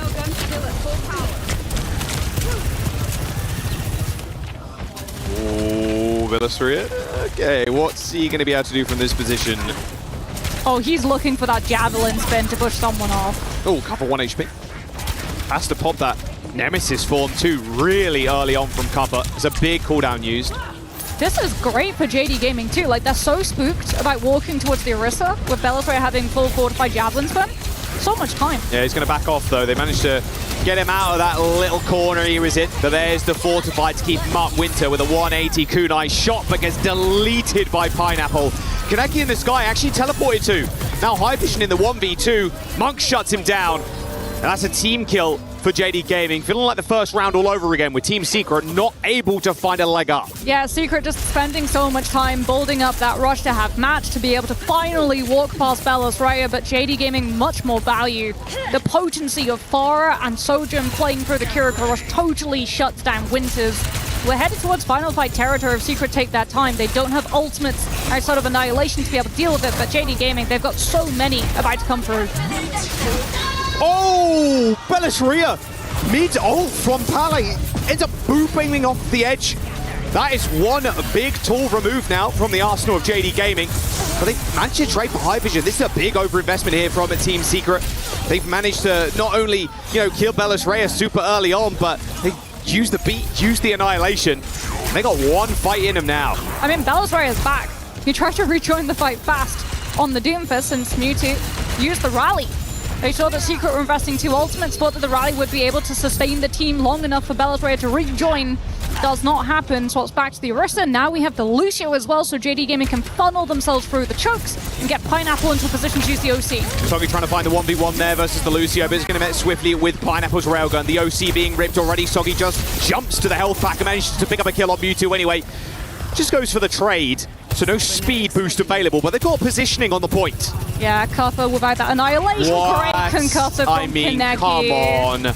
High vision going down to a concussion blast like that, and they're going to get the flip too. Yes, they do, right underneath the nose of Team Secret. Oh, and Kuffer. Kaneki with the just unbelievable boops. JD Gaming. Map 1 is secured. 2 and 1, fairly close, but those boops. Yeah. You can't be losing players that early after you get a trade on the Lucio. Especially when they have ults, right? Especially when you have high vision with that spree. You give up the positioning of the point. They're even looking like the javelin spin from Belos Raya, followed up by the concussive from Kaneki, just to make sure that you get past that boop mitigation that tanks have. Wow, yeah. The El Clasico, the flank outside. Yeah, look at this. Javelin spin, body block the Ramatra from being able to contest the flip. Concussive from Okay, that's Kaneki. funny, because Kaneki got the... Wow, Belos Raya is very happy about that. I mean, if you're JD Gaming, you're really happy about that, right? You got that first point win. Let's jump down to the stage, though, for a Club Championship points update. Cheers, guys. JDG getting off to a good start in this elimination match, but we're just going to switch our attention to a different topic. I'm joined by one of my great friends, Jeannie up here. Friends? Yeah, I said friends. All right, I'm locking it in. Now, of course, these players and teams are all fighting to stay alive in the tournament. Absolutely. And there's a lot of talk about this trophy, of course. It's great. Yeah, but beyond that, Jeannie, we've got to talk about the Club Championship. So anybody who's watching who might be unsure of what it's all about, tell us more. Yeah, I mean, this is the trophy that you, of course, get per title, but then there is the Club Championship trophy, which has a shared prize pool of $30 million. Say it again. What would you do with $30 million, Ian? I don't know. I wouldn't go shopping with you because I think we'd spend it pretty quickly. That's a good point. But first place does get $7 million. In 2024 and 2025, it was Falcons who were able to close it out. And Overwatch specifically is the one that carried the weight of last year because it was the only title win that Falcons got. And you need to win to even be able to qualify and to have the right to lift that trophy. We're seeing some emerging teams that you might not have expected at the start of the tournament as well. Falcons that you've mentioned struggling a little bit, right? A little bit is a nice way to put it. Yeah. What's going on there? Do you know? I don't think anyone knows at this point. I mean, the fans are out here. I do feel like, of course, the move to Riyadh has maybe shaken things up a little bit. They have about 20 titles competing, so they have a very good shot. But when you look at them, they're the favorite in a lot of the teams that they're competing in. They're unfortunately not really able to get as many points. So in my opinion, the pressure is on this week, especially for Overwatch, because you are the title defender and because they need those 1,000 points and they really need that win.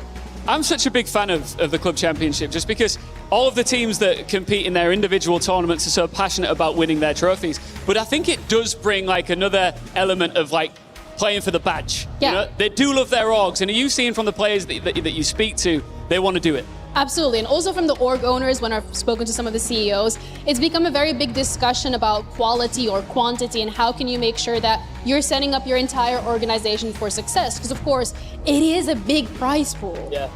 Well, Genie has been buzzing around this huge arena. I mean, there's this arena, there's like 4 others, I'm pretty sure. There's plenty of games But this going is the on. important one. Yeah, I mean, but you'll see Genie all over the place. She's doing a magnificent job as our Club Championship reporter. And hey, I'm going to put you on the spot. And you're doing a magnificent job as a stage host. I just gotta get in there. Maybe I know we you're are- not used to compliments. I'm not. Oh, maybe we are friends. Who do you think is going to win the Club Championship? Can I ask? Oh, with the amount of teams competing, if Falcons can get a win, I think they can do it again. Okay, good stuff. All right, thank you so much, Genie. Let's get back to it. Thank you very much. Well, you know what? Falcons, can they do it? That's the question. WDG had something to say about that earlier on today. Let's jump back into this series, though. JD Gaming up a map first to 2. Final lifeline here coming through. I mean, look, if your team's secret right now, you know that key is almost placed in that crusher already. Yeah, 1 map away from being sent out of the tournament and your key being crushed live on stage by your opponent. A merciless victory ceremony. But JD Gaming, we have to talk about it. Like, we talked about the fact that backline, DPS, those could be the stars to watch. It's the flexibility of the tank line that really allowed them to start taking the lead on Nepal. I would imagine we won't see substitutions. I think keeping Belis Rhea in just allows JD Gaming to keep their options much more open. Yeah, I want to pick up what Kuffer was saying before the game with Danny about how a lot of Team Secret players, they don't have a ton of experience on stage. Kuffer does. He's been to multiple LANs before, international ones and more regional ones as well. So that might be also playing into it. Like, this might be one of the biggest stages you've played on in your career, and being in this brutal format, that's going to weigh on you a bunch, just calming those nerves, making sure Kuffer, feeling like the leader of the team, being able to inspire some confidence in the rest of the squad. Yeah, having to rally your players, right? Playing upper bracket, 1 map behind in first to 2 format, nowhere near as stressful as playing on your last life. Lower bracket, 1 map away from being out of the tournament totally.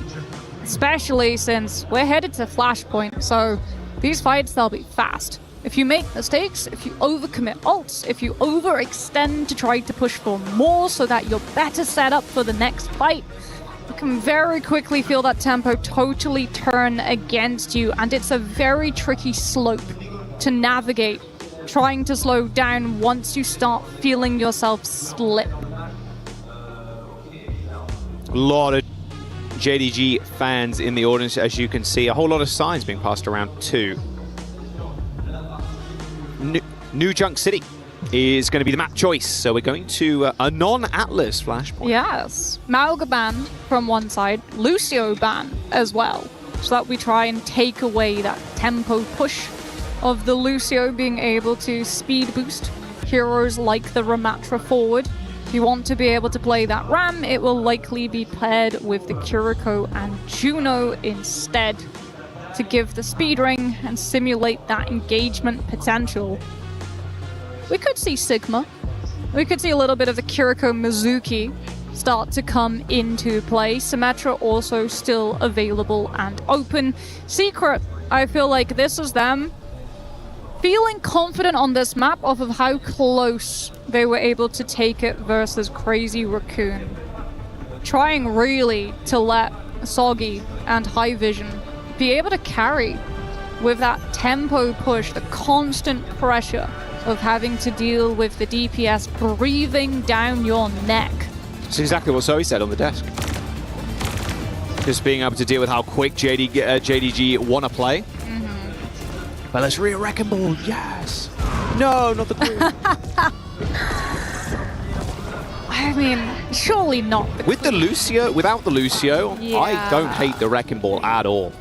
Yeah, I like the Wrecking Ball, especially since like Secret did not play the Mizuki. Before you know that Secret are going to want to try to play engagements off of Juno speed rings, Belis Rhea being able to totally disrupt the starting wheels of Secret's plans could very quickly cause everything to fall through for this team. Yeah, Soggy going to play on an off angle on this Reaper, but Bellasoria is going to make his life a little bit more difficult by ignoring him completely and just jumping on the front line. Monk already really low on this low ground. TP's away. Pineapple for, and Monk, in fact, go down to cover. Okay, he just WM1. Sure. Yeah, it's a fairly easy mathematical equation. +1 Juno speed ring, +1 Ramatra Nemesis form, minus one whole team of JD Gaming. Yeah, a little bit quicker than I thought that would happen. I'm going to be real with you. That's great for Secret as well, because like now you can scout where the Wrecking Ball plays through. You don't have to worry about the disruption, totally taking away the engagement potential of your team. Pineapple on the Shion, Kaneki actually on the Tracer, so they want to really try to overwhelm Secret. Yeah, it's Pineapple trying to go for a solo kill. Winter already using that Suzu. Got fancy footwork, but not fancy enough, apparently. Pineapple's going to look for another one, too. Forces that Wraith form from the Reaper. And now taking an off angle. These supports are under an immense amount of pressure. Even Monk's getting up in there as well. I mean, Monk teleported to Pineapple's side, actually, since Soggy was forced totally out of the fight. Had to burn the Wraith form early. You don't have to worry about him jumping on your backline. Pineapple's just 1v1ing. Does eventually pay the cost for it, trying to play close in the pocket to a Reaper at shotgun range. That was a crazy amount of value Pineapple just got there. Just solo operator. Secret, though, they stalled out for 74%. One fight win away, one rush to be able to engage away from finding this flip. Winter just has to survive to be able to build the ultimate. Yeah, looking for a flank. Uh-oh. Well, there's the Tidal Blast. Winter's going to have to be careful now. Good Suzu timing, but Pali's already dead. Winter booped up to the sky as well. Not enough cooldowns to stop all that damage being flung at you. Team Secret, they end up using their rush too to try and stick on the point, just get themselves back in. But now Copper is being staggered out. Oh, yeah, that's brutal. JD Gaming already found the flip, so they'll just leave Copper alive as long as possible, taking us to last fight territory, not allowing Secret to set up as well. High Vision could not look for an angle, and Bellasoria will just disrupt before Secret can regroup and try to walk point. Yeah, goodbye. That's just a perfect stagger. You know, even if it's onto someone like a tank, like Copper can't do anything in that angle. He's so low, like even with the Nemesis form, it's like, you're not going to do anything. Quick rotation though from Team Secrets. They grew back up again, all the way on the point already. They've got 4 ultimates at least, everything minus that rush. Pale at least, with the orbital ray, trying to stand up to the presence of Monk's rush. All eyes though on High Vision currently. Oh, he's going to have to dodge that bike. That was a very slow-moving one, keeping to the speed limit. Oh. Nice headshot on to Kaneki. Forces the recall, but here comes the rush now. Monk using that close to that point. Bellasoria is pretty low. Pineapple posturing up for a spree as well, but everybody a little too far away from him for the time being. High Vision forced to now slide back. Mines deployed on the point. So far, no cap though. For both these teams, a very slow fight. JD Gaming only having this spree to be able to rely on, and Secret get the cap, but they trade Copper for it. Might not matter, yeah, look at that spree from Pineapple. He's just always in the perfect position. A double from Pineapple as JD Gaming makes short work of Team Secret. Yeah, JD Gaming more than happy to give up, what, 18% of that point to guarantee secure Pineapple's entrance with the spree onto Secret's whole squishy back line. No chance at reacting, and now JD Gaming just apply early pressure on mid before Secret can get onto point. If they force ultimates here, that's a huge win for their defense. Copper, the only thing he can do right now is just get on the point. Useless trying to chase somebody, of course. No one really you can lock down unless you hit a nice Ravenous Vortex. Yeah, but that means that JD Gaming's DPS free to take whatever angle they want. Oh, that pulse was filthy. Suzu, though, from Winter is going to help save the day. However, now JD Gaming have got this Tidal Blast. Yeah, but Secret flip. JD Gaming disrupt, no kills, lose point. Nice Vortex, good dash. Pineapple out, Copper really low. Uh-oh, Copper's now in trouble. There's the Tidal Blaster on top of Winter, but another Suzu well timed, but there's too much damage, and he was so far pushed up on that point. Pineapple again. My goodness, cleaning house. Secret, it feels like they're just being baited to look one way. They have ults, they have the point, and then one of them goes too far. Like Copper there trying to chase Pineapple yet again, leaving the rest of his team defenseless. When those pressures start looking towards the point, Oh, sorry. We'll get into the action again, shall we? My goodness, they are taking on fight outside of the spawn. Mewtwo, a little wave to push Cuffer back, who's now on the Winston, chasing after the Wu Yang. He picks up the kill, but what is left in the wake of him? It's going to be a lot of his teammates being torn to smithereens. OT is here too, and they're not going to be able to touch it all. Back to 2-0 for JD Gaming now. Yeah, opening spree for this next fight as well for Pineapple. Secret, they have to find an answer, a response to be able to deal with JD Gaming's aggressive dive, and it will be a turn to Brig. Inspire, since you're going to be fighting so stacked up, good bashes, whip shots to deny JD Gaming's entrance for that dive. But really, if you want to win at this fight, it's a huge one. A showdown between Spree and OC. Good slam from Belisrea. Look at that. Already Winter sent incredibly low. Soggy dead. High Vision trying to find targets to shoot at, but JD Gaming, they are not giving him an opportunity to shine. A post bomb for Kaneki, however, and there's the Spree to just assault after assault after assault is unrelenting from JDG. 15-player kill streak as well for Pineapple. Yeah, I mean, Belisrea is pile driving as the Wrecking Ball, and the rest of JD Gaming are pile driving on top of Team Secret. Kaneki finding the opportunities with the Pulse Bomb, Pineapple the follow-up with the Spree, and Secret yet again locked out of capping first point, having to walk into Hammond's Mines, having to walk into a fight before they even get to see point. Oh, good kill on Kaneki though. Okay, now High Vision's getting in this.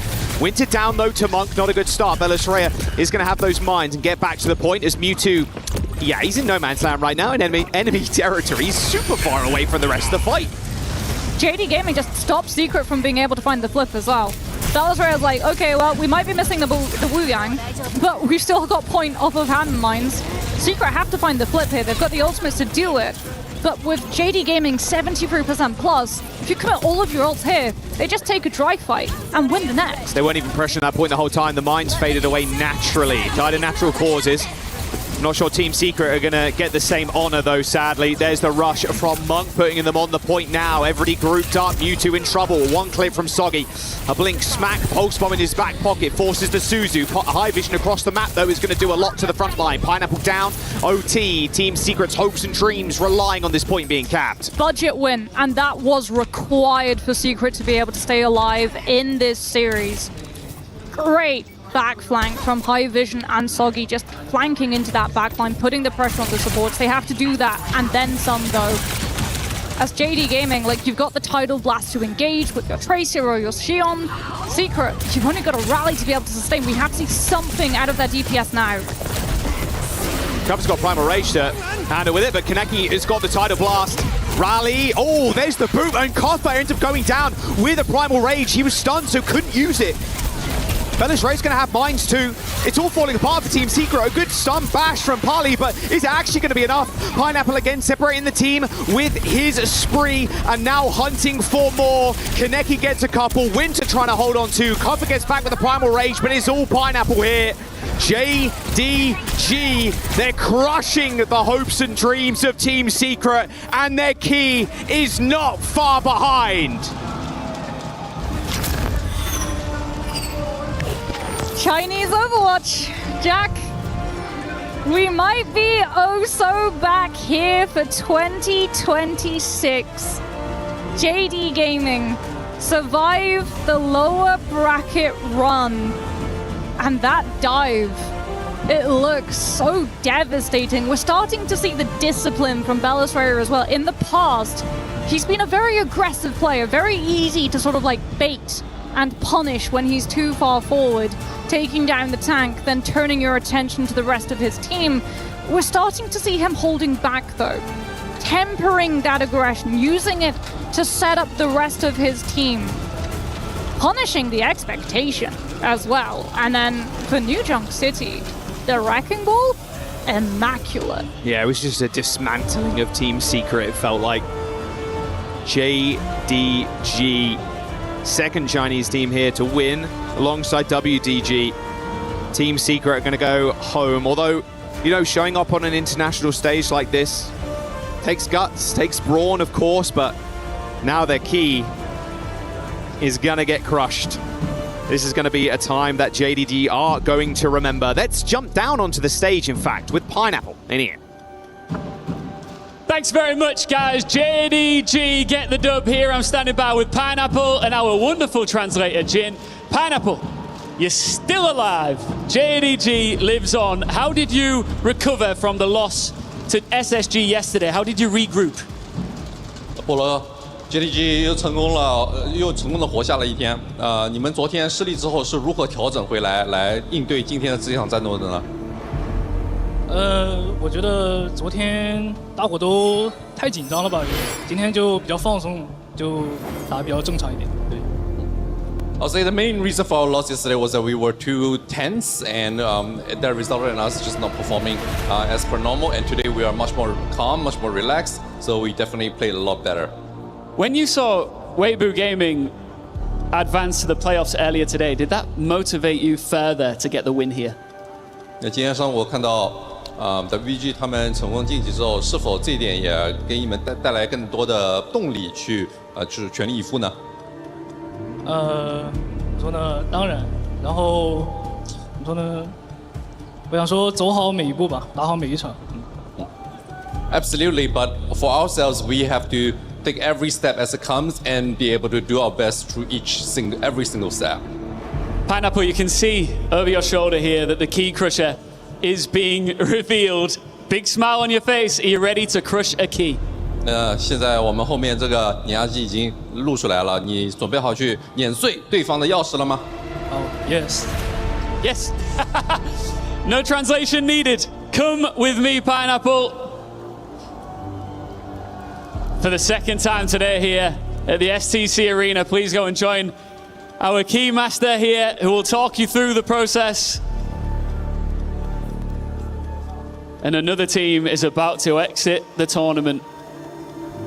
The Pacific Dream ends here. Team Secret carried a region to Paris, but the pressure was too much. Their key will be crushed as they are eliminated from the mid-season championship.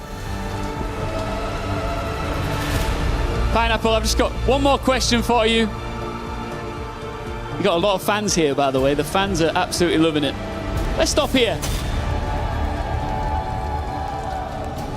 Is Chinese Overwatch back? 最后一个问题，中国的守望先锋是否又崛起了呢？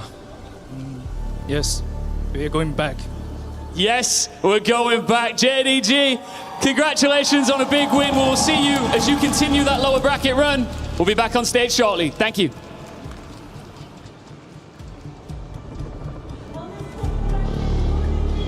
I just became a fan of Pineapple, and I think Jaws, our commentator, did as well. Let's take a look back at some of the highlights. His DPS duo Kaneki also in some of the highlight reels, but Zoe, this seemed to be kind of a dominant showing. Kuffa's crew Team Secret unable to hang. Yeah, it's a little sad, honestly. They managed to, he looks unimpressed with everything. But yeah, it was a complete dismantling. I actually really expected to see a little bit more pushback here from Team Secret, but no, this was a JDG coming in with really, really good comps for them, playing their comfort zone. Like, they weren't really breaking a sweat. Johnny, are you surprised to see how many fans have shown up for Weibo and JDG? Because they have been loud all day long. A little bit. I'm not alone in that, right? I'm a little bit surprised at how many people have. A lot of cosplayers as well. They look good. Chinese fans always show up. Okay. What are you saying? I think back to Toronto, they always show up for like big major tournaments, but they're showing up already. I've been here every They're single committed. week, and this is definitely one of the better crowds we've had for an early Wednesday, Thursday performance. We're not even to the weekend yet, and it's going to get louder here in Paris. JDG looking to make more noise. If they will, it's probably going to be behind these two once again, but the whole team performed. Johnny, how strong is the squad right now? What did you like about their gameplay? I gotta say Bucket. Say the ball. I gotta say Bucket. This is my favorite type of Overwatch. Like, it's just pure chaos. Like, Pure chaos control. The tempo, Tracer, Xion, this new addition to the Overwatch roster is just so much fun because the pace is just ridiculous. You get a wrecking ball just whirling around the point, trying to keep the point contested. You got Wu Yang just firing in water projectiles from everywhere. And they just pick Team Secret apart. I love to watch them play. And honestly, that ball performance from Belarus Ria was immaculate. It was actually so well played, such good positioning, so much disruption coming in. And that they did against a team that was really aggressive yesterday, but today they just couldn't find their footing. For Team Secret, you're going to go back to the drawing board. As you heard from Kuffa, it's the first LAN, first major event for some of his teammates. What do you think they learned from today's match? What can you take away from your time here at EWC? Well, this is super valuable experience because being on stage for the first time, it's frightening. The setup is not like you think at home. And so just getting the experience is crucial for under their belt. But obviously, I think this is the best Pacific team we've ever had represent the region. And so this is a region that is moving in the right direction. Yes, you exit in the very first round here, Paget. But I think some of these players, Kaffa, he's been around. He's an experienced veteran. But for some of these other players, this has still been an amazing tournament for them. They can come back stronger next time. It's good to see that Pineapple and I have the same high five game. We take a look at our bracket, and this one is done for the day. JD Gaming is moving on, and they will play the loser of GK Esports or Zeta Division tomorrow. In the meantime, we got to move over to Group A, Zoe, because we got a big matchup featuring one of our favorites, T1. And our favorite Poco. Poco Bombs could be in the building today.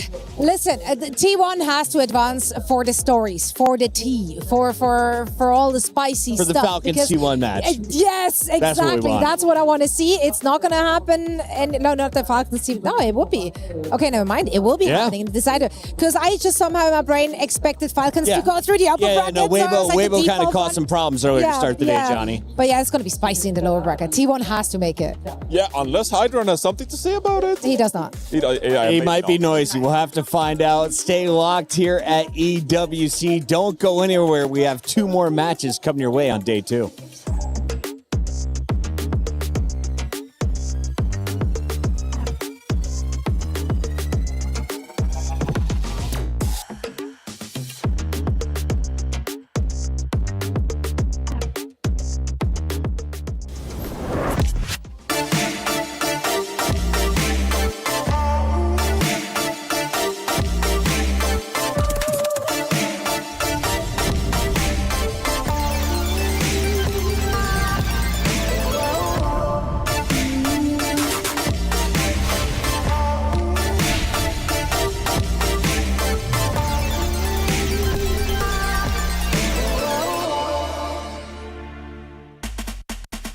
The Call of Duty Warzone competition is taking place here in the Korea City Grid, and we have the lovely Glitter to give us an update because this is day 1. Things are starting. Right, we literally just dove into the competition, and this is how it's going to work. We've got 2 days of group stage, then we go into survival stage, and then we have our match point finals. So pretty standard for Battle Royale, but this is going to be really exciting because for Warzone, CC teams are massive in this lobby. I think we have 8 different CC squads, but the ones that really matter when it comes to storylines, we've got defending champs and Twisted Minds, but they've been really inconsistent over the last few LANs, so they might not be able to close this one out.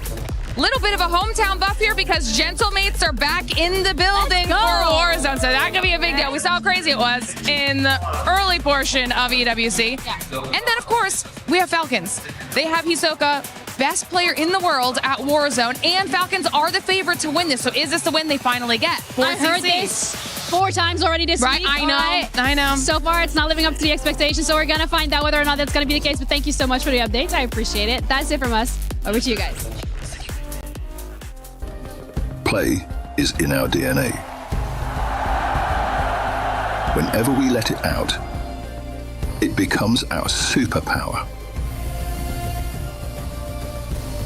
Now imagine an entire city being built to supercharge it. Kadir City, powered by Play. Both of you played against T1. You guys had a good start. Yes. The solo bolo in the mid lane on Faker, you know, that was crazy. How did that feel, man? I mean, that for us to have our new mid laner who just joined our team just a few months ago, be able to solo kill the GOAT was an amazing moment for us. And at first, it was 4-0 for a second. I thought like my dreams were about to come true and everything. But then, of course, T1 and Faker being Faker, they didn't make it through. But we're happy to see you guys here. Yeah. Taking down the GOAT. You know what I'm saying? That was crazy, actually, because we lost against them pretty bad way at MSI. Oh, yeah. It was like a nightmare. 0-3 and you're out. And this time it was like like a dream, you know, in front of our fans, our crowd. It's a dream. Yeah. For real.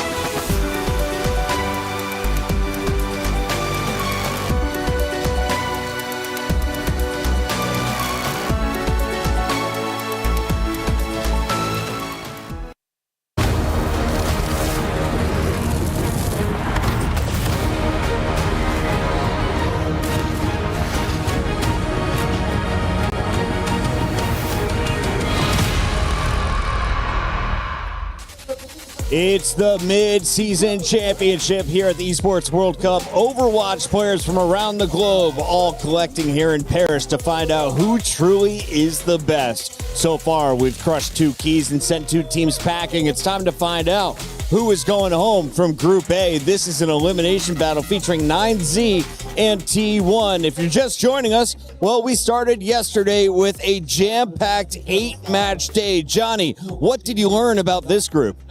About this group, the favorites started to advance. EMEA looking really strong in the upper bracket there with Virtus Pro and Twisted Mind. So that's a region to look out for. 2 wins and you're through, 2 losses and you're done. You already hold 1 L if you're 9Z and T1. Let's take a look here at T1 and talk to one of our favorites, Jake. Poco is back in the building. Poco, can you hear us live? Yes, I can. Poco, it's great to hear you. One of my favorite French content creators and, of course, pro players from the Overwatch League days. I watched you Season 1, Season 2. But who are you more surprised to see on the mics this weekend? Jake, Reinforce, Soon, or Ben Best? Maybe it's going to be Soon. I don't know, he's like surprisingly good at it. He's just natural. All the French people are like born to speak, I think. They're just good at everything they do. Yeah. I love it.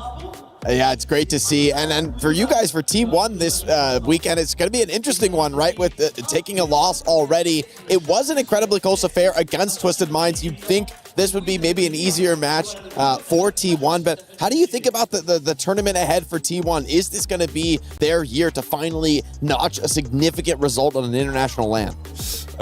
Yeah, I think so. But, I mean, against Twisted Mind, it was really close. It's always a very difficult opponent. But, yeah, I think they're going to go through the lower bracket pretty easily now. They're going to beat 9Z 2-0. And then Falcon is going to be a bit tougher, but hey, I believe in T1. They have to make it. It's their land, and T1 fighting. Poco, what's the pep talk like? You know, the players are preparing ahead of the game. Do you barge in there and give them a pep talk? Like, how does that get established? Oh, Coach hell Poco. No, hell no, hell no. That's not my job at all. I just do post-stream, I just do fun French joke and stuff. I let the player, I let the coaches. They're very smart, very talented. I don't do anything about it. Just you guys, you do you, and no pep talk needed. Speaking of me doing you, I want to do the Poco style with some Poco bombs we saw yesterday. I can do that in-game. But if I want to eat like Poco in Paris, where do I go if I want to learn from the French? Just go anywhere. Like a little French boulangerie, you get a little bread, a little croissant, and everything is going to be good. You can't go wrong in France. The food is amazing. The people are lovely. Maybe not in Paris, but they are lovely if you try. And yeah. Poco, final opportunity to give a shout out to anyone who's been supporting you. I loved watching you as a player. It's great to see you thriving in 2026 as a co-streamer. Yeah, I mean, of course, shout out to T1 for bringing me again in the family. And shout out to the French audience. There are so many people. I'm very excited for this weekend. And shout out to you guys. You are doing an amazing job, keeping the hype. And yeah, thank you for everybody watching. It's great to see you. The male model doing his thing. That is Poco. You can watch his stream. In the meantime, we got to take a look at his team. It's T1. They're here in the elimination bracket. And Jake, this is a tough spot to be for one of the favorites in the tournament. At least if you're looking at EWC and across the board, T1 are some of the big hitters here to win a club championship. Yeah, this would be a huge opportunity for them to do it in Overwatch, to notch a significant placement. But this team has kind of been on the outside looking in. They haven't been able to really broach those top spots, and they find themselves now in the lower bracket. That being said, this match against 9Z should be a bit of an opportunity to catch their breath, get their feet back under them after what was a tough loss to Twisted Minds. I mean, I don't think that limits their potential in this tournament. TM is one of those squads that very very well could win it all, so losing to them isn't necessarily a death sentence, but I want to see a very strong and decisive victory over 9Z. I don't want to see them pulling their punches. This needs to be a win T1 every round, firing on all cylinders. Exactly. They should make this one quick and solid because, frankly, 9Z, I really don't think that they have the caliber of players to keep up. Let's be honest, they're at the bottom tier of our competition board. Johnny, where do you have T1 right now? T1, I still think they're really competitive. Like at some point, the Poisson is going to come home to roost for this team because we keep talking about their potential. That joke went right over your head, Bucket. But we've been talking about their potential for so long now that you're just kind of like waiting. Okay, Proud, like when are you going to show up and just dominate on the world stage? T1, they haven't done that yet. Well, speaking of Proud, he showed up backstage with Danny Lim. Here's what he had to say. Thanks, guys. I'm here joined by Proud from T1 just before heading into his match. Proud, let's start off with yesterday's match. You guys went up against Twisted Minds. It was a very close match, but you guys did lose to them. How's the team feeling right now before going into the match? 자, 일단 어제 트마의 경기가 굉장히 접전이었는데 아쉽게도 패배를 하셨는데 지금 현 상태 지금 T1은 지금 분위기가 좀 어떠신가요? 일단 오히려 유아프레스 한 번 더 할 수 있다는 생각에 나머지 다 이기고 올라가자 느낌인 것 같고요. 분위기 괜찮습니다. Overall, the vibe is actually not that bad. It's another opportunity for us to prove ourselves and take another step. Just win this one and take it step by step. We have another step in front of us, but if we win that, and we could just continue on. So the whole vibe right now for the team isn't that bad at all. Talking about your match that is coming up very, very soon. You guys are going up against 9Z. How do you view 9Z as a team? 자, 다음 질문 이제 곧 있을 경기 9Z와의 경기가 있습니다. 좀 9Z는 좀 개인적으로 파라 선수가 보셨을 때 좀 어떤 팀인 것 같으신가요? 일단 어제 봤을 때는 뭔가 퀸도 쓰고 라마도 쓰고 와우 쓰고 약간 저희랑 느낌이 비슷한 것 같은데 그래도 저희가 좀 많이 상위호환이지 않나 그래서 아마 쉽게 이길 거라 생각하고 있습니다. I feel like they're sort of a similar team to us T1 because we use similar comps such as Romatra and so on and so forth. But I feel like we are the better version of the two. So I feel like it is going to be a pretty easy win for T1. All right, that is it for the interview, Proud. Thank you so much. Good luck. Proud's ready to flex on him, and if he can, he will make the fans proud. Let's take a look at our fan base poll. 95% of them have faith in T1. Johnny, this is the most lopsided we've seen yet. Yeah, it's going to be pretty one-sided as well, unless Hydron can do something about it. The one thing I'll say about Hydron is just gonna keep making plays. Always stays aggressive, always go for the big flanks. Okay. And so I'm hoping to see he can do something about it. So he's just got to take out the support line and they can win. Yeah, just run him down. Just run him down. It'll be fine. Kill 5, and that might set them up for a team fight victory. Honestly, I think 95.5 maybe understates how dominant this is going to be for T1. I mean, they almost got it done over Twisted Minds, who put incredible pressure on every team they face up against the Sim. I think Proud is going to be pretty happy to have a much more stable match on his hands and something where he can really sink his teeth into and show what he can do on land. I think this is one of the more exciting up-and-coming hit scans. We got to throw it to the stage as we do. Who wore it best, me, Johnny, or Ian Chambers?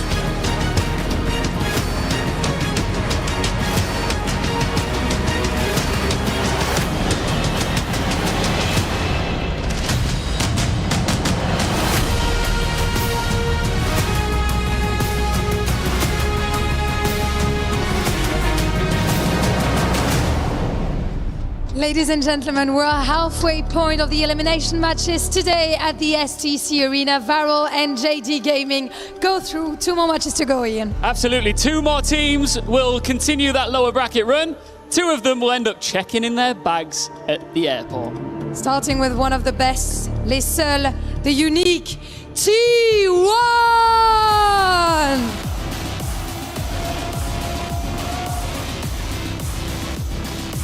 Le club de légende, one of esports' defining organizations. Their domestic pedigree isn't questioned, but now they are leaning against the wall. Can they do it, or will they be flying home tomorrow? That's the question we're all asking us. Est-ce qu'ils peuvent continuer dans cette lower bracket run à Paris? Their opponents, many never expected them to be here. I'm gonna gas them up. It's 9Z!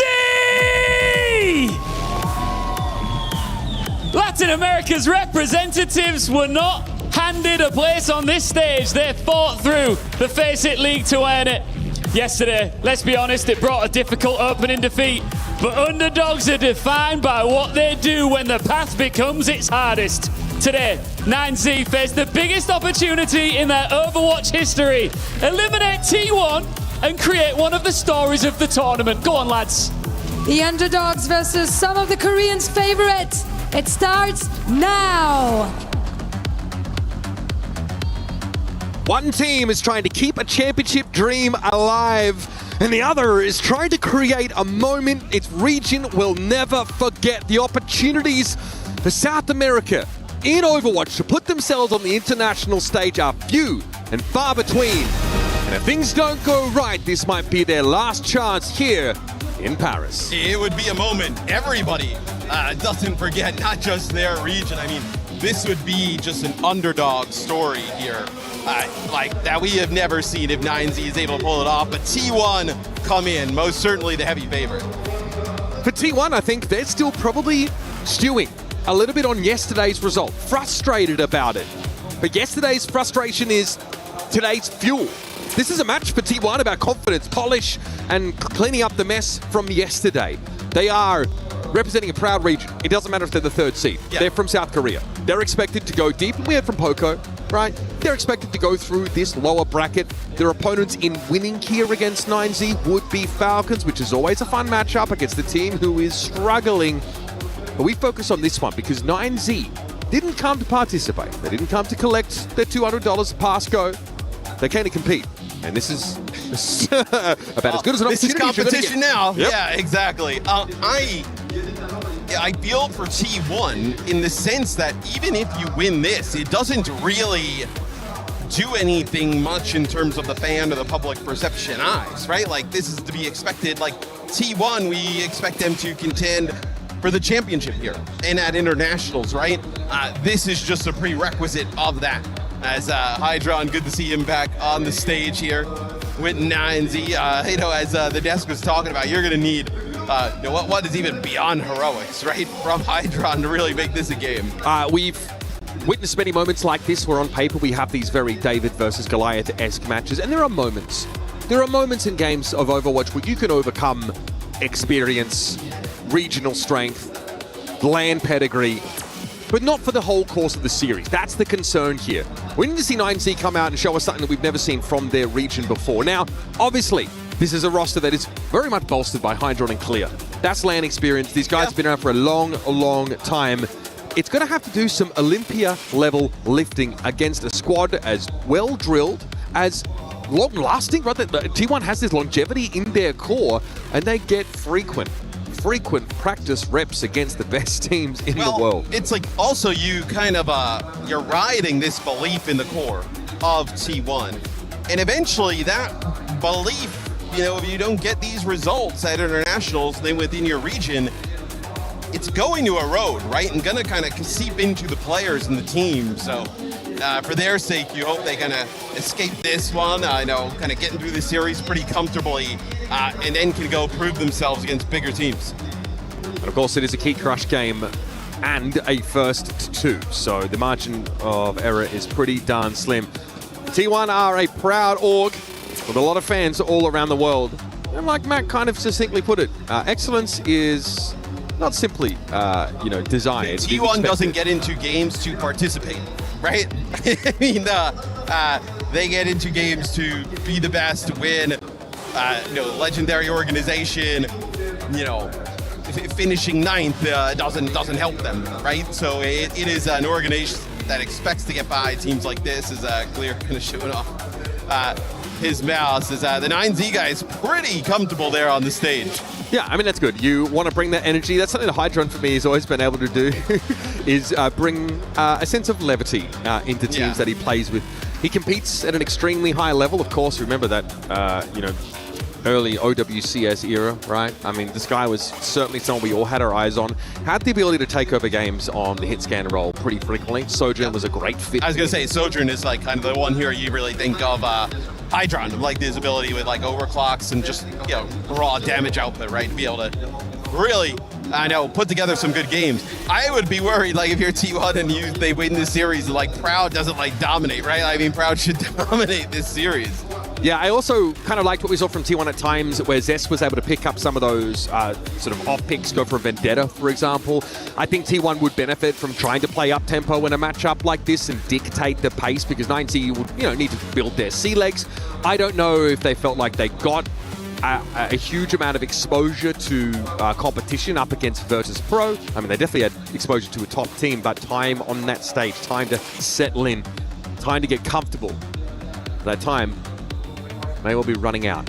Yeah, and it'll be interesting to see what we have in terms of map selection, right? I think when we were peeking on one of the players' screens, it was Samoa, potentially, is the map. We haven't seen that one. I know me and you have not cast. No, we haven't. We've seen a lot of Nepal. So we'll see if Samoa is that choice. T1 can probably accept the result from yesterday, all things considered. It is the reigning OWCS World Champion that they fell to. And frankly, they haven't beaten Twisted Minds since then either. They played in the pre-season boot camp. You're right though, Matt. Samoa is going to be our first map, and it's a Jetpack Cat ban from 9Z. Junker Queen. Junker Queen's going to be banned. Interesting. So we'll see, obviously, if that kind of plays into this at all. We have not seen much Queen. Obviously, we've had tank representation across the board here, but has not been a tank that's been a mainstay whatsoever. Recently, she has, received some, I would call it, quality of life increases. But yeah, won't be seeing her either way, and I don't really know what T1's plan in the grand scheme of things is with that particular ban. Let's lock in, everybody. Heading over to Samoa. Remember, T1 certainly have a lot to prove still as a team, coming out as the little brother from South Korea. I guess, yeah. Talk about having something to prove. These guys have got it all to do. But frankly, expectations for this team aren't that high.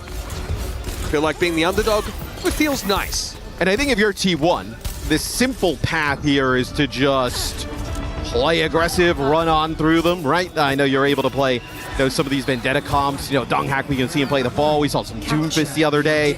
And really just kind of bulldoze through 9Z. So they come out Maga, Vendetta, Xion, a really high-octane comp. I love the tempo that T1 are released. Signaling here. Already, yep, there's the dive! Looking for lights! And there it goes. There it goes. Zest able to charge on in there with Donghak. It's a very high mobility composition. Obviously proud as well for Joyride to be wherever he needs to.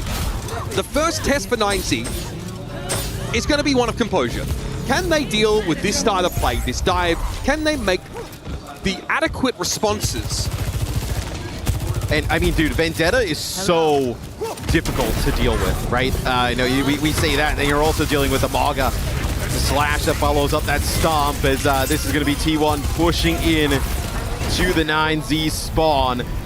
It is actually Light who actually on a flank. Yeah, Light and Clear who do get a back half here. It'll be short-lived percentage for 9Z. Zest's going to flip that one back pretty quickly. T1 this round so far has been a series of relatively well-coordinated dives onto one of the softer parts of 9Z's lineup. Wed certainly has to have his wits about him. Hydron usually will be able to keep his distance from this dive, but the rest of his teammates you've got to be concerned about. T1 also draw the line of scrimmage pretty darn deep and uses to break up line of sight, but there's Light finding Proud. That knocks T1 down to 4 players. Donghak happy to soak this damage from Hydron though, and the hit scan from 9Z needs to put himself in a more impactful position. T1's going to back up here, give some space over to 9Z as they're trying to flip this point on back. As a few members low here for T1. It's pretty good for 9Z. They're not too shabby. Their T1 mill around a little bit, and frankly, losing Proud takes some of the bite out of their bark. Donghak makes a quick exit from the fight. 9Z will retain control, have a remake opportunity for Clear, and a Kitsune rush to leverage. We'll see if 9Z can hold on. They'll steal a early round here.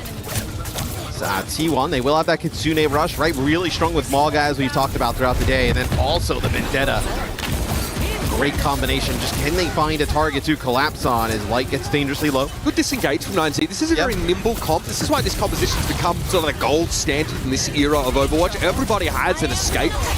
Hard to pin them down. Here comes the Kitsune rush now. Zest looking for his next victim. It's going to be Donghak getting a fight up close and personal with Clear, but the Kitsune rush really assists in that regard. Oh, here's a spree in the backline, and Hydron, frankly, didn't really have the tools to escape. Proud here would have been happy to go down, but no. T1 hold on, and they hold on to the 7. I mean, essentially a tie game up until that point, though. That's pretty good for 9Z. Obviously, you know, a point Philippe they got early to get some percentage, like about 15, and then a fight win. We'll see if they can use this sound barrier. You'll have the sound barrier on the other side. Zesta with that Sundering Blade could just kind of rip all that overhealth off. Just kind of make it all good for nothing. Light is putting some pressure on the point with Clear there, just trying to draw T1 back a little bit. I got to reiterate, this match for T1 today is about polish. It's about being clean. It's about trying to avoid the temptation to become scrappy and just to throw caution to the wind every occasion you have. Oh, the sound barrier! Not enough from LCS. Hydra also picked up at the same time, and Zest is flying free down there on the point. Nowhere to go for 9Z. And you mentioned it was a tied game up until this point, but the ebb and flow of tempo on Overwatch is such that I felt like T1 never truly lost their nerve. No, self-destruct thrown in here for Clear, trying to get a mech back, gets taken out before you can get back inside, and that is a pretty commanding win there for T1 in our first point. I always kind of wonder what the broader objective is, you know, as a team like T1 coming into a game like this, when you're already expected to win. There have to be some secondary objectives outside of, you know, winning the video game. I kind of want to see if, you know, any of those sort of get exposed to us as spectators. That's nice there from Donghak. I see Malga has slightly higher spread on those chain guns, but up that range, you are not... Has not seemed to make that much of a difference, though, in terms of Malga's play rate throughout this event. So I mean, the fact that you can cycle those cooldowns more quickly in Kitsune Rush basically makes Malga unkillable. It's going to be like going back to Tracers, so we're going to get a mirror matchup here from these two teams. See if they can kind of stop this aggression from Zest and Proud. Is, you know, Proud not playing like a traditional hit scan, right? Playing the Xion. Xion does have a little bit more range than some of the other flankers, though, so kind of fits into a few niches. But you're right, it's obviously mirrored backlines for both these sides. LCS actually able to find Proud here. It's a pretty good look. T1 now have to derive a win condition with only 4 players, and I think Zest is going to play a pretty central role in this. Early burn of the Suzu. That's not bad, and that's going to be barked out to the rest of T1 to try and capitalize on, and Wed couldn't get away. Even with the Swift Step Suzu combo used, the Kiriko is down. Zest has got some real staying power here behind this deflection, this damage mitigation. He can shelter inside the point here. T1 just legitimately won with 4. Well, I mean, Zest didn't have to use any of his movement cooldowns early on to get on the Wed, so as soon as that Kiri TP's out, you have the Whirlwind. You can also kind of, you know, throw your sword, get right into the mix. Available for Zest to just kind of close the gap. You have the Malga Stomp on top of the supports as well, as they kind of timed it up really nicely. Good point. You still need to put the work into having good positioning with Vendetta, even if your kit is built to allow you to cross the map with ease. Same concept, but I guess, is Tracer loving being thrown into backlines with all the cooldowns up because of Jetpack Cat. Zest was able to chase that Kiriko. It feels like if you don't get rid of Vendetta early in these fights, right, and she starts to build those onslaught stacks, it becomes, you know, lights out. She's hitting too hard. Yeah. She's hitting too fast, and frankly, she gets even more nimble as time goes on. She's also hitting target like a diva, right, who can't really avoid her outside of just kind of like running away completely. All right, LCS flattened there. It's a dive from T1. Mostly with Zest leading the charge here. That was my question. Can 9Z handle this pace? Can they handle the Vendetta constantly disrespecting them, running up on them like that? And now there's a question of whether they can get their ducks back in the row to have a real... They want this D-Mech so bad. They're going to get it. That is huge. Clear, though, has a quick way to make a quick exit. So off the map he goes, but this is more stagger, more time. The issue is there is not, you know, you make that Clear, exit off the side, like you said, as LCS gets sent for a ride. You don't have a lot of time here. You know, looks like a double back. I think they think that there's a player behind. They're gonna all run for the Tracer. Oh, that is devastating for Light. Don't even think about using the pulse bomb there. It was a matter of survival. I mean, frankly, dude, the fittest and now you lose LCS. You have Blade. I mean, it doesn't really matter, right? I mean, you have everything here available for T1. That polish I was looking for, yeah, it's like a mirror sheen in this round, Matt. 98% and counting. Zest and Clear exchange for one another, and I don't think that benefits 9Z whatsoever. Here's a Saturik spree over the top. And that is that, folks. Samoa wrapped up in a cute little bow. T1 stamp their authority. So I think obviously expected, right? 9Z in a rough start here in their series against T1, but obviously they have the map selection coming up first ban. So the issue is there's probably a lot of stuff they would like to never see again in a series here with T1. There's only one choice. This is Overwatch, guys. Yeah. I don't know what to tell you. Yeah, Zest. Proud, even getting his. Like, what if we can ban the Xion and the Vendetta? What if we just get a little twofer here? Why don't you go play Overwatch Classic instead? What if we double down here? Let us, we'll if we make it to a third map, we'll just not ban anything. Just give us 2 bans for the next map. Okay. Yeah. Oh, I like that. Banking a ban for a later map. Not a fun format. Just put them all. Invest them all here. Is T1. Look, great performance from them. It's to be expected with this roster, especially, 9Z obviously coming in a pretty heavy underdog, even with some experience on that side. So we'll see if T1 can kind of continue that hot play into our second map. If you're 9Z, can you avoid some of these maps that you can play really hyper-aggressive on, right? Are you trying to avoid like games that you can play Maga? Are we looking at like a Shambali Monastery or... obviously you have some of the, I guess, weirder maps in the pool that we haven't had in ages. I mean, we haven't seen Junkertown, I think, at all, right? That's a possibility, though. Such a bizarre map as well. There was a time where... You're not playing Vendetta on Junkertown. No. Well, I mean, yeah, probably not. But there was a time where that was like a Wrecking Ball Widowmaker map. I mean, but that also is not a great thing, right? Like, Donghack can play the ball if you wanted to go there, right? Do not take Donghack to a ball map, dude. No way. Yeah, knowing us speaking it into existence, it'll be like an Atlas pick with like a cat ban, and they'll just play ball. We can't be having that. Yeah, we'll see. Illegal. Where 9Z decides to take us. So, obviously, this T1 team still bears the legacy of Soul Infernal, a team towards the late era of the Overwatch League, and also Skewed is one of the most decorated support players that you will find. Obviously, he was on Seoul as well, but had a stint on the Los Angeles Gladiators that really took him from, I would say, obscurity to stardom as a player. One of the, I'm going to say this, not with irony because it wasn't during the GOATS meta, but outside of the GOATS meta, one of the most incredible Brick players I've ever seen. Yeah, very talented, right? I think he's kind of the you would think almost is like the leader for this T1 roster, at least in the server. They kept it in-house a lot, this team. For example, like Zest played for T1 before Soul Infernal. And then went back to T1. This isn't what I like about that. It reminds me of like SK Gaming in Europe and how they handled their teams as well, is that these guys really entrust their faith in a core. Well, T1 and their parent org in Overwatch has always had like a pro team, then like a tier 2 team, right? At times, right now, obviously, kind of coming into one. New Junk City is the map selection. What do they ban? So they ban the Vendetta. I mean, yeah, look, that thing is nasty to deal with. And then it's the ever thrown in Mercy ban here for T1. So big respect to Hydron Farah. Okay. Or they just need to ban something. Donghack with the glow up.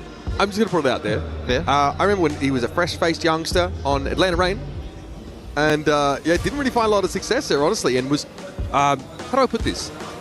Subject to some extremely high expectations by his teammates on that roster. Had some huge shoes to fill. With the Vendetta gone, they can maybe play some Sim if they would like. You can play Sim with, whether it be D.Va, whether it be Ramatra.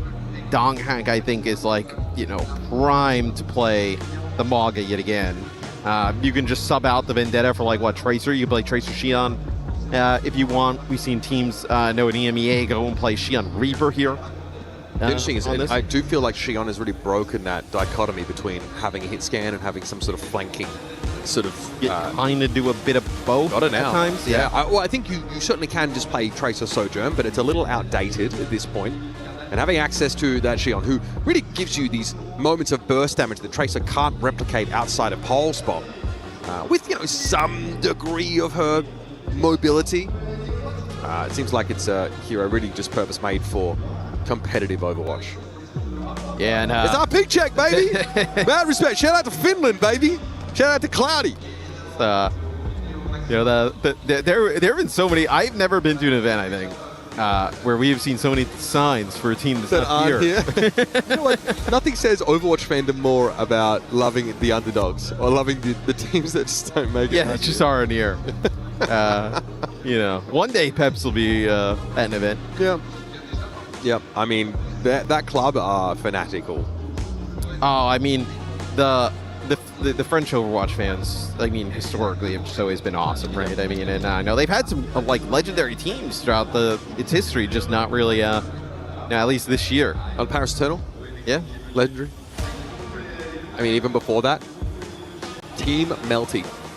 One of the first competitive Overwatch teams, primarily French players. Many of them, all of them have moved on to other things. Yeah. They have real jobs now, but that was the team that led the way in the early Overwatch era and were the best by a long shot. It took a long time for the rest of Europe, let alone the world, to actually catch up to them. Yeah, you kind of think back to like the origins of Overwatch, like the strength of like Europe, right? I know EMEA at the start, and then obviously I know Korea. It's been extremely strong, obviously, ever since. But with OWCS, it feels like all the other regions, obviously, more consistent regional play. That was starting to get much better. That was what Champions Clash meant to me. Yeah. Was that there were so many other regions that all of a sudden drew themselves a seat at the table, right? It was obviously Europe, World Champions, Twisted Minds. There were still questions, there still are questions about where China fits into that, where NA fits into that, where South America fits into that, I guess now. And we're still looking for our answer. We saw Zest play Venture the other day. It was Route 66, right? Yes. No. It was an option to have a bit more staying power. I think they were on defense. Don't know if it's going to the mixtape, but we saw it. It did happen. We saw Winston here as well. That's true. Shout out Kaffa. Yeah, don't think we're getting like a Tomathan video on Winston here. You know, I heard he doesn't just do highlights. All right. So 9Z. Stick with something that still resembles their sort of core look. It's just not a tracer for light here. Yeah. I've always loved Zest's flexibility. Back in the day, he was a bit more of a Genji aficionado, but now he's really deep in that hero ball a bit more. Proud here. Sends a motorbike on in, draws a Suzu out, and then Donghack wants to follow up with a bit of a charge. This again is that up-tempo look here for T1, but Hydron knows just how to navigate it. Dancing around, finds Bliss on the fadeaway. Yeah, you do still have those skewed alive, which is a large source of healing. You're going to get clear as well, so you don't have that tank. No way you're going to be able to stand here and fight for 9Z. So starts off okay for 9Z, but then in the end, you lose your tank. You end up losing the support as well. You're in a really rough spot. So see if they can kind of regroup here. Get a fight rather quickly. Hydron going to go on a little flank. Yeah. He's getting some opener, so it looks like he's being joined by Wed for the time being, but they've attracted a lot of attention. Good Suzu timing to prevent the knockdown, though, but the rest of T1 are all piling in. Donghack's going to need some healing, though, so 9Z have done very well. Yeah, this is really good. Just drawing the dive out. They've baited T1 in, and they've handled that, honestly, with a confidence that you wouldn't have expected to see. Oh, well, hold on. T1 thinks this isn't over. It's going to be a Kitsune rush here. It's over. On the low ground, and then it's going to be a Kitsune rush in response from Wed. Hydron pops the OC, gets down to the point. Will deal with Zest. So 9Z, that was a really nice fight, right? They kind of like have send Hydron on a flank. You kind of get some shots into Donghack. Everybody goes for T1. And T1, you can kind of see it from the health bars at the top of the screen. They were so weak as 9Z, pretty much fully healthy. Pretty impressive T1's able to drag it out as long as they possibly did that. Yeah, Donghack wants to put himself in harm's way, only if he's able to knock everyone down with that shoulder charge and stomp. But when it was Suzu'd off, Donghack got a little bit more than he bargained for in reprisal. So, a fight not quite featuring the polish that T1 is being expected to provide. 9Z make the right decision. They bait the plate. They dictate the pace.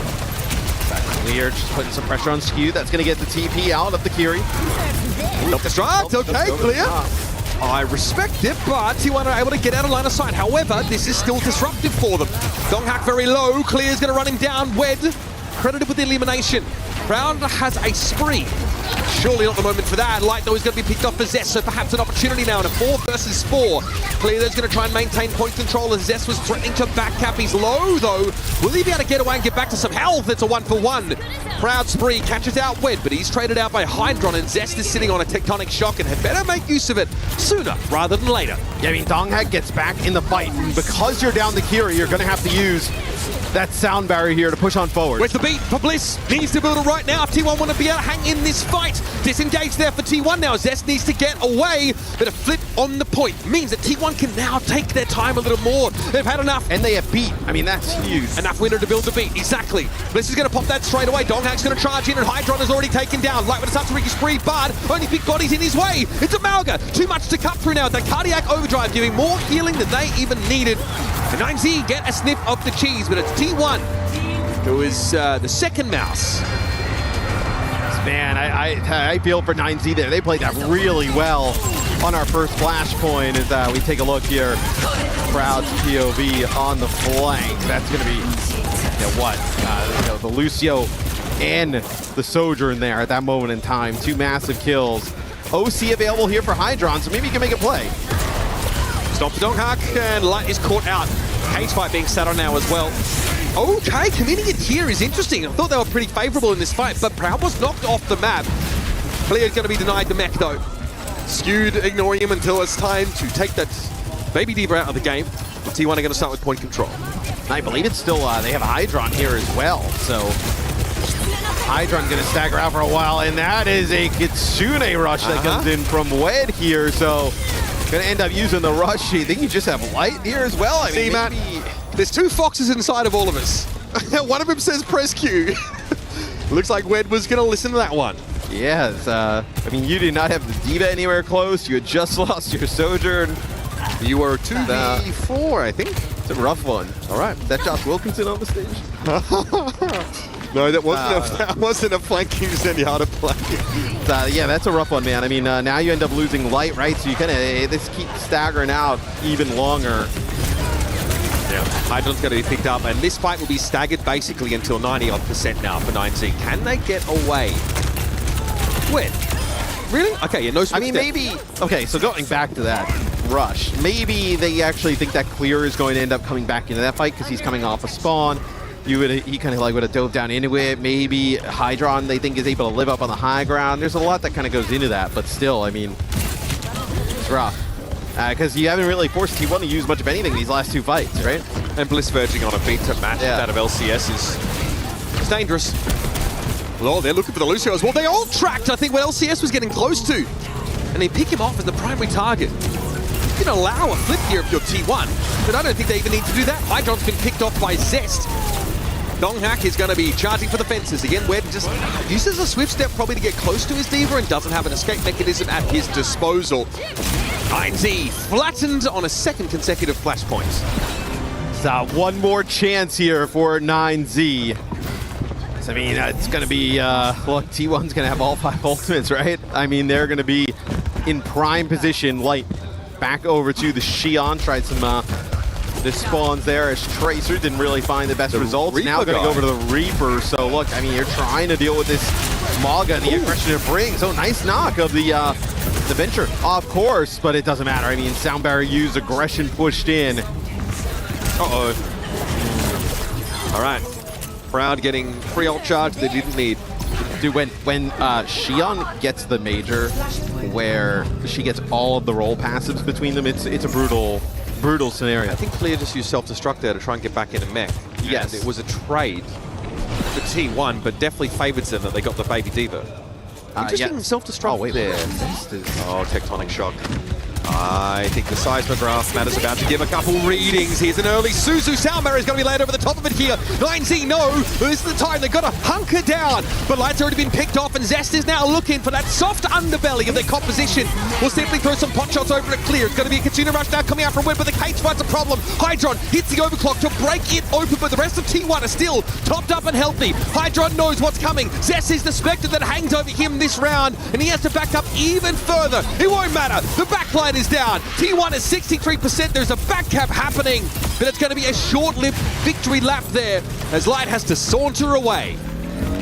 Yeah, I mean, what, Light back caps, you get 9%, but that is all T1. The way they're coordinating these Maga stomps, right? The burrow from Venture coming in, just popping out of that, the damage, then plus the stomp, and then also Proud rolling on through in the bike. It's been too much for 9Z to deal with all series. The last chance for 9Z.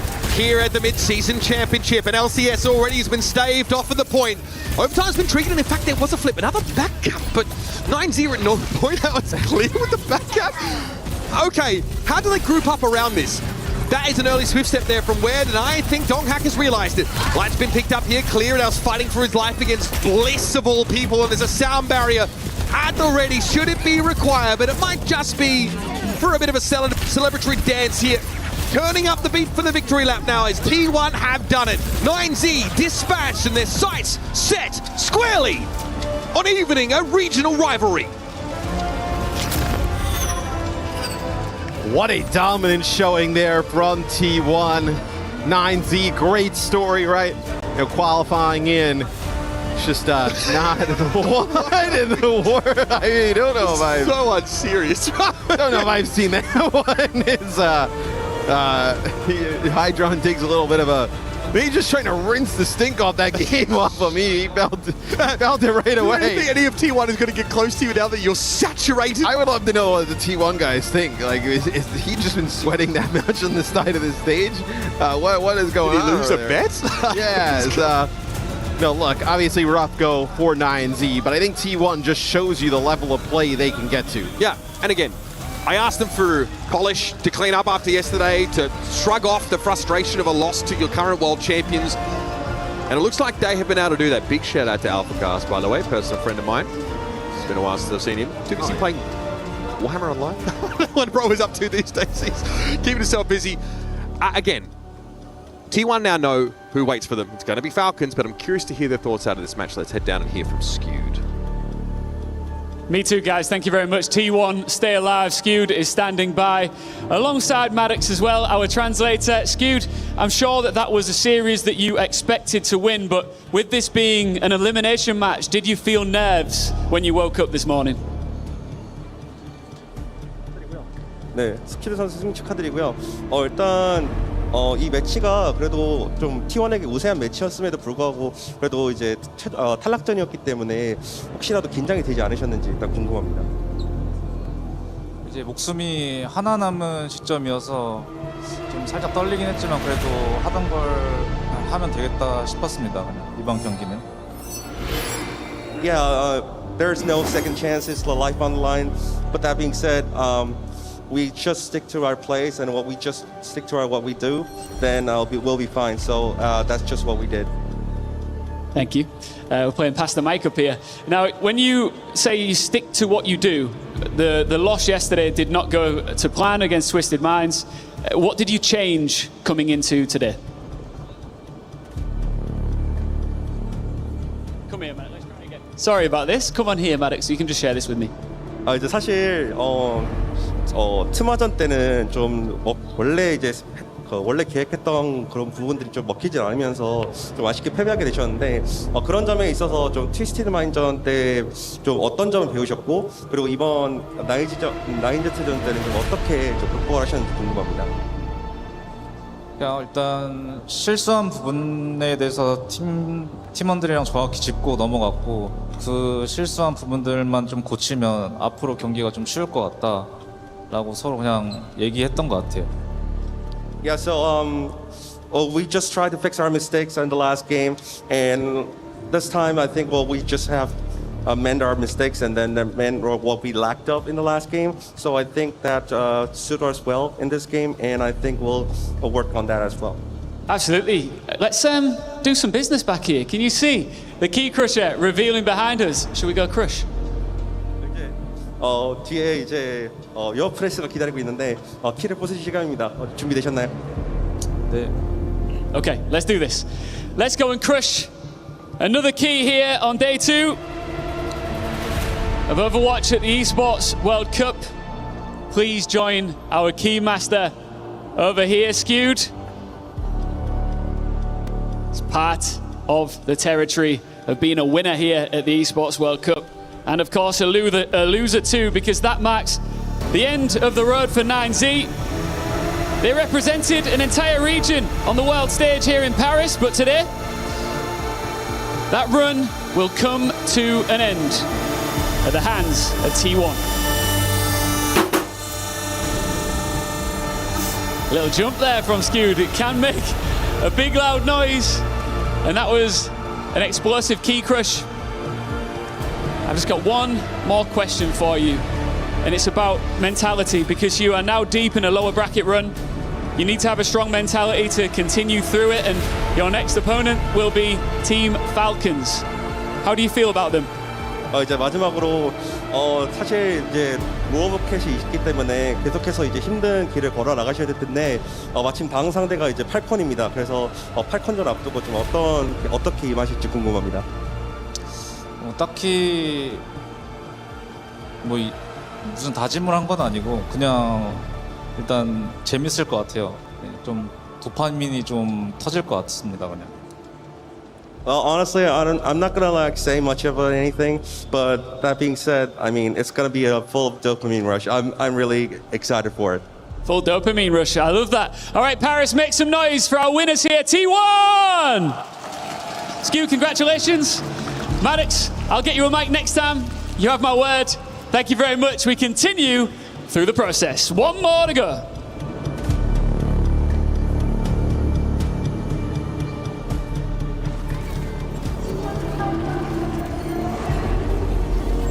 And we are back with the highlights. Let's take a look at these, Jake. Fantastic moments coming out of T1, a fast and furious 2-0 victory.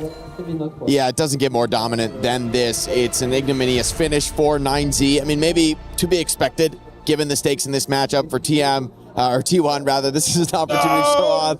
He must have lost a bet. I mean, this is a full like, what is going on here? Couldn't make it happen in game, unfortunately. But I want to give a shout out to those guys who are now leaving us, of course. So, Hydron, couldn't make it happen. We'll be back with more Overwatch live from EWC in Paris.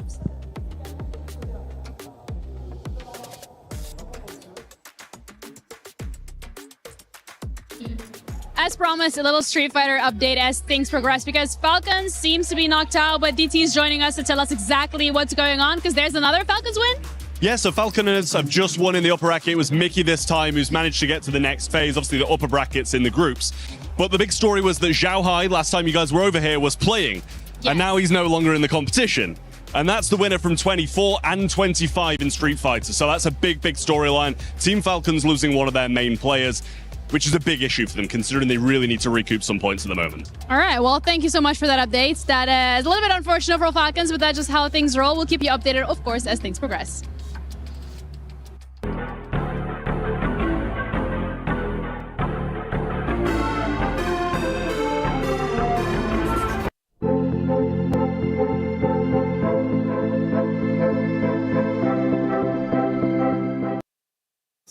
Hello, everybody. We're on our final match of the day. Dallas Fuel versus Team Liquid.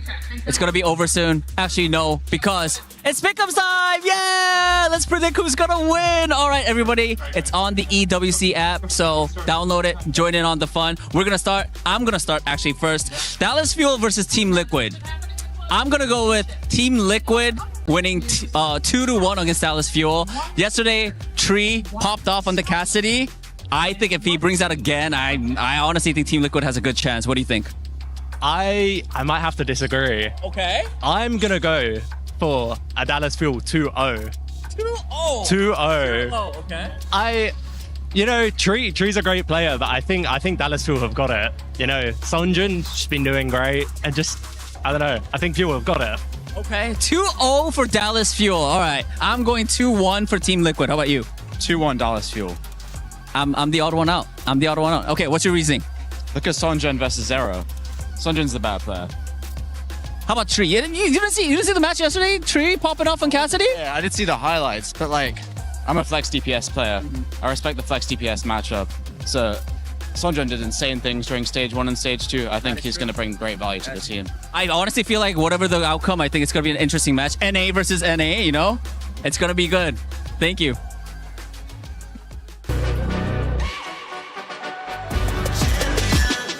This ain't no regular thing. I came for the ring, you know what I mean. You see my name in the lights, better get right, I'm champion.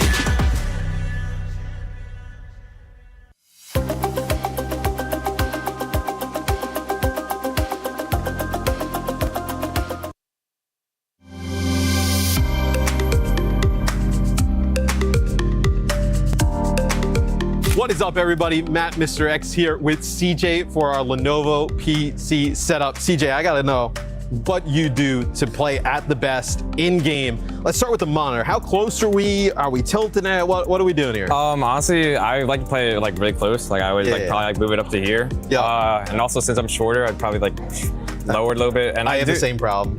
I also do tilt it like a little bit. Like tilt it back? Yeah, tilt it back. Why? I think just like for me, it's like easier just like see everything if it's like tilted more this way instead of forward. Oh. Like forward, it's I don't know. It's like the top is closer to you, but I think having like the bottom closer, just like as your ult closer, your cooldown's closer, you can just like see everything better. Oh, okay. That's an interesting one. I never would have thought that. I'm gonna steal that from my setup.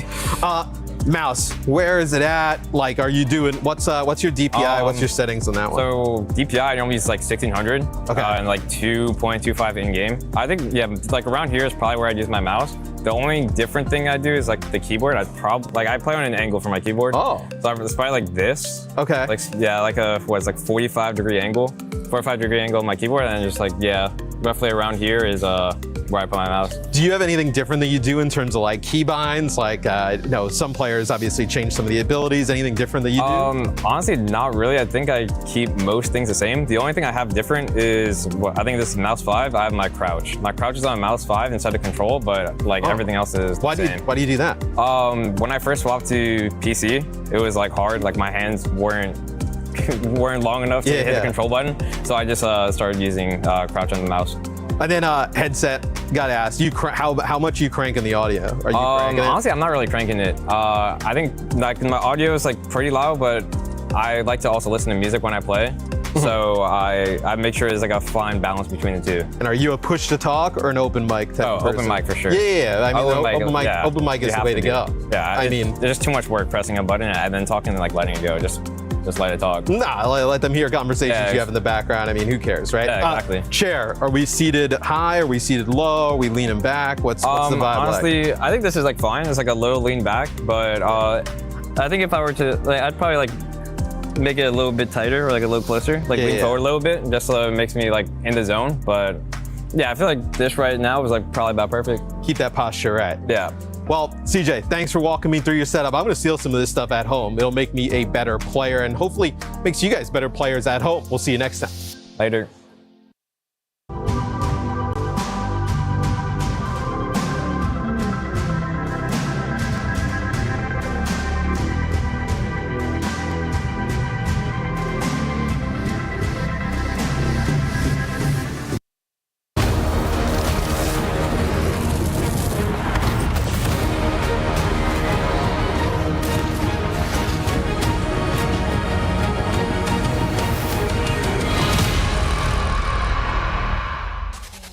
It is the 14th match of the group stages here for Overwatch at EWC, and we're about to see Dallas Fuel take the stage, taking on a very tough opponent and Team Liquid. Speaking of Liquid, we've got a watery smooth man who goes by the name of Rack Attack joining us here in the studio. Rack, welcome in. Are you excited to see your team play? I'm super excited. I've been waiting, since yesterday. We did close out that close loss to Weibo, but I'm super excited to get back in it. Now, last time I was here, you were a fill-in. You were playing on the main stage. This time around, you're streaming. So tell me about your experience so far. What have the first 2 days in Paris been like for you?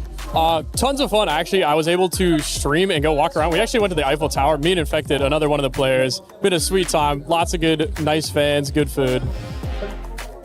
Jake, this is your turn to ask a question. I'm just curious how you expect this match to go. I mean, this is going to be a big one for Liquid, one that is not unfamiliar, right? With these two teams, Fuel and Liquid, clashing throughout the regular season, throughout this year, and even in the last one. So, is this a match you're thinking about as a scary one? I know Dallas is a very unique team in North America. We have butt heads a lot with them. As you know, like every single stage, we go head to head with them. But we did see them lose to Falcons recently, which did lose to Weibo. So I think by some type of osmosis, us losing to Weibo, we got that win.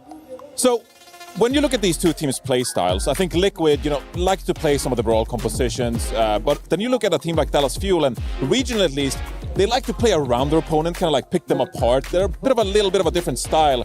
How do you think those two playstyles translate to LAN? I think definitely having a strong suit like Dallas, it is really hard to play around because they keep throwing curveballs and curveballs and curveballs, but we have buckled down. I mean, we're in the Netherlands for a few weeks, boot camping. All our Koreans are doing a lot of like English lessons, and they're getting like really synergized as a team, and they look really good.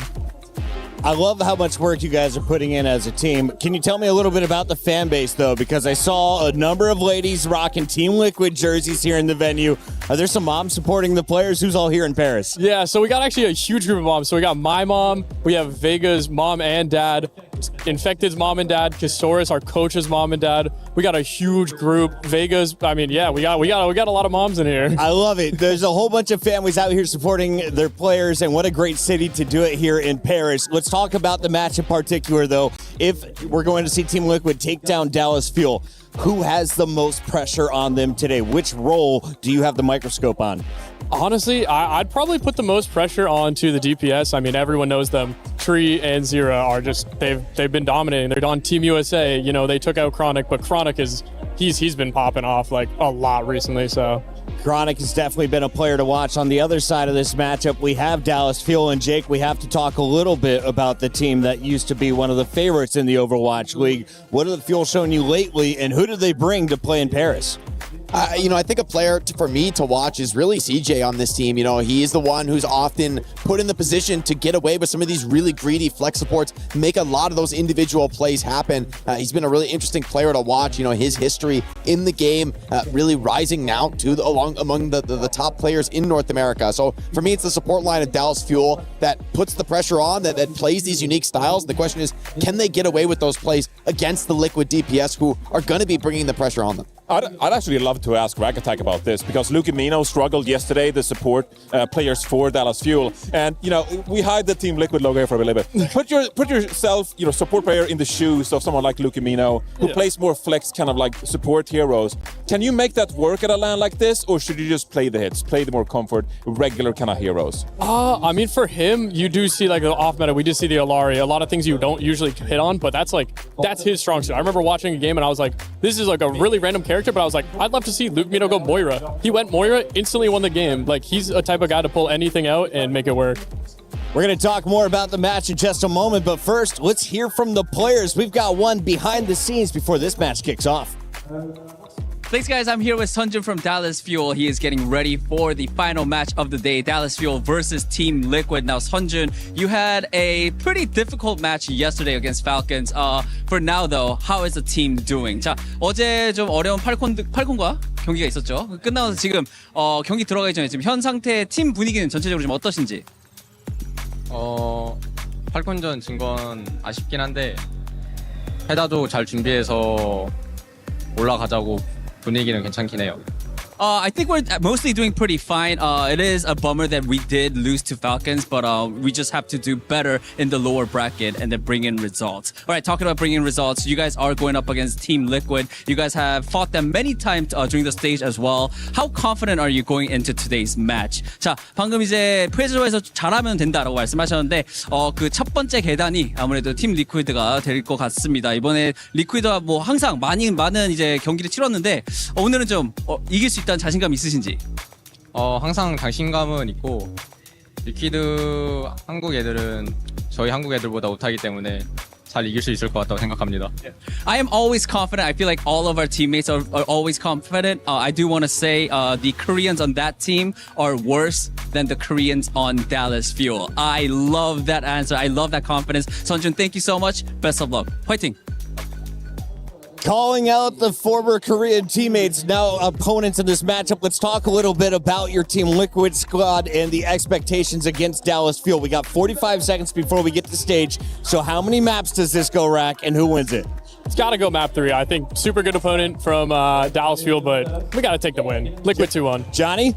Look, Dallas Fuel should be favored, but I've been a Team Liquid apologist all of stage 2, and so I gotta ride with them. I gotta stick with it. Jake, 27 seconds to the stage. Who wins this one? Who are your players to watch? I'm kind of feeling Team Liquid right now. You know, the Dallas, they fell flat yesterday, and in some of these tricky styles, I feel like they can kind of be a struggle on LAN under huge pressure, and I think Team Liquid are going to be putting on that pressure today. Well, Rack Attack, we have an awesome group of fans, some incredible production crew, and they brought over this fantastic sign for your mom. Bring this over to Mama Rack as we send it down to the stage. It's the final match of the day.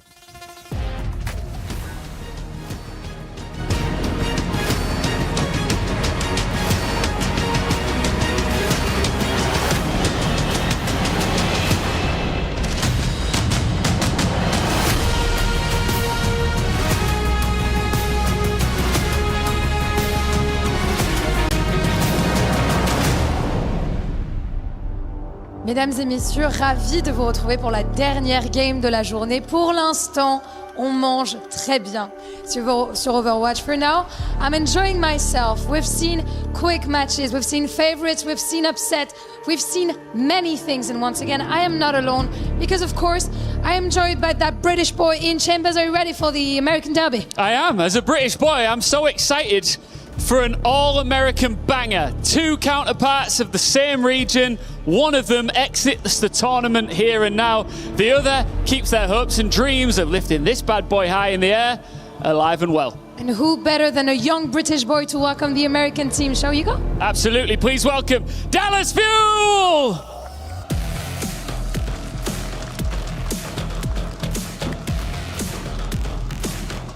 Dallas Fuel, the team to beat in North America, alive on stage here in Paris. They've got high hopes in this tournament despite a setback yesterday. And they need to maintain composure, consistency, and confidence if they want to stay alive. Composure, consistency, if they want to stay alive. That's also the case for Team Liquid. Fresh bloods, a young North American roster that is still writing its history. Ils sont là pour choquer. They are here to impress, and it's a great mix of American and Korean talents capable of high-level upsets. One team lives to fight another day. The other watches their key crushed. It's all NA, and it's the final match of the day.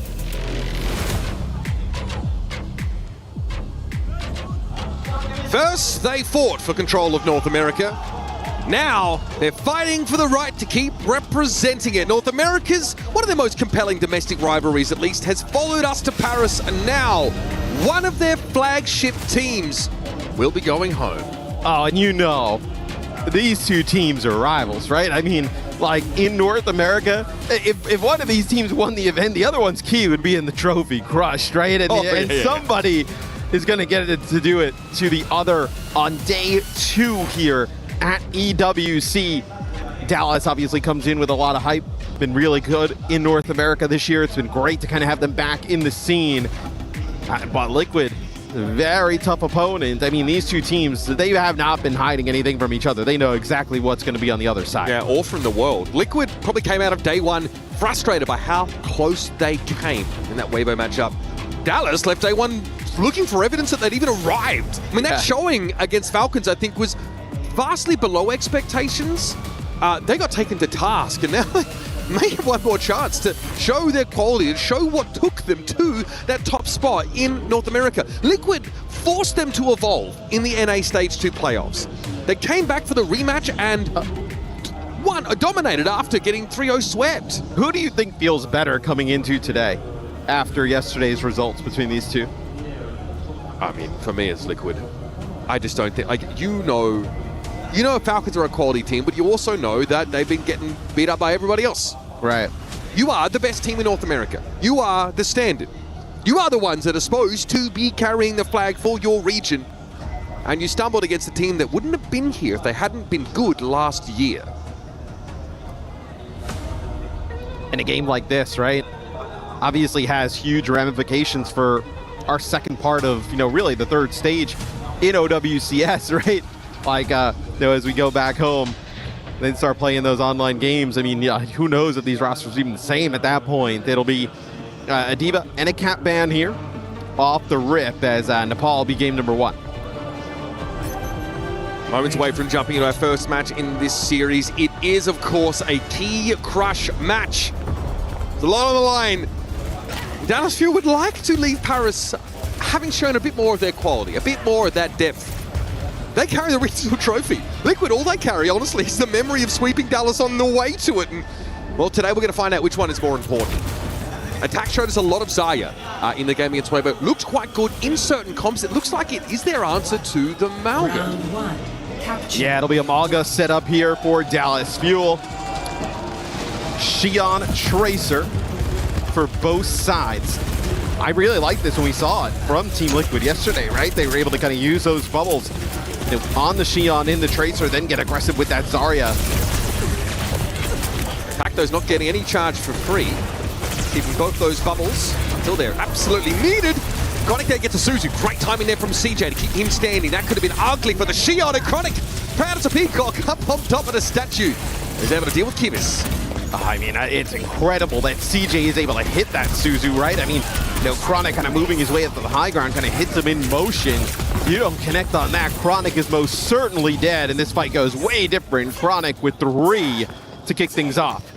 Such a funny comment that Sonjun makes in the pre-match, that our Koreans are better than their Koreans. You can see that even though both teams are representing North America, there's some regional rivalry. He's like, all our North American players are about equal, but our Koreans are way better than yours. That's the difference, mate. Well, so far, it's been a North American player stamping his authority on this game. Sonjun, though, gets involved, and Kibis is again the first casualty for Team Liquid. They are struggling to keep the Kiriko alive.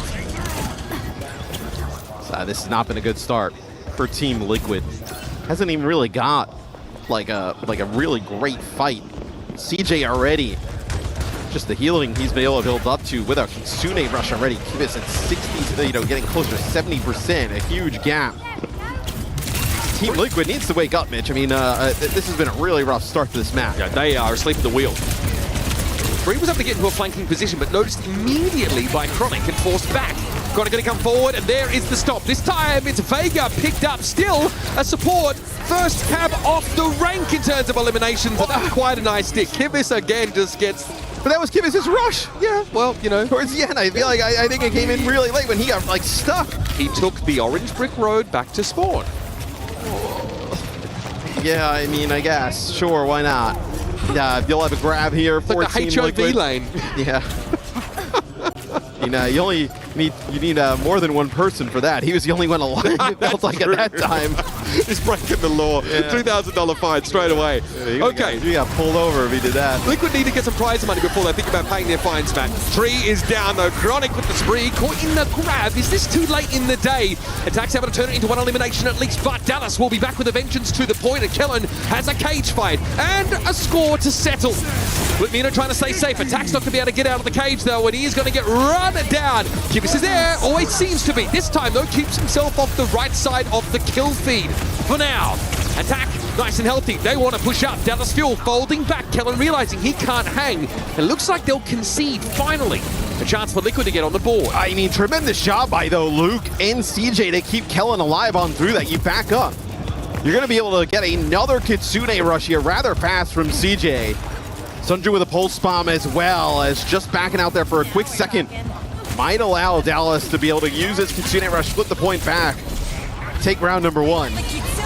Kitsune rush now from CJ. Kellen really is going to revel in the cooldown reduction that he's going to get. Attack stopped, clearly not a bubble available for him. Got the Suzu, and a bubble comes belatedly, but early enough to keep him alive. Still, we're going to point flip though as Dallas had control. Luke's able to deal with Attack now as Kitsune rush comes down from Kibis. This one at least had teammates alive to benefit from it. Luke Mino taken down by Tree, who is on a logging spree. A massive comeback there for TL. It's that cage, the rush used there for Dallas. You see the amount of pressure that Kellen is kind of putting on Attack. Both bubbles, like the Malga just kind of blows them up and then just goes for a stomp. Just trying to deal with that Zarya as fast as possible. Though he does end up getting Attack, but ends up at what cost? Costs him his life. Another grab for Attack. Yeah, pulse bomb as well. That's a mighty strong combination. CJ will be hard pressed to get that Suzu down in time.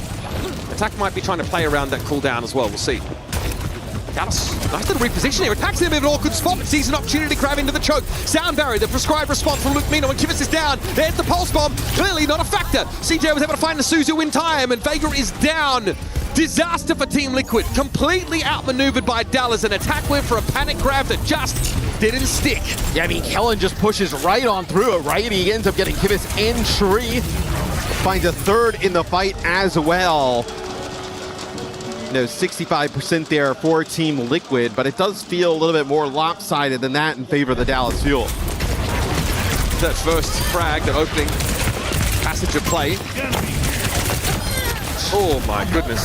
I'm not even blaming Kivas for that. No. What do you do? I mean, right? It's a low light reel for Kivas. That is diabolical. Xayah offers the same value proposition as she does in ranked games. Obviously, she offers some bubble utility.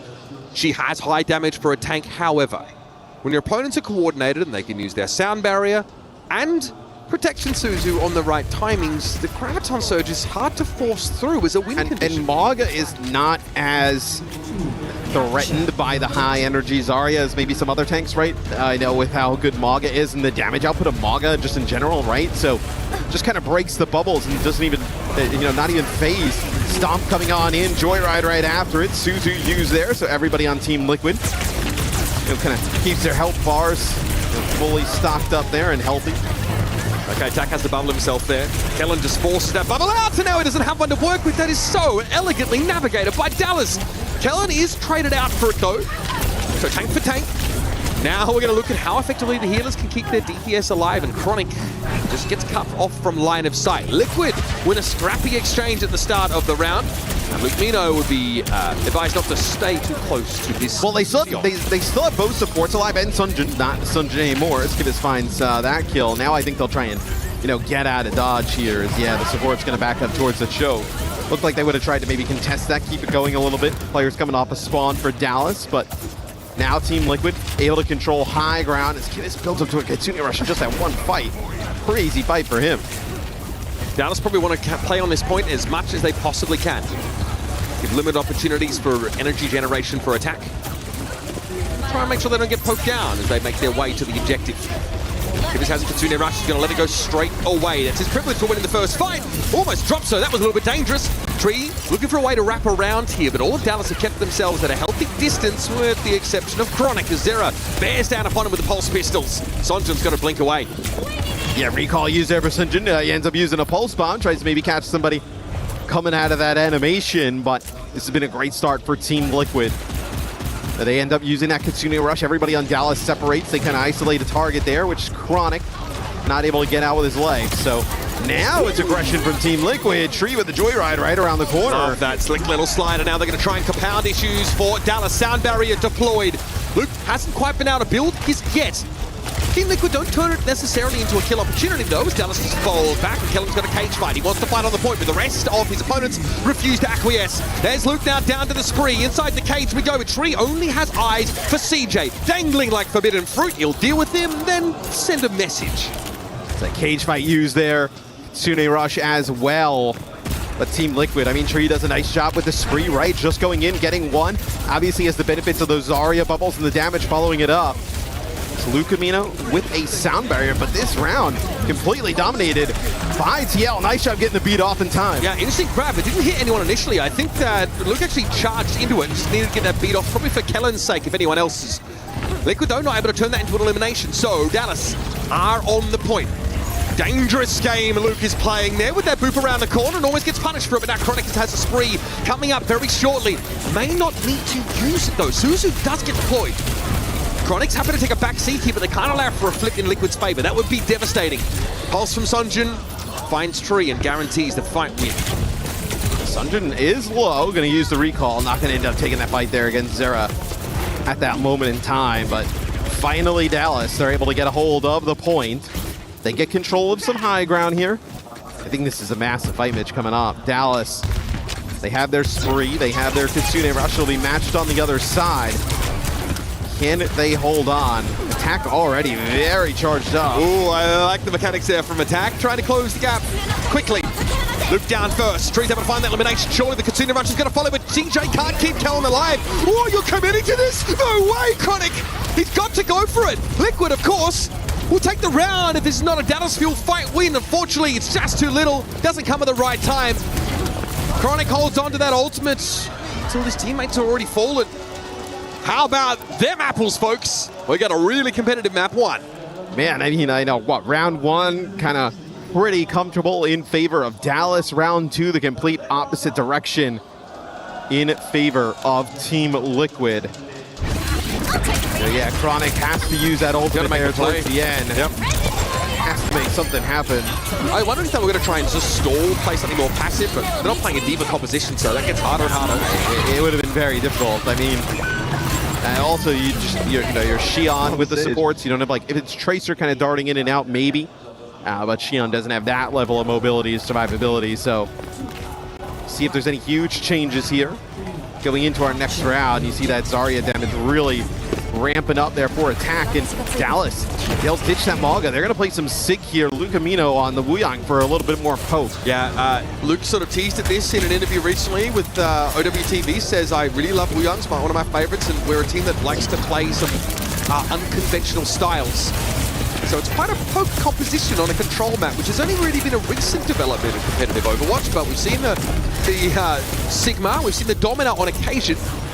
That's the issue though with like Wuyang. Like, the damage is really good from Wuyang with the poke, but it's only really good at range. Like, up close, the damage is like pretty, like, it's kind of funky to land shots with the weapon. I also feel like you want your minor perk online as early as possible, because that healing increase to your sort of nominated target off of the back of you doing damage is really important. Well, the damage also doesn't really start to ramp up until you get the major with the 3 orbs, right? Yeah, the triple orb.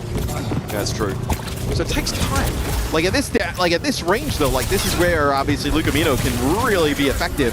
It's just like if Tree and Zera get close to him, that's going to be tough. Constant poke damage though is a bit of a problem for Zarya. Yes. She has 2 bubbles that she doesn't want to use too frivolously.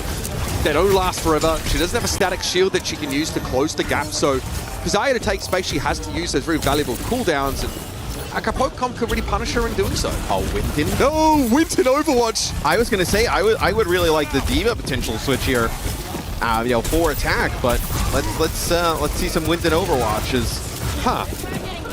That accretion clearly not meant for attack. He drops on in.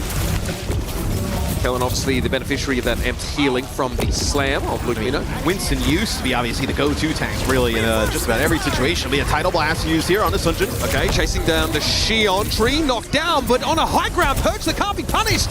Somehow is able to stay alive. Attack though has fallen. Tree still alive, but Chronic was dealt with by Zero, who follows up with a sick pulse bomb. Sunjin, the ultimate flex as a Tracer player, sticking another Tracer. Turns that into an even fight. Kellen's going to drop down on the point now, going to be relying on Sonjun to do some work. The Tree is aware of where the Tracer's coming from, and Liquid prevail in a very scrappy affair. I mean, Tree being able to live there is massive, right? The Tidal Blast comes in, but he's on the high ground. You actually can't get that line of sight. Lukamino now going to go over to Brig with that Winston in play. Yes, Winston, let's go. Watch out for the whip shots, though. Yeah, we'll see now if you decide to kind of play the choke here if you're Team Liquid. Obviously not an easy dive target now, right? Like it was the Wuyang before. Brig, not exactly one you want to kind of jump on into. We can't play a poke comp against the dive comp, man. Everybody knows that. It's Overwatch 101. Lukamino's shield absolutely cracked. He's caught in the corner. Speaking of cracked, here's Tree continuing to run rampant. And Dallas Fuel are going to be bundled out of the chamber yet again. They get pushed back. You'll end up having Team Liquid here take the lead. And they can lose Sunjin. He has to be able to live, but he is so deep. Spending a lot of cooldowns just to stay in the game. And if he falls now, that is brutal. Oh dear, Primal Rage here for attack. Into that backline, Chronic under a lot of pressure, but does get the overclock pop. The attack has to respect that raw damage output, but it's still going to deal with Chronic with a lazy backhand. The second kill for him now, finding Lukamino. Now, while Tree and Vega might be out of the mix, Team Liquid are still in a solid position. They still have attack, and he still commands respect. Yeah, Sunjin just trying to play off all these health packs. Gonna force a recall there at Azura. Sunjin somehow able to stay alive. That's running out of time. Yeah. Okay. Oh, Suzu. attack gets a nice Very Suzu time in there from Kivas. Those have improved drastically over the course of Nepal. 87% and counting. What did Dallas Fuel have to hang their hat on? Sunjin needs a pulse bomb, needs to build it quick. Zera, they're going to throw one and sort of fold away from it.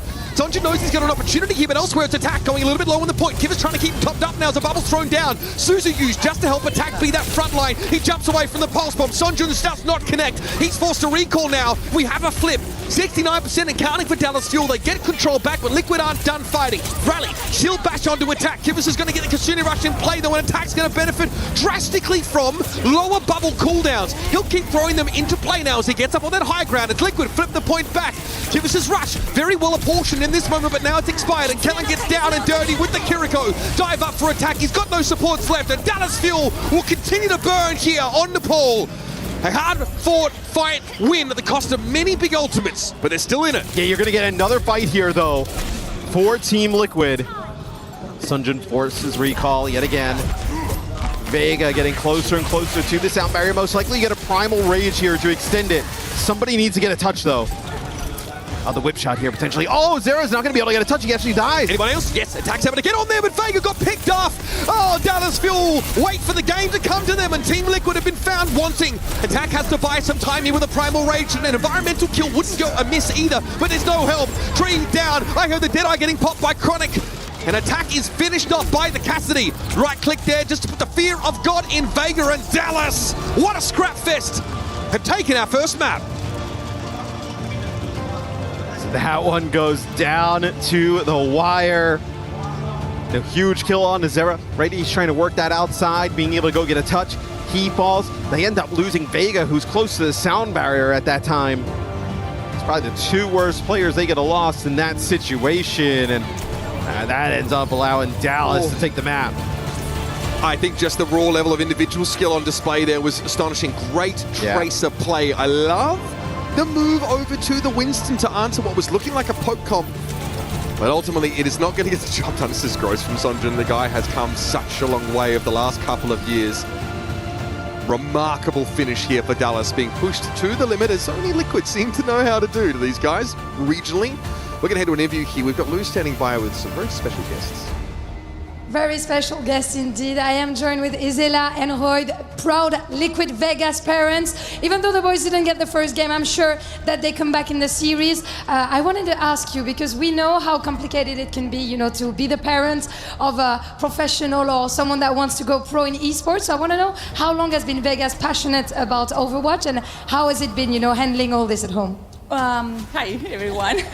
He started very, very young. I think since 4 years old, he loved his iPad, play Minecraft, and from there, as soon as Overwatch came out, one of his best friends told him, hey, get the game. So we bought the game for him, and from there, it became his passion. I'm thinking about 10 years ago, that's when it happened. So he's been playing since then, and that's his love. That's an amazing story. Donc première question, ça fait combien de temps que Vega est à fond dans Overwatch? Comment vous avez géré ça un petit peu à la maison? Et ben déjà depuis l'âge de 4 ans, c'était un peu un iPad kid, il jouait à des jeux genre Minecraft, etc. Et dès que le jeu est sorti, il y a son meilleur pote qui lui a dit faut que tu joues au jeu, on lui a acheté le jeu, et derrière ça a été une passion complète. And now Roy, I'm turning to you because you know now you get to travel around the world, see your son playing on the biggest stage with 100,000 people watching him. So how does that feel today? It feels amazing. My boy is following his dream. This dream is a dream for a lot of the gamers, and I tell the parents when I meet them everywhere, believe in your kid, let them live their dream, and it could be very rewarding. And I love seeing my son travel the world, and we get the chance to travel with him, family and friends, and a lot of fans. And a lot of fans, of course. What a beautiful thought. Go Team Liquid. Go Team Liquid, of course. Donc deuxième question, tu peux venir ici à Paris voir ton fils jouer devant des centaines de milliers de viewers. Qu'est-ce que ça te fait? Je suis trop contente de voir mon fils vivre son rêve. Quand je rencontre des parents, je leur dis faites confiance à vos enfants, laissez-les vivre leur rêve également. And we know that the boys are down one map. So do you want to say anything to Vega before he hits back the stage? You're strong, you can do this, I know you. You're strong, you can do this, I can know you. What about you, Roy? You're going to get it done. I believe in you and believe in yourselves. Beautiful trust from the parents, of course. And let's get back to the game to see if Liquid boys can get it. Now, if you feel the same as Vegas parents, your faith would not be misplaced. This team have certainly caused no shortage of upheavals in their own region. They also got very close to a win over Weibo Gaming, China's very best. It would be frankly devastating to see either of these teams bow out of competition at this stage map. But we are here at the mid-season championship. The competition is cutthroat, and the margin of error for these two teams has gotten very slim. Yeah, and I mean, it's awesome to see the support of I know a lot of the parents of the Team Liquid players. But they wanna be here in the venue for a little bit longer, right? They don't want to be kind of wandering around exploring the town with their players. I know the rest of the week. They want to see them compete at the highest level and see a little bit of a run back here in this series. I thought they were pretty good at map number 1, right? I thought it was like pretty competitive back and forth. New Junk City, the map selection here for Team Liquid. I'm curious. Okay, so the Maga ban and then Lucio gone. Lucio doesn't seem to impact, obviously Lucamino plays Lucio a lot, but he can also wants to flex over to other different things. The Maga ban feels like I think maybe a little bit of a tell, like they want to continue to kind of play that Zarya, and maybe the Maga is just too nasty against it. But there are other options I think you can play, you just play Ramattra, yes. right? Yeah. I feel so. I mean, Ramatra's going to be able to take that space on the Zarya, and again, it's going to be about pressure in the bubbles. That's a whole team effort, right? That's not something that you as the Ramatra player are constantly thinking about. I think, though, that Lucio bans on Flashpoint maps are very interesting because it makes the losing the first fight that much more punishing. If you don't have a way to speed back into fight, it can be hard to make rotations as well. So your first decision gets weighted that much more heavily when it comes to setting up for a lot of these engagements. It does also allow for the Mizuki to creep in. Yeah, obviously Mizuki very strong. I know there's I think the healing obviously is somewhat underrated on the Mizuki because like obviously you're kind of using your hat player to player, but just like the aura around, it does a lot of healing. Especially because in a rush comp, Matt, you are basically at full like healing aura charge at all times. It's very easy to hit those shots. Well, I think it's interesting, right? Dallas is playing, like, we saw, a decent amount of comps like this, really, with, like, built around, like, Sigma Mizuki at Champions Clash. Haven't seen them much here. Yeah. And Team Liquid going to be playing the Mizuki with the Ramatra in play. Okay, so Liquid do want to circumvent this, like, elongated neutral fight if they can against the Sigma. It doesn't suit them. I think the Sim is heads up here. Dallas don't have the best ways to like dive that front line if they wanted to. Right, Sunjun obviously will be looking to pressure Zera down. But getting attack in position. Attack just dropped to the point and nobody's there with them. Was there like a TP involved in that? They throw a TP to the side and I think it's to get them to rotate around towards the open side of the point, and nobody uses that. I don't love that. They end up just kind of, attack just jumps down to the point. Nobody, I mean, that's one thing. Like, if you're going to play the Mizuki, he's got to be pretty close, right? Not going to be able to kind of survive just kind of Sigma damage with the Xion and the Sojourn. Yeah, Mizuki obviously primarily a proximity healer. Obviously your healing Kasa does bounce and you can take perks to get more bounces, but you really do want to be the epicenter of your team formation if possible.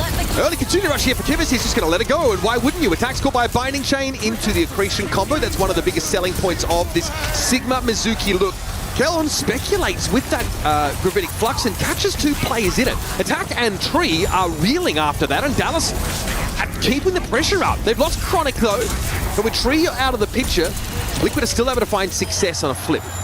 Yeah, and they do get some not able to get away there towards the end. It was a Sanctuary used by Vega a little bit earlier in that fight as well. It ends up paying off. CJ and Lucamino though, I mean, you're going to have everything but the Flux here. A fantastic opportunity, probably 2-3 fights to be able to flip it back. The 40% for Liquid now. Jedi is something certainly you got to be concerned about. Tree's going to use it straight away, but is anyone going to give him an option? Doesn't look like it.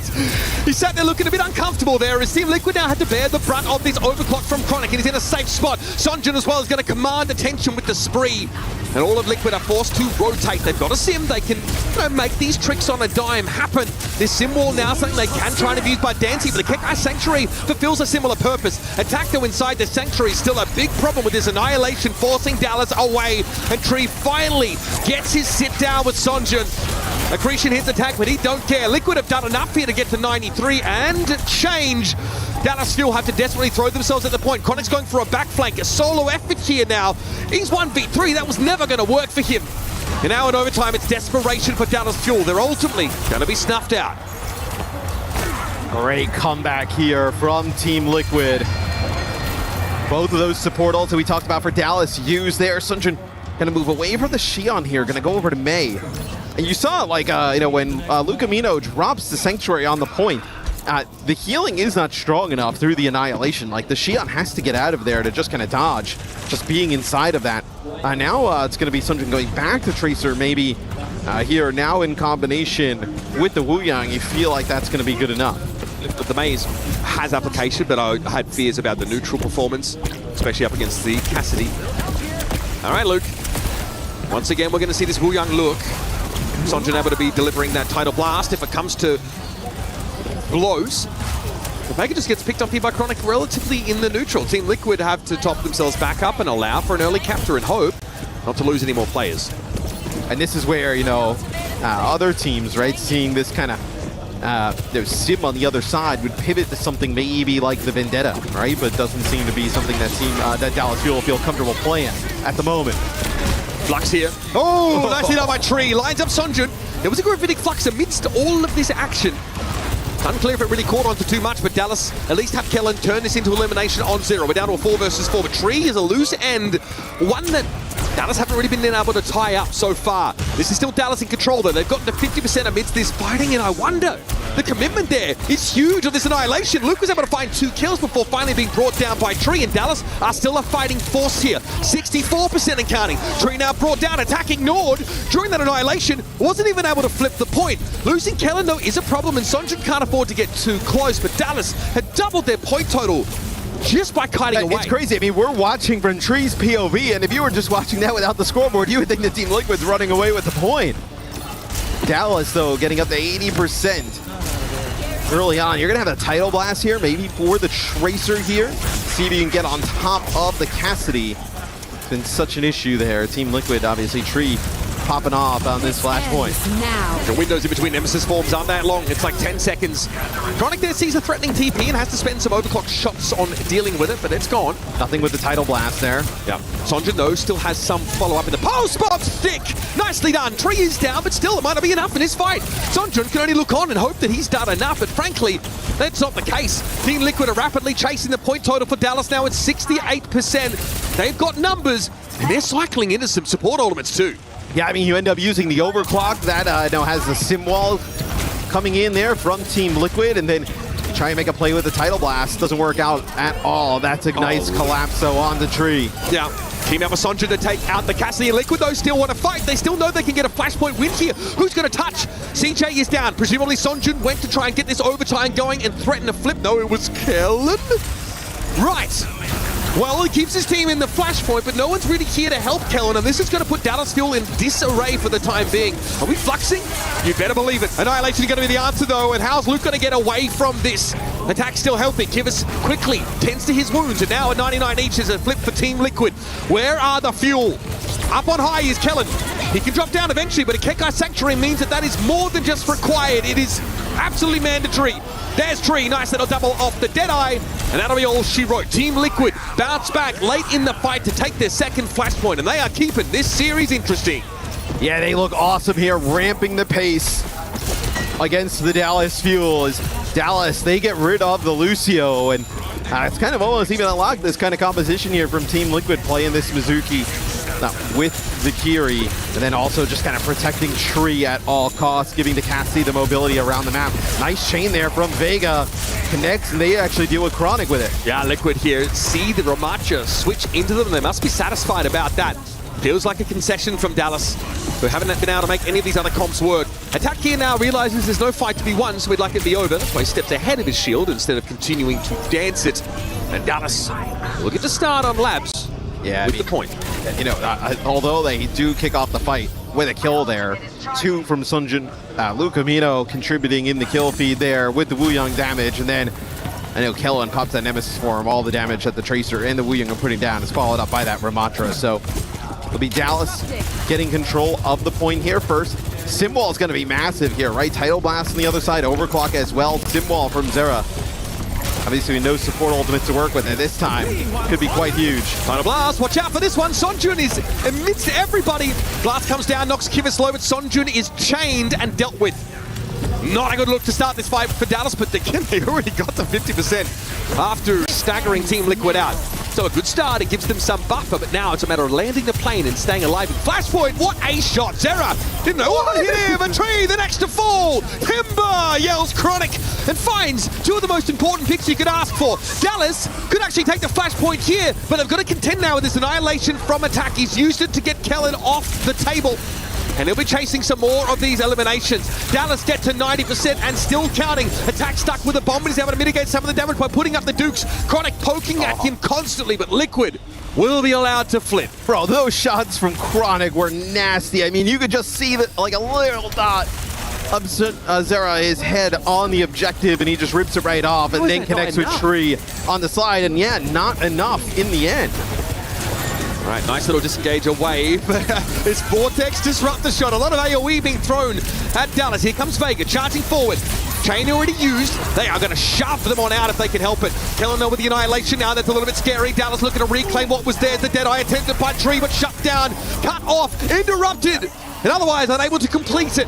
Dallas now will be still tall on this point. And they finally get a foothold in the map. You know, Liquid kind of... in that previous fight, the one that we just watched, we'll talk about it in a second as we take a look at the end of it, where the Annihilation from Kellen is just too much, right? Just really kind of plows through the entire time. Liquid ends up using the Kitsune Rush, like, basically with the Sanctuary right on top of it. And then that's where Dallas, like, Kellen just backs up, puts the Dukes up, and then, ends up popping that Annihilation, seals the deal for that Flashpoint. All right, look, Mino chained up by Vega. Not the start for Dallas Fuel that they were looking for. Not exactly how they want to continue to build momentum into a reverse sweep of this map. Sonja though down. Okay. Tree's making this even harder for Dallas to set up. There's going to have to be a full disengage from the Fuel. It's good for Team Liquid is going to build up to maybe even 50% of the objective here, right, with Annihilation Sim Wall coming online.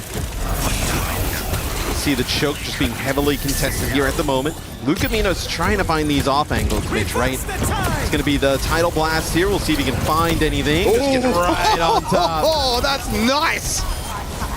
Surf's up, buddies! Right on top of Tree, and then I also think the blast from the Tidal Blast actually took out Kibis there as well. Yeah. So a little bit of a 2-for-1 there with that Wuyong ultimate. I love to see that. That's one way for Dallas to break back into the game. 50% is all that stands between Team Liquid, though, and an equalizer. These picks from Luke, though, I mean, right, it's very difficult to kind of play this hero, especially with the aggression, the mobility that Sim provides on the other team. Is be the overclock here. Doesn't really get anything as Team Liquid. They kite it. They're going to rotate back, try and make their way towards the objective. Sim wall here is pretty big. Chronic's going to have his impact drastically limited, but look at him playing this off angle here. Is look at that! Liquid held in the choke, nowhere to get through, and Chronic just pounds them. Zera and Tree, Kivis all picked up for a Chronic with a 4K. Yo, he's chilling in that window. Bro, he's absolutely hanging out with the boys. Look at this positioning. Yeah. Oh, a little collat there. Yeah, people forget that those rails do penetrate. Yeah. Merit showed us that on Colosseo with that 3K a couple years back. It's Chronic pretty healthy the entire time on through that, not taking any serious pressure or damage. We're chilling? They are not going to make it, and even worse, they've kind of moved up, used some cooldowns to try and make it. Now they're kind of stuck here. Team Liquid, surely this isn't where it ends. Dallas have really woken up in this map. After switching to Liquid's comp, adopting the Rabacha. Five ultimates, though, for Team Liquid to open up our final Flashpoint. Tournament lives on the line for TL. Oh, it doesn't matter! Oh. It just doesn't matter. What a pulse bomb there. Yeah, Liquid are going to hit Q, you better believe it, but how are you going to come back from this? First it was Chronic, then it was Sonjun. Individual DPS players taking these fights over, and Liquid are gagged. Sanctuary, Sim Wall, and Kitsune Rush used there. Rush obviously used from CJ to match that rush on the other side. Pulse Bomb just, yeah, fine. It's good. Sonjun with 2. That just kind of ruins anything that Team Liquid was trying to do there with that bank of ultimates. Zero now over to the Tracer here. Trying to mark Sonjun, maybe also put a little bit more pressure on the Luke, right? Kind of close the gap with that Wuyong. The Annihilations, though, always add an element of volatility to these fights. Okay, Cloud Blast to start things off. Tree respects it. Sunjun dived in, and there goes Tree. Respect it as much as you like. It's going to come for you either way. Here in the headlights was Tree, and he's brought down, and Sunjun, man, he's on a running riot. Straight after Zera he goes. Chronic with the KS. Dude, and that's, I mean, you end up using your Annihilation there. Kibis is going to have to jump off the side. This is so bad for Team Liquid at the moment. Vega going to go over to the Cat. Probably just even try and get close to get a touch, right? I mean, oh, this is brutal here. Oh, how do you dance with Tree? Tree has to be so careful. Stay alive. Some help from attack. She's Tree alive. literally 1 HP, nobody on the chase. Here comes Vega. Okay, Salvation comes on 4 paws, apparently. Tree was still able to find a kill on Sonjun, by the way. They'll end up eliminating each other, but we need a touch. Liquid have to go for it. Their last chance, and so far they've been frozen stiff. Vega picked off as he tried to come in and salvage the fight, and now Liquid are on their last dregs. Can they get in onto this point? Can they find elimination? Chronic is comfortable sitting back and not being pressured whatsoever by attack. He's been forced out of the affair. Zera now trying to stay alive, but Dallasville will keep the flame alive for North America. An unfortunate team kill, but also a reminder, this region belongs to us. TL got to a hot start in that final map, but some great adjustments from the Dallas Fuel. Sunjun just so good, right? Getting massive value on the Tracer, those title blasts constantly on top of Tree. Chronic when they needed him the most. OC's overclocks. Railgun shots coming in massive. It's a tough way to go out there for TL, right? Almost battle back in map number 2. Map number 1 pretty competitive as well. I gotta say, it probably feels pretty bad to also lose to a team from your own region, right? But Team Liquid were just going to grab the whole trophy. Give me the trophy. We won, right? Yeah, let's just do it. Sorry, guys. It's more than just NA at this event. Team Liquid forced the Dallas Fuel to evolve. They asked them some uncomfortable questions in the NA playoffs, and Dallas searched and searched for the answers. But that was more than just an answer. It was a revelation for this team, catapulting them to dominance in their region. Bear in mind, they're still not the best performing NA team here. We see SSG currently still in that upper bracket, so I'm quite sure there's a chip on the shoulder. But you know what else is about to come, Chips? Team Liquid's key. Yeah, Team Liquid, off to a rough start, I would say, in this season for the OWCS. Obviously, roster changes, different things going on here, but Dallas Fuel, they look great. Let's head to the stage to hear from Luke Amino of the Fuel. Thank you very much, guys. The winners of the American Derby today are Dallas Fuel. Congratulations, Lukemino, of course. I wanted to ask you, because you are used to facing these boys domestically, so I want to know if you feel like something changes when you guys are on the international stage, whether it's the crowd, whether it's like within the gameplay and stuff. Does it feel different? There's definitely a lot more pressure on us. You know, we can see the crowd, we feel the energy, so. You also feel like you have to win because, you know, like you're the champions in America. Yeah, I mean, we definitely have something to prove, especially after that Falcons loss. So. I mean, I was about to tell you about this. Donc, la première question, vous vous affrontez souvent avec Team Liquid, vu que vous êtes dans la même région. Est-ce que tu as l'impression qu'il y a quelque chose qui change quand vous êtes sur la grande scène internationale comme ça? Bah, effectivement, moi, je sens qu'on a beaucoup de pression sur les épaules parce qu'il y a les fans aussi qui sont là.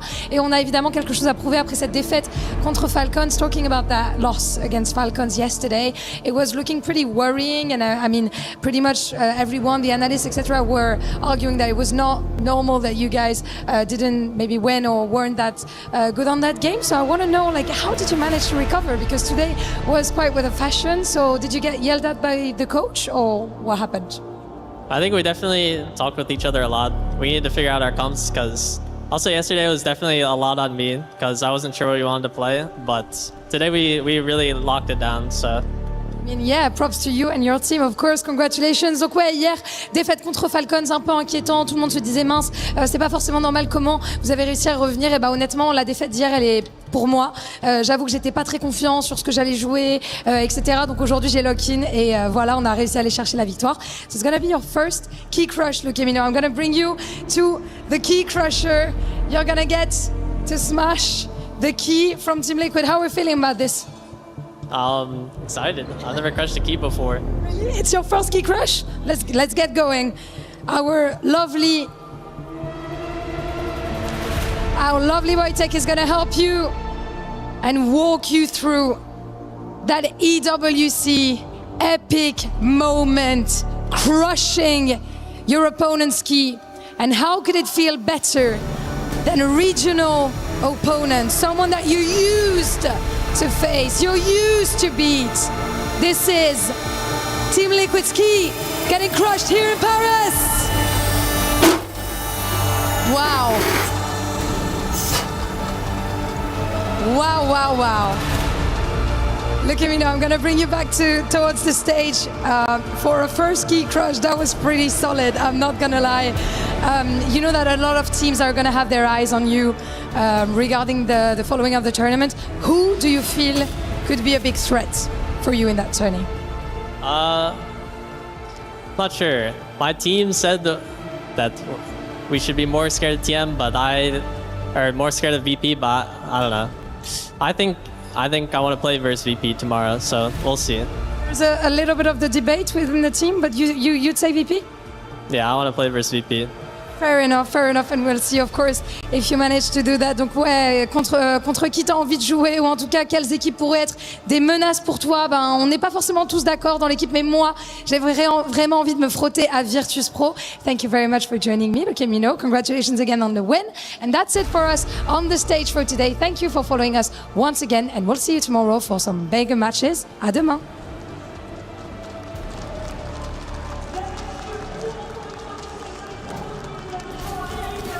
So, domestic order has been restored here by the Dallas Fuel, and it's a pretty big bounce back after a lackluster showing against Falcons yesterday.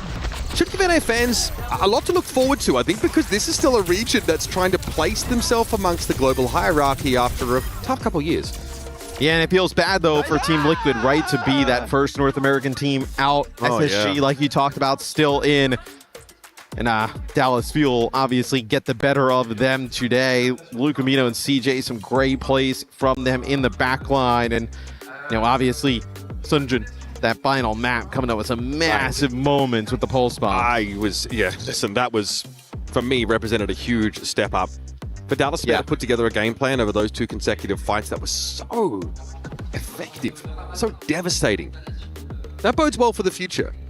Obviously, waiting in this Group A bracket are some pretty terrifying teams here for this Fuel roster. Obviously falling down there, getting a win against Team Liquid.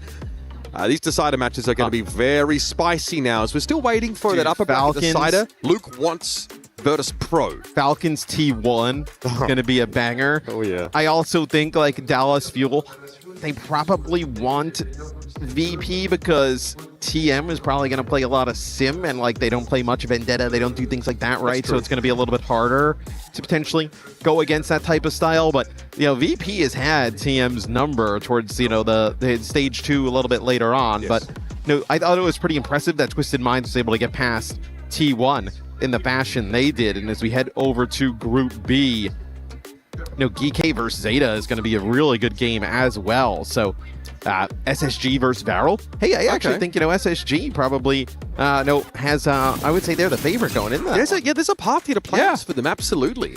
Varel obviously, you know, stay alive against AGAL. Look pretty impressive, but SSG are the real deal. And they're obviously looking over at, you know, at Group A going, okay, well, we've got to keep pace with Dallas Fuel here. We've got to run this gauntlet and make it to playoffs. The loser, of course, of our second upper bracket game is going to be curious. GK versus Zeta, for me, a compelling matchup. Yes. And then the loser facing off against JD Gaming for survival. There are a ton of barn burners still in store for us. Yes, still some really good games ahead of us. I think, you know, GK, maybe they may not be able to beat Zeta Division, but I think they'll definitely catch a few people off guard. No doubt about it. A lot to look forward to here amongst our tournament bracket and over the coming days. It's been a pleasure, of course, to cover EWC so far for you guys from Paris. We'll see you tomorrow.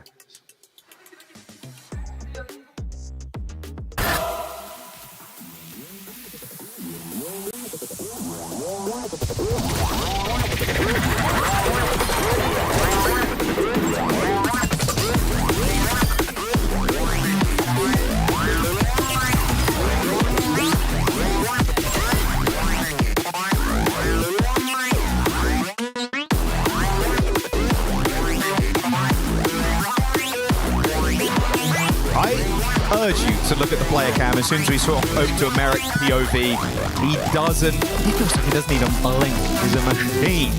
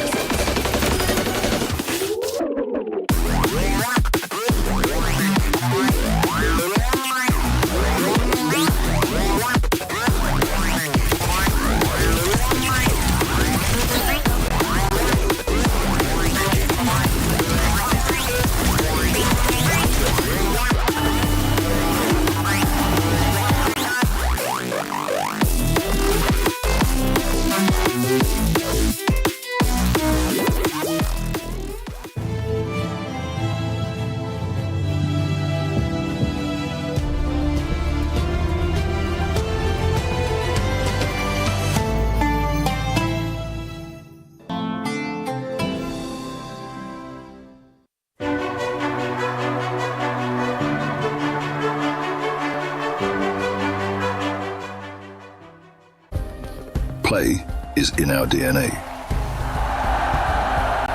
Whenever we let it out, it becomes our superpower. Now imagine an entire city being built to supercharge it. Kadir City, powered by Play. We were there. For every click, every clutch, every respawn. We were there for the years of grind, and we're here. Now, the proud founding partner of EWC, powering the biggest event in gaming, shoulder to shoulder with the world's best, making history. Greatness deserves a stage. Lenovo Legion, reach your impossible.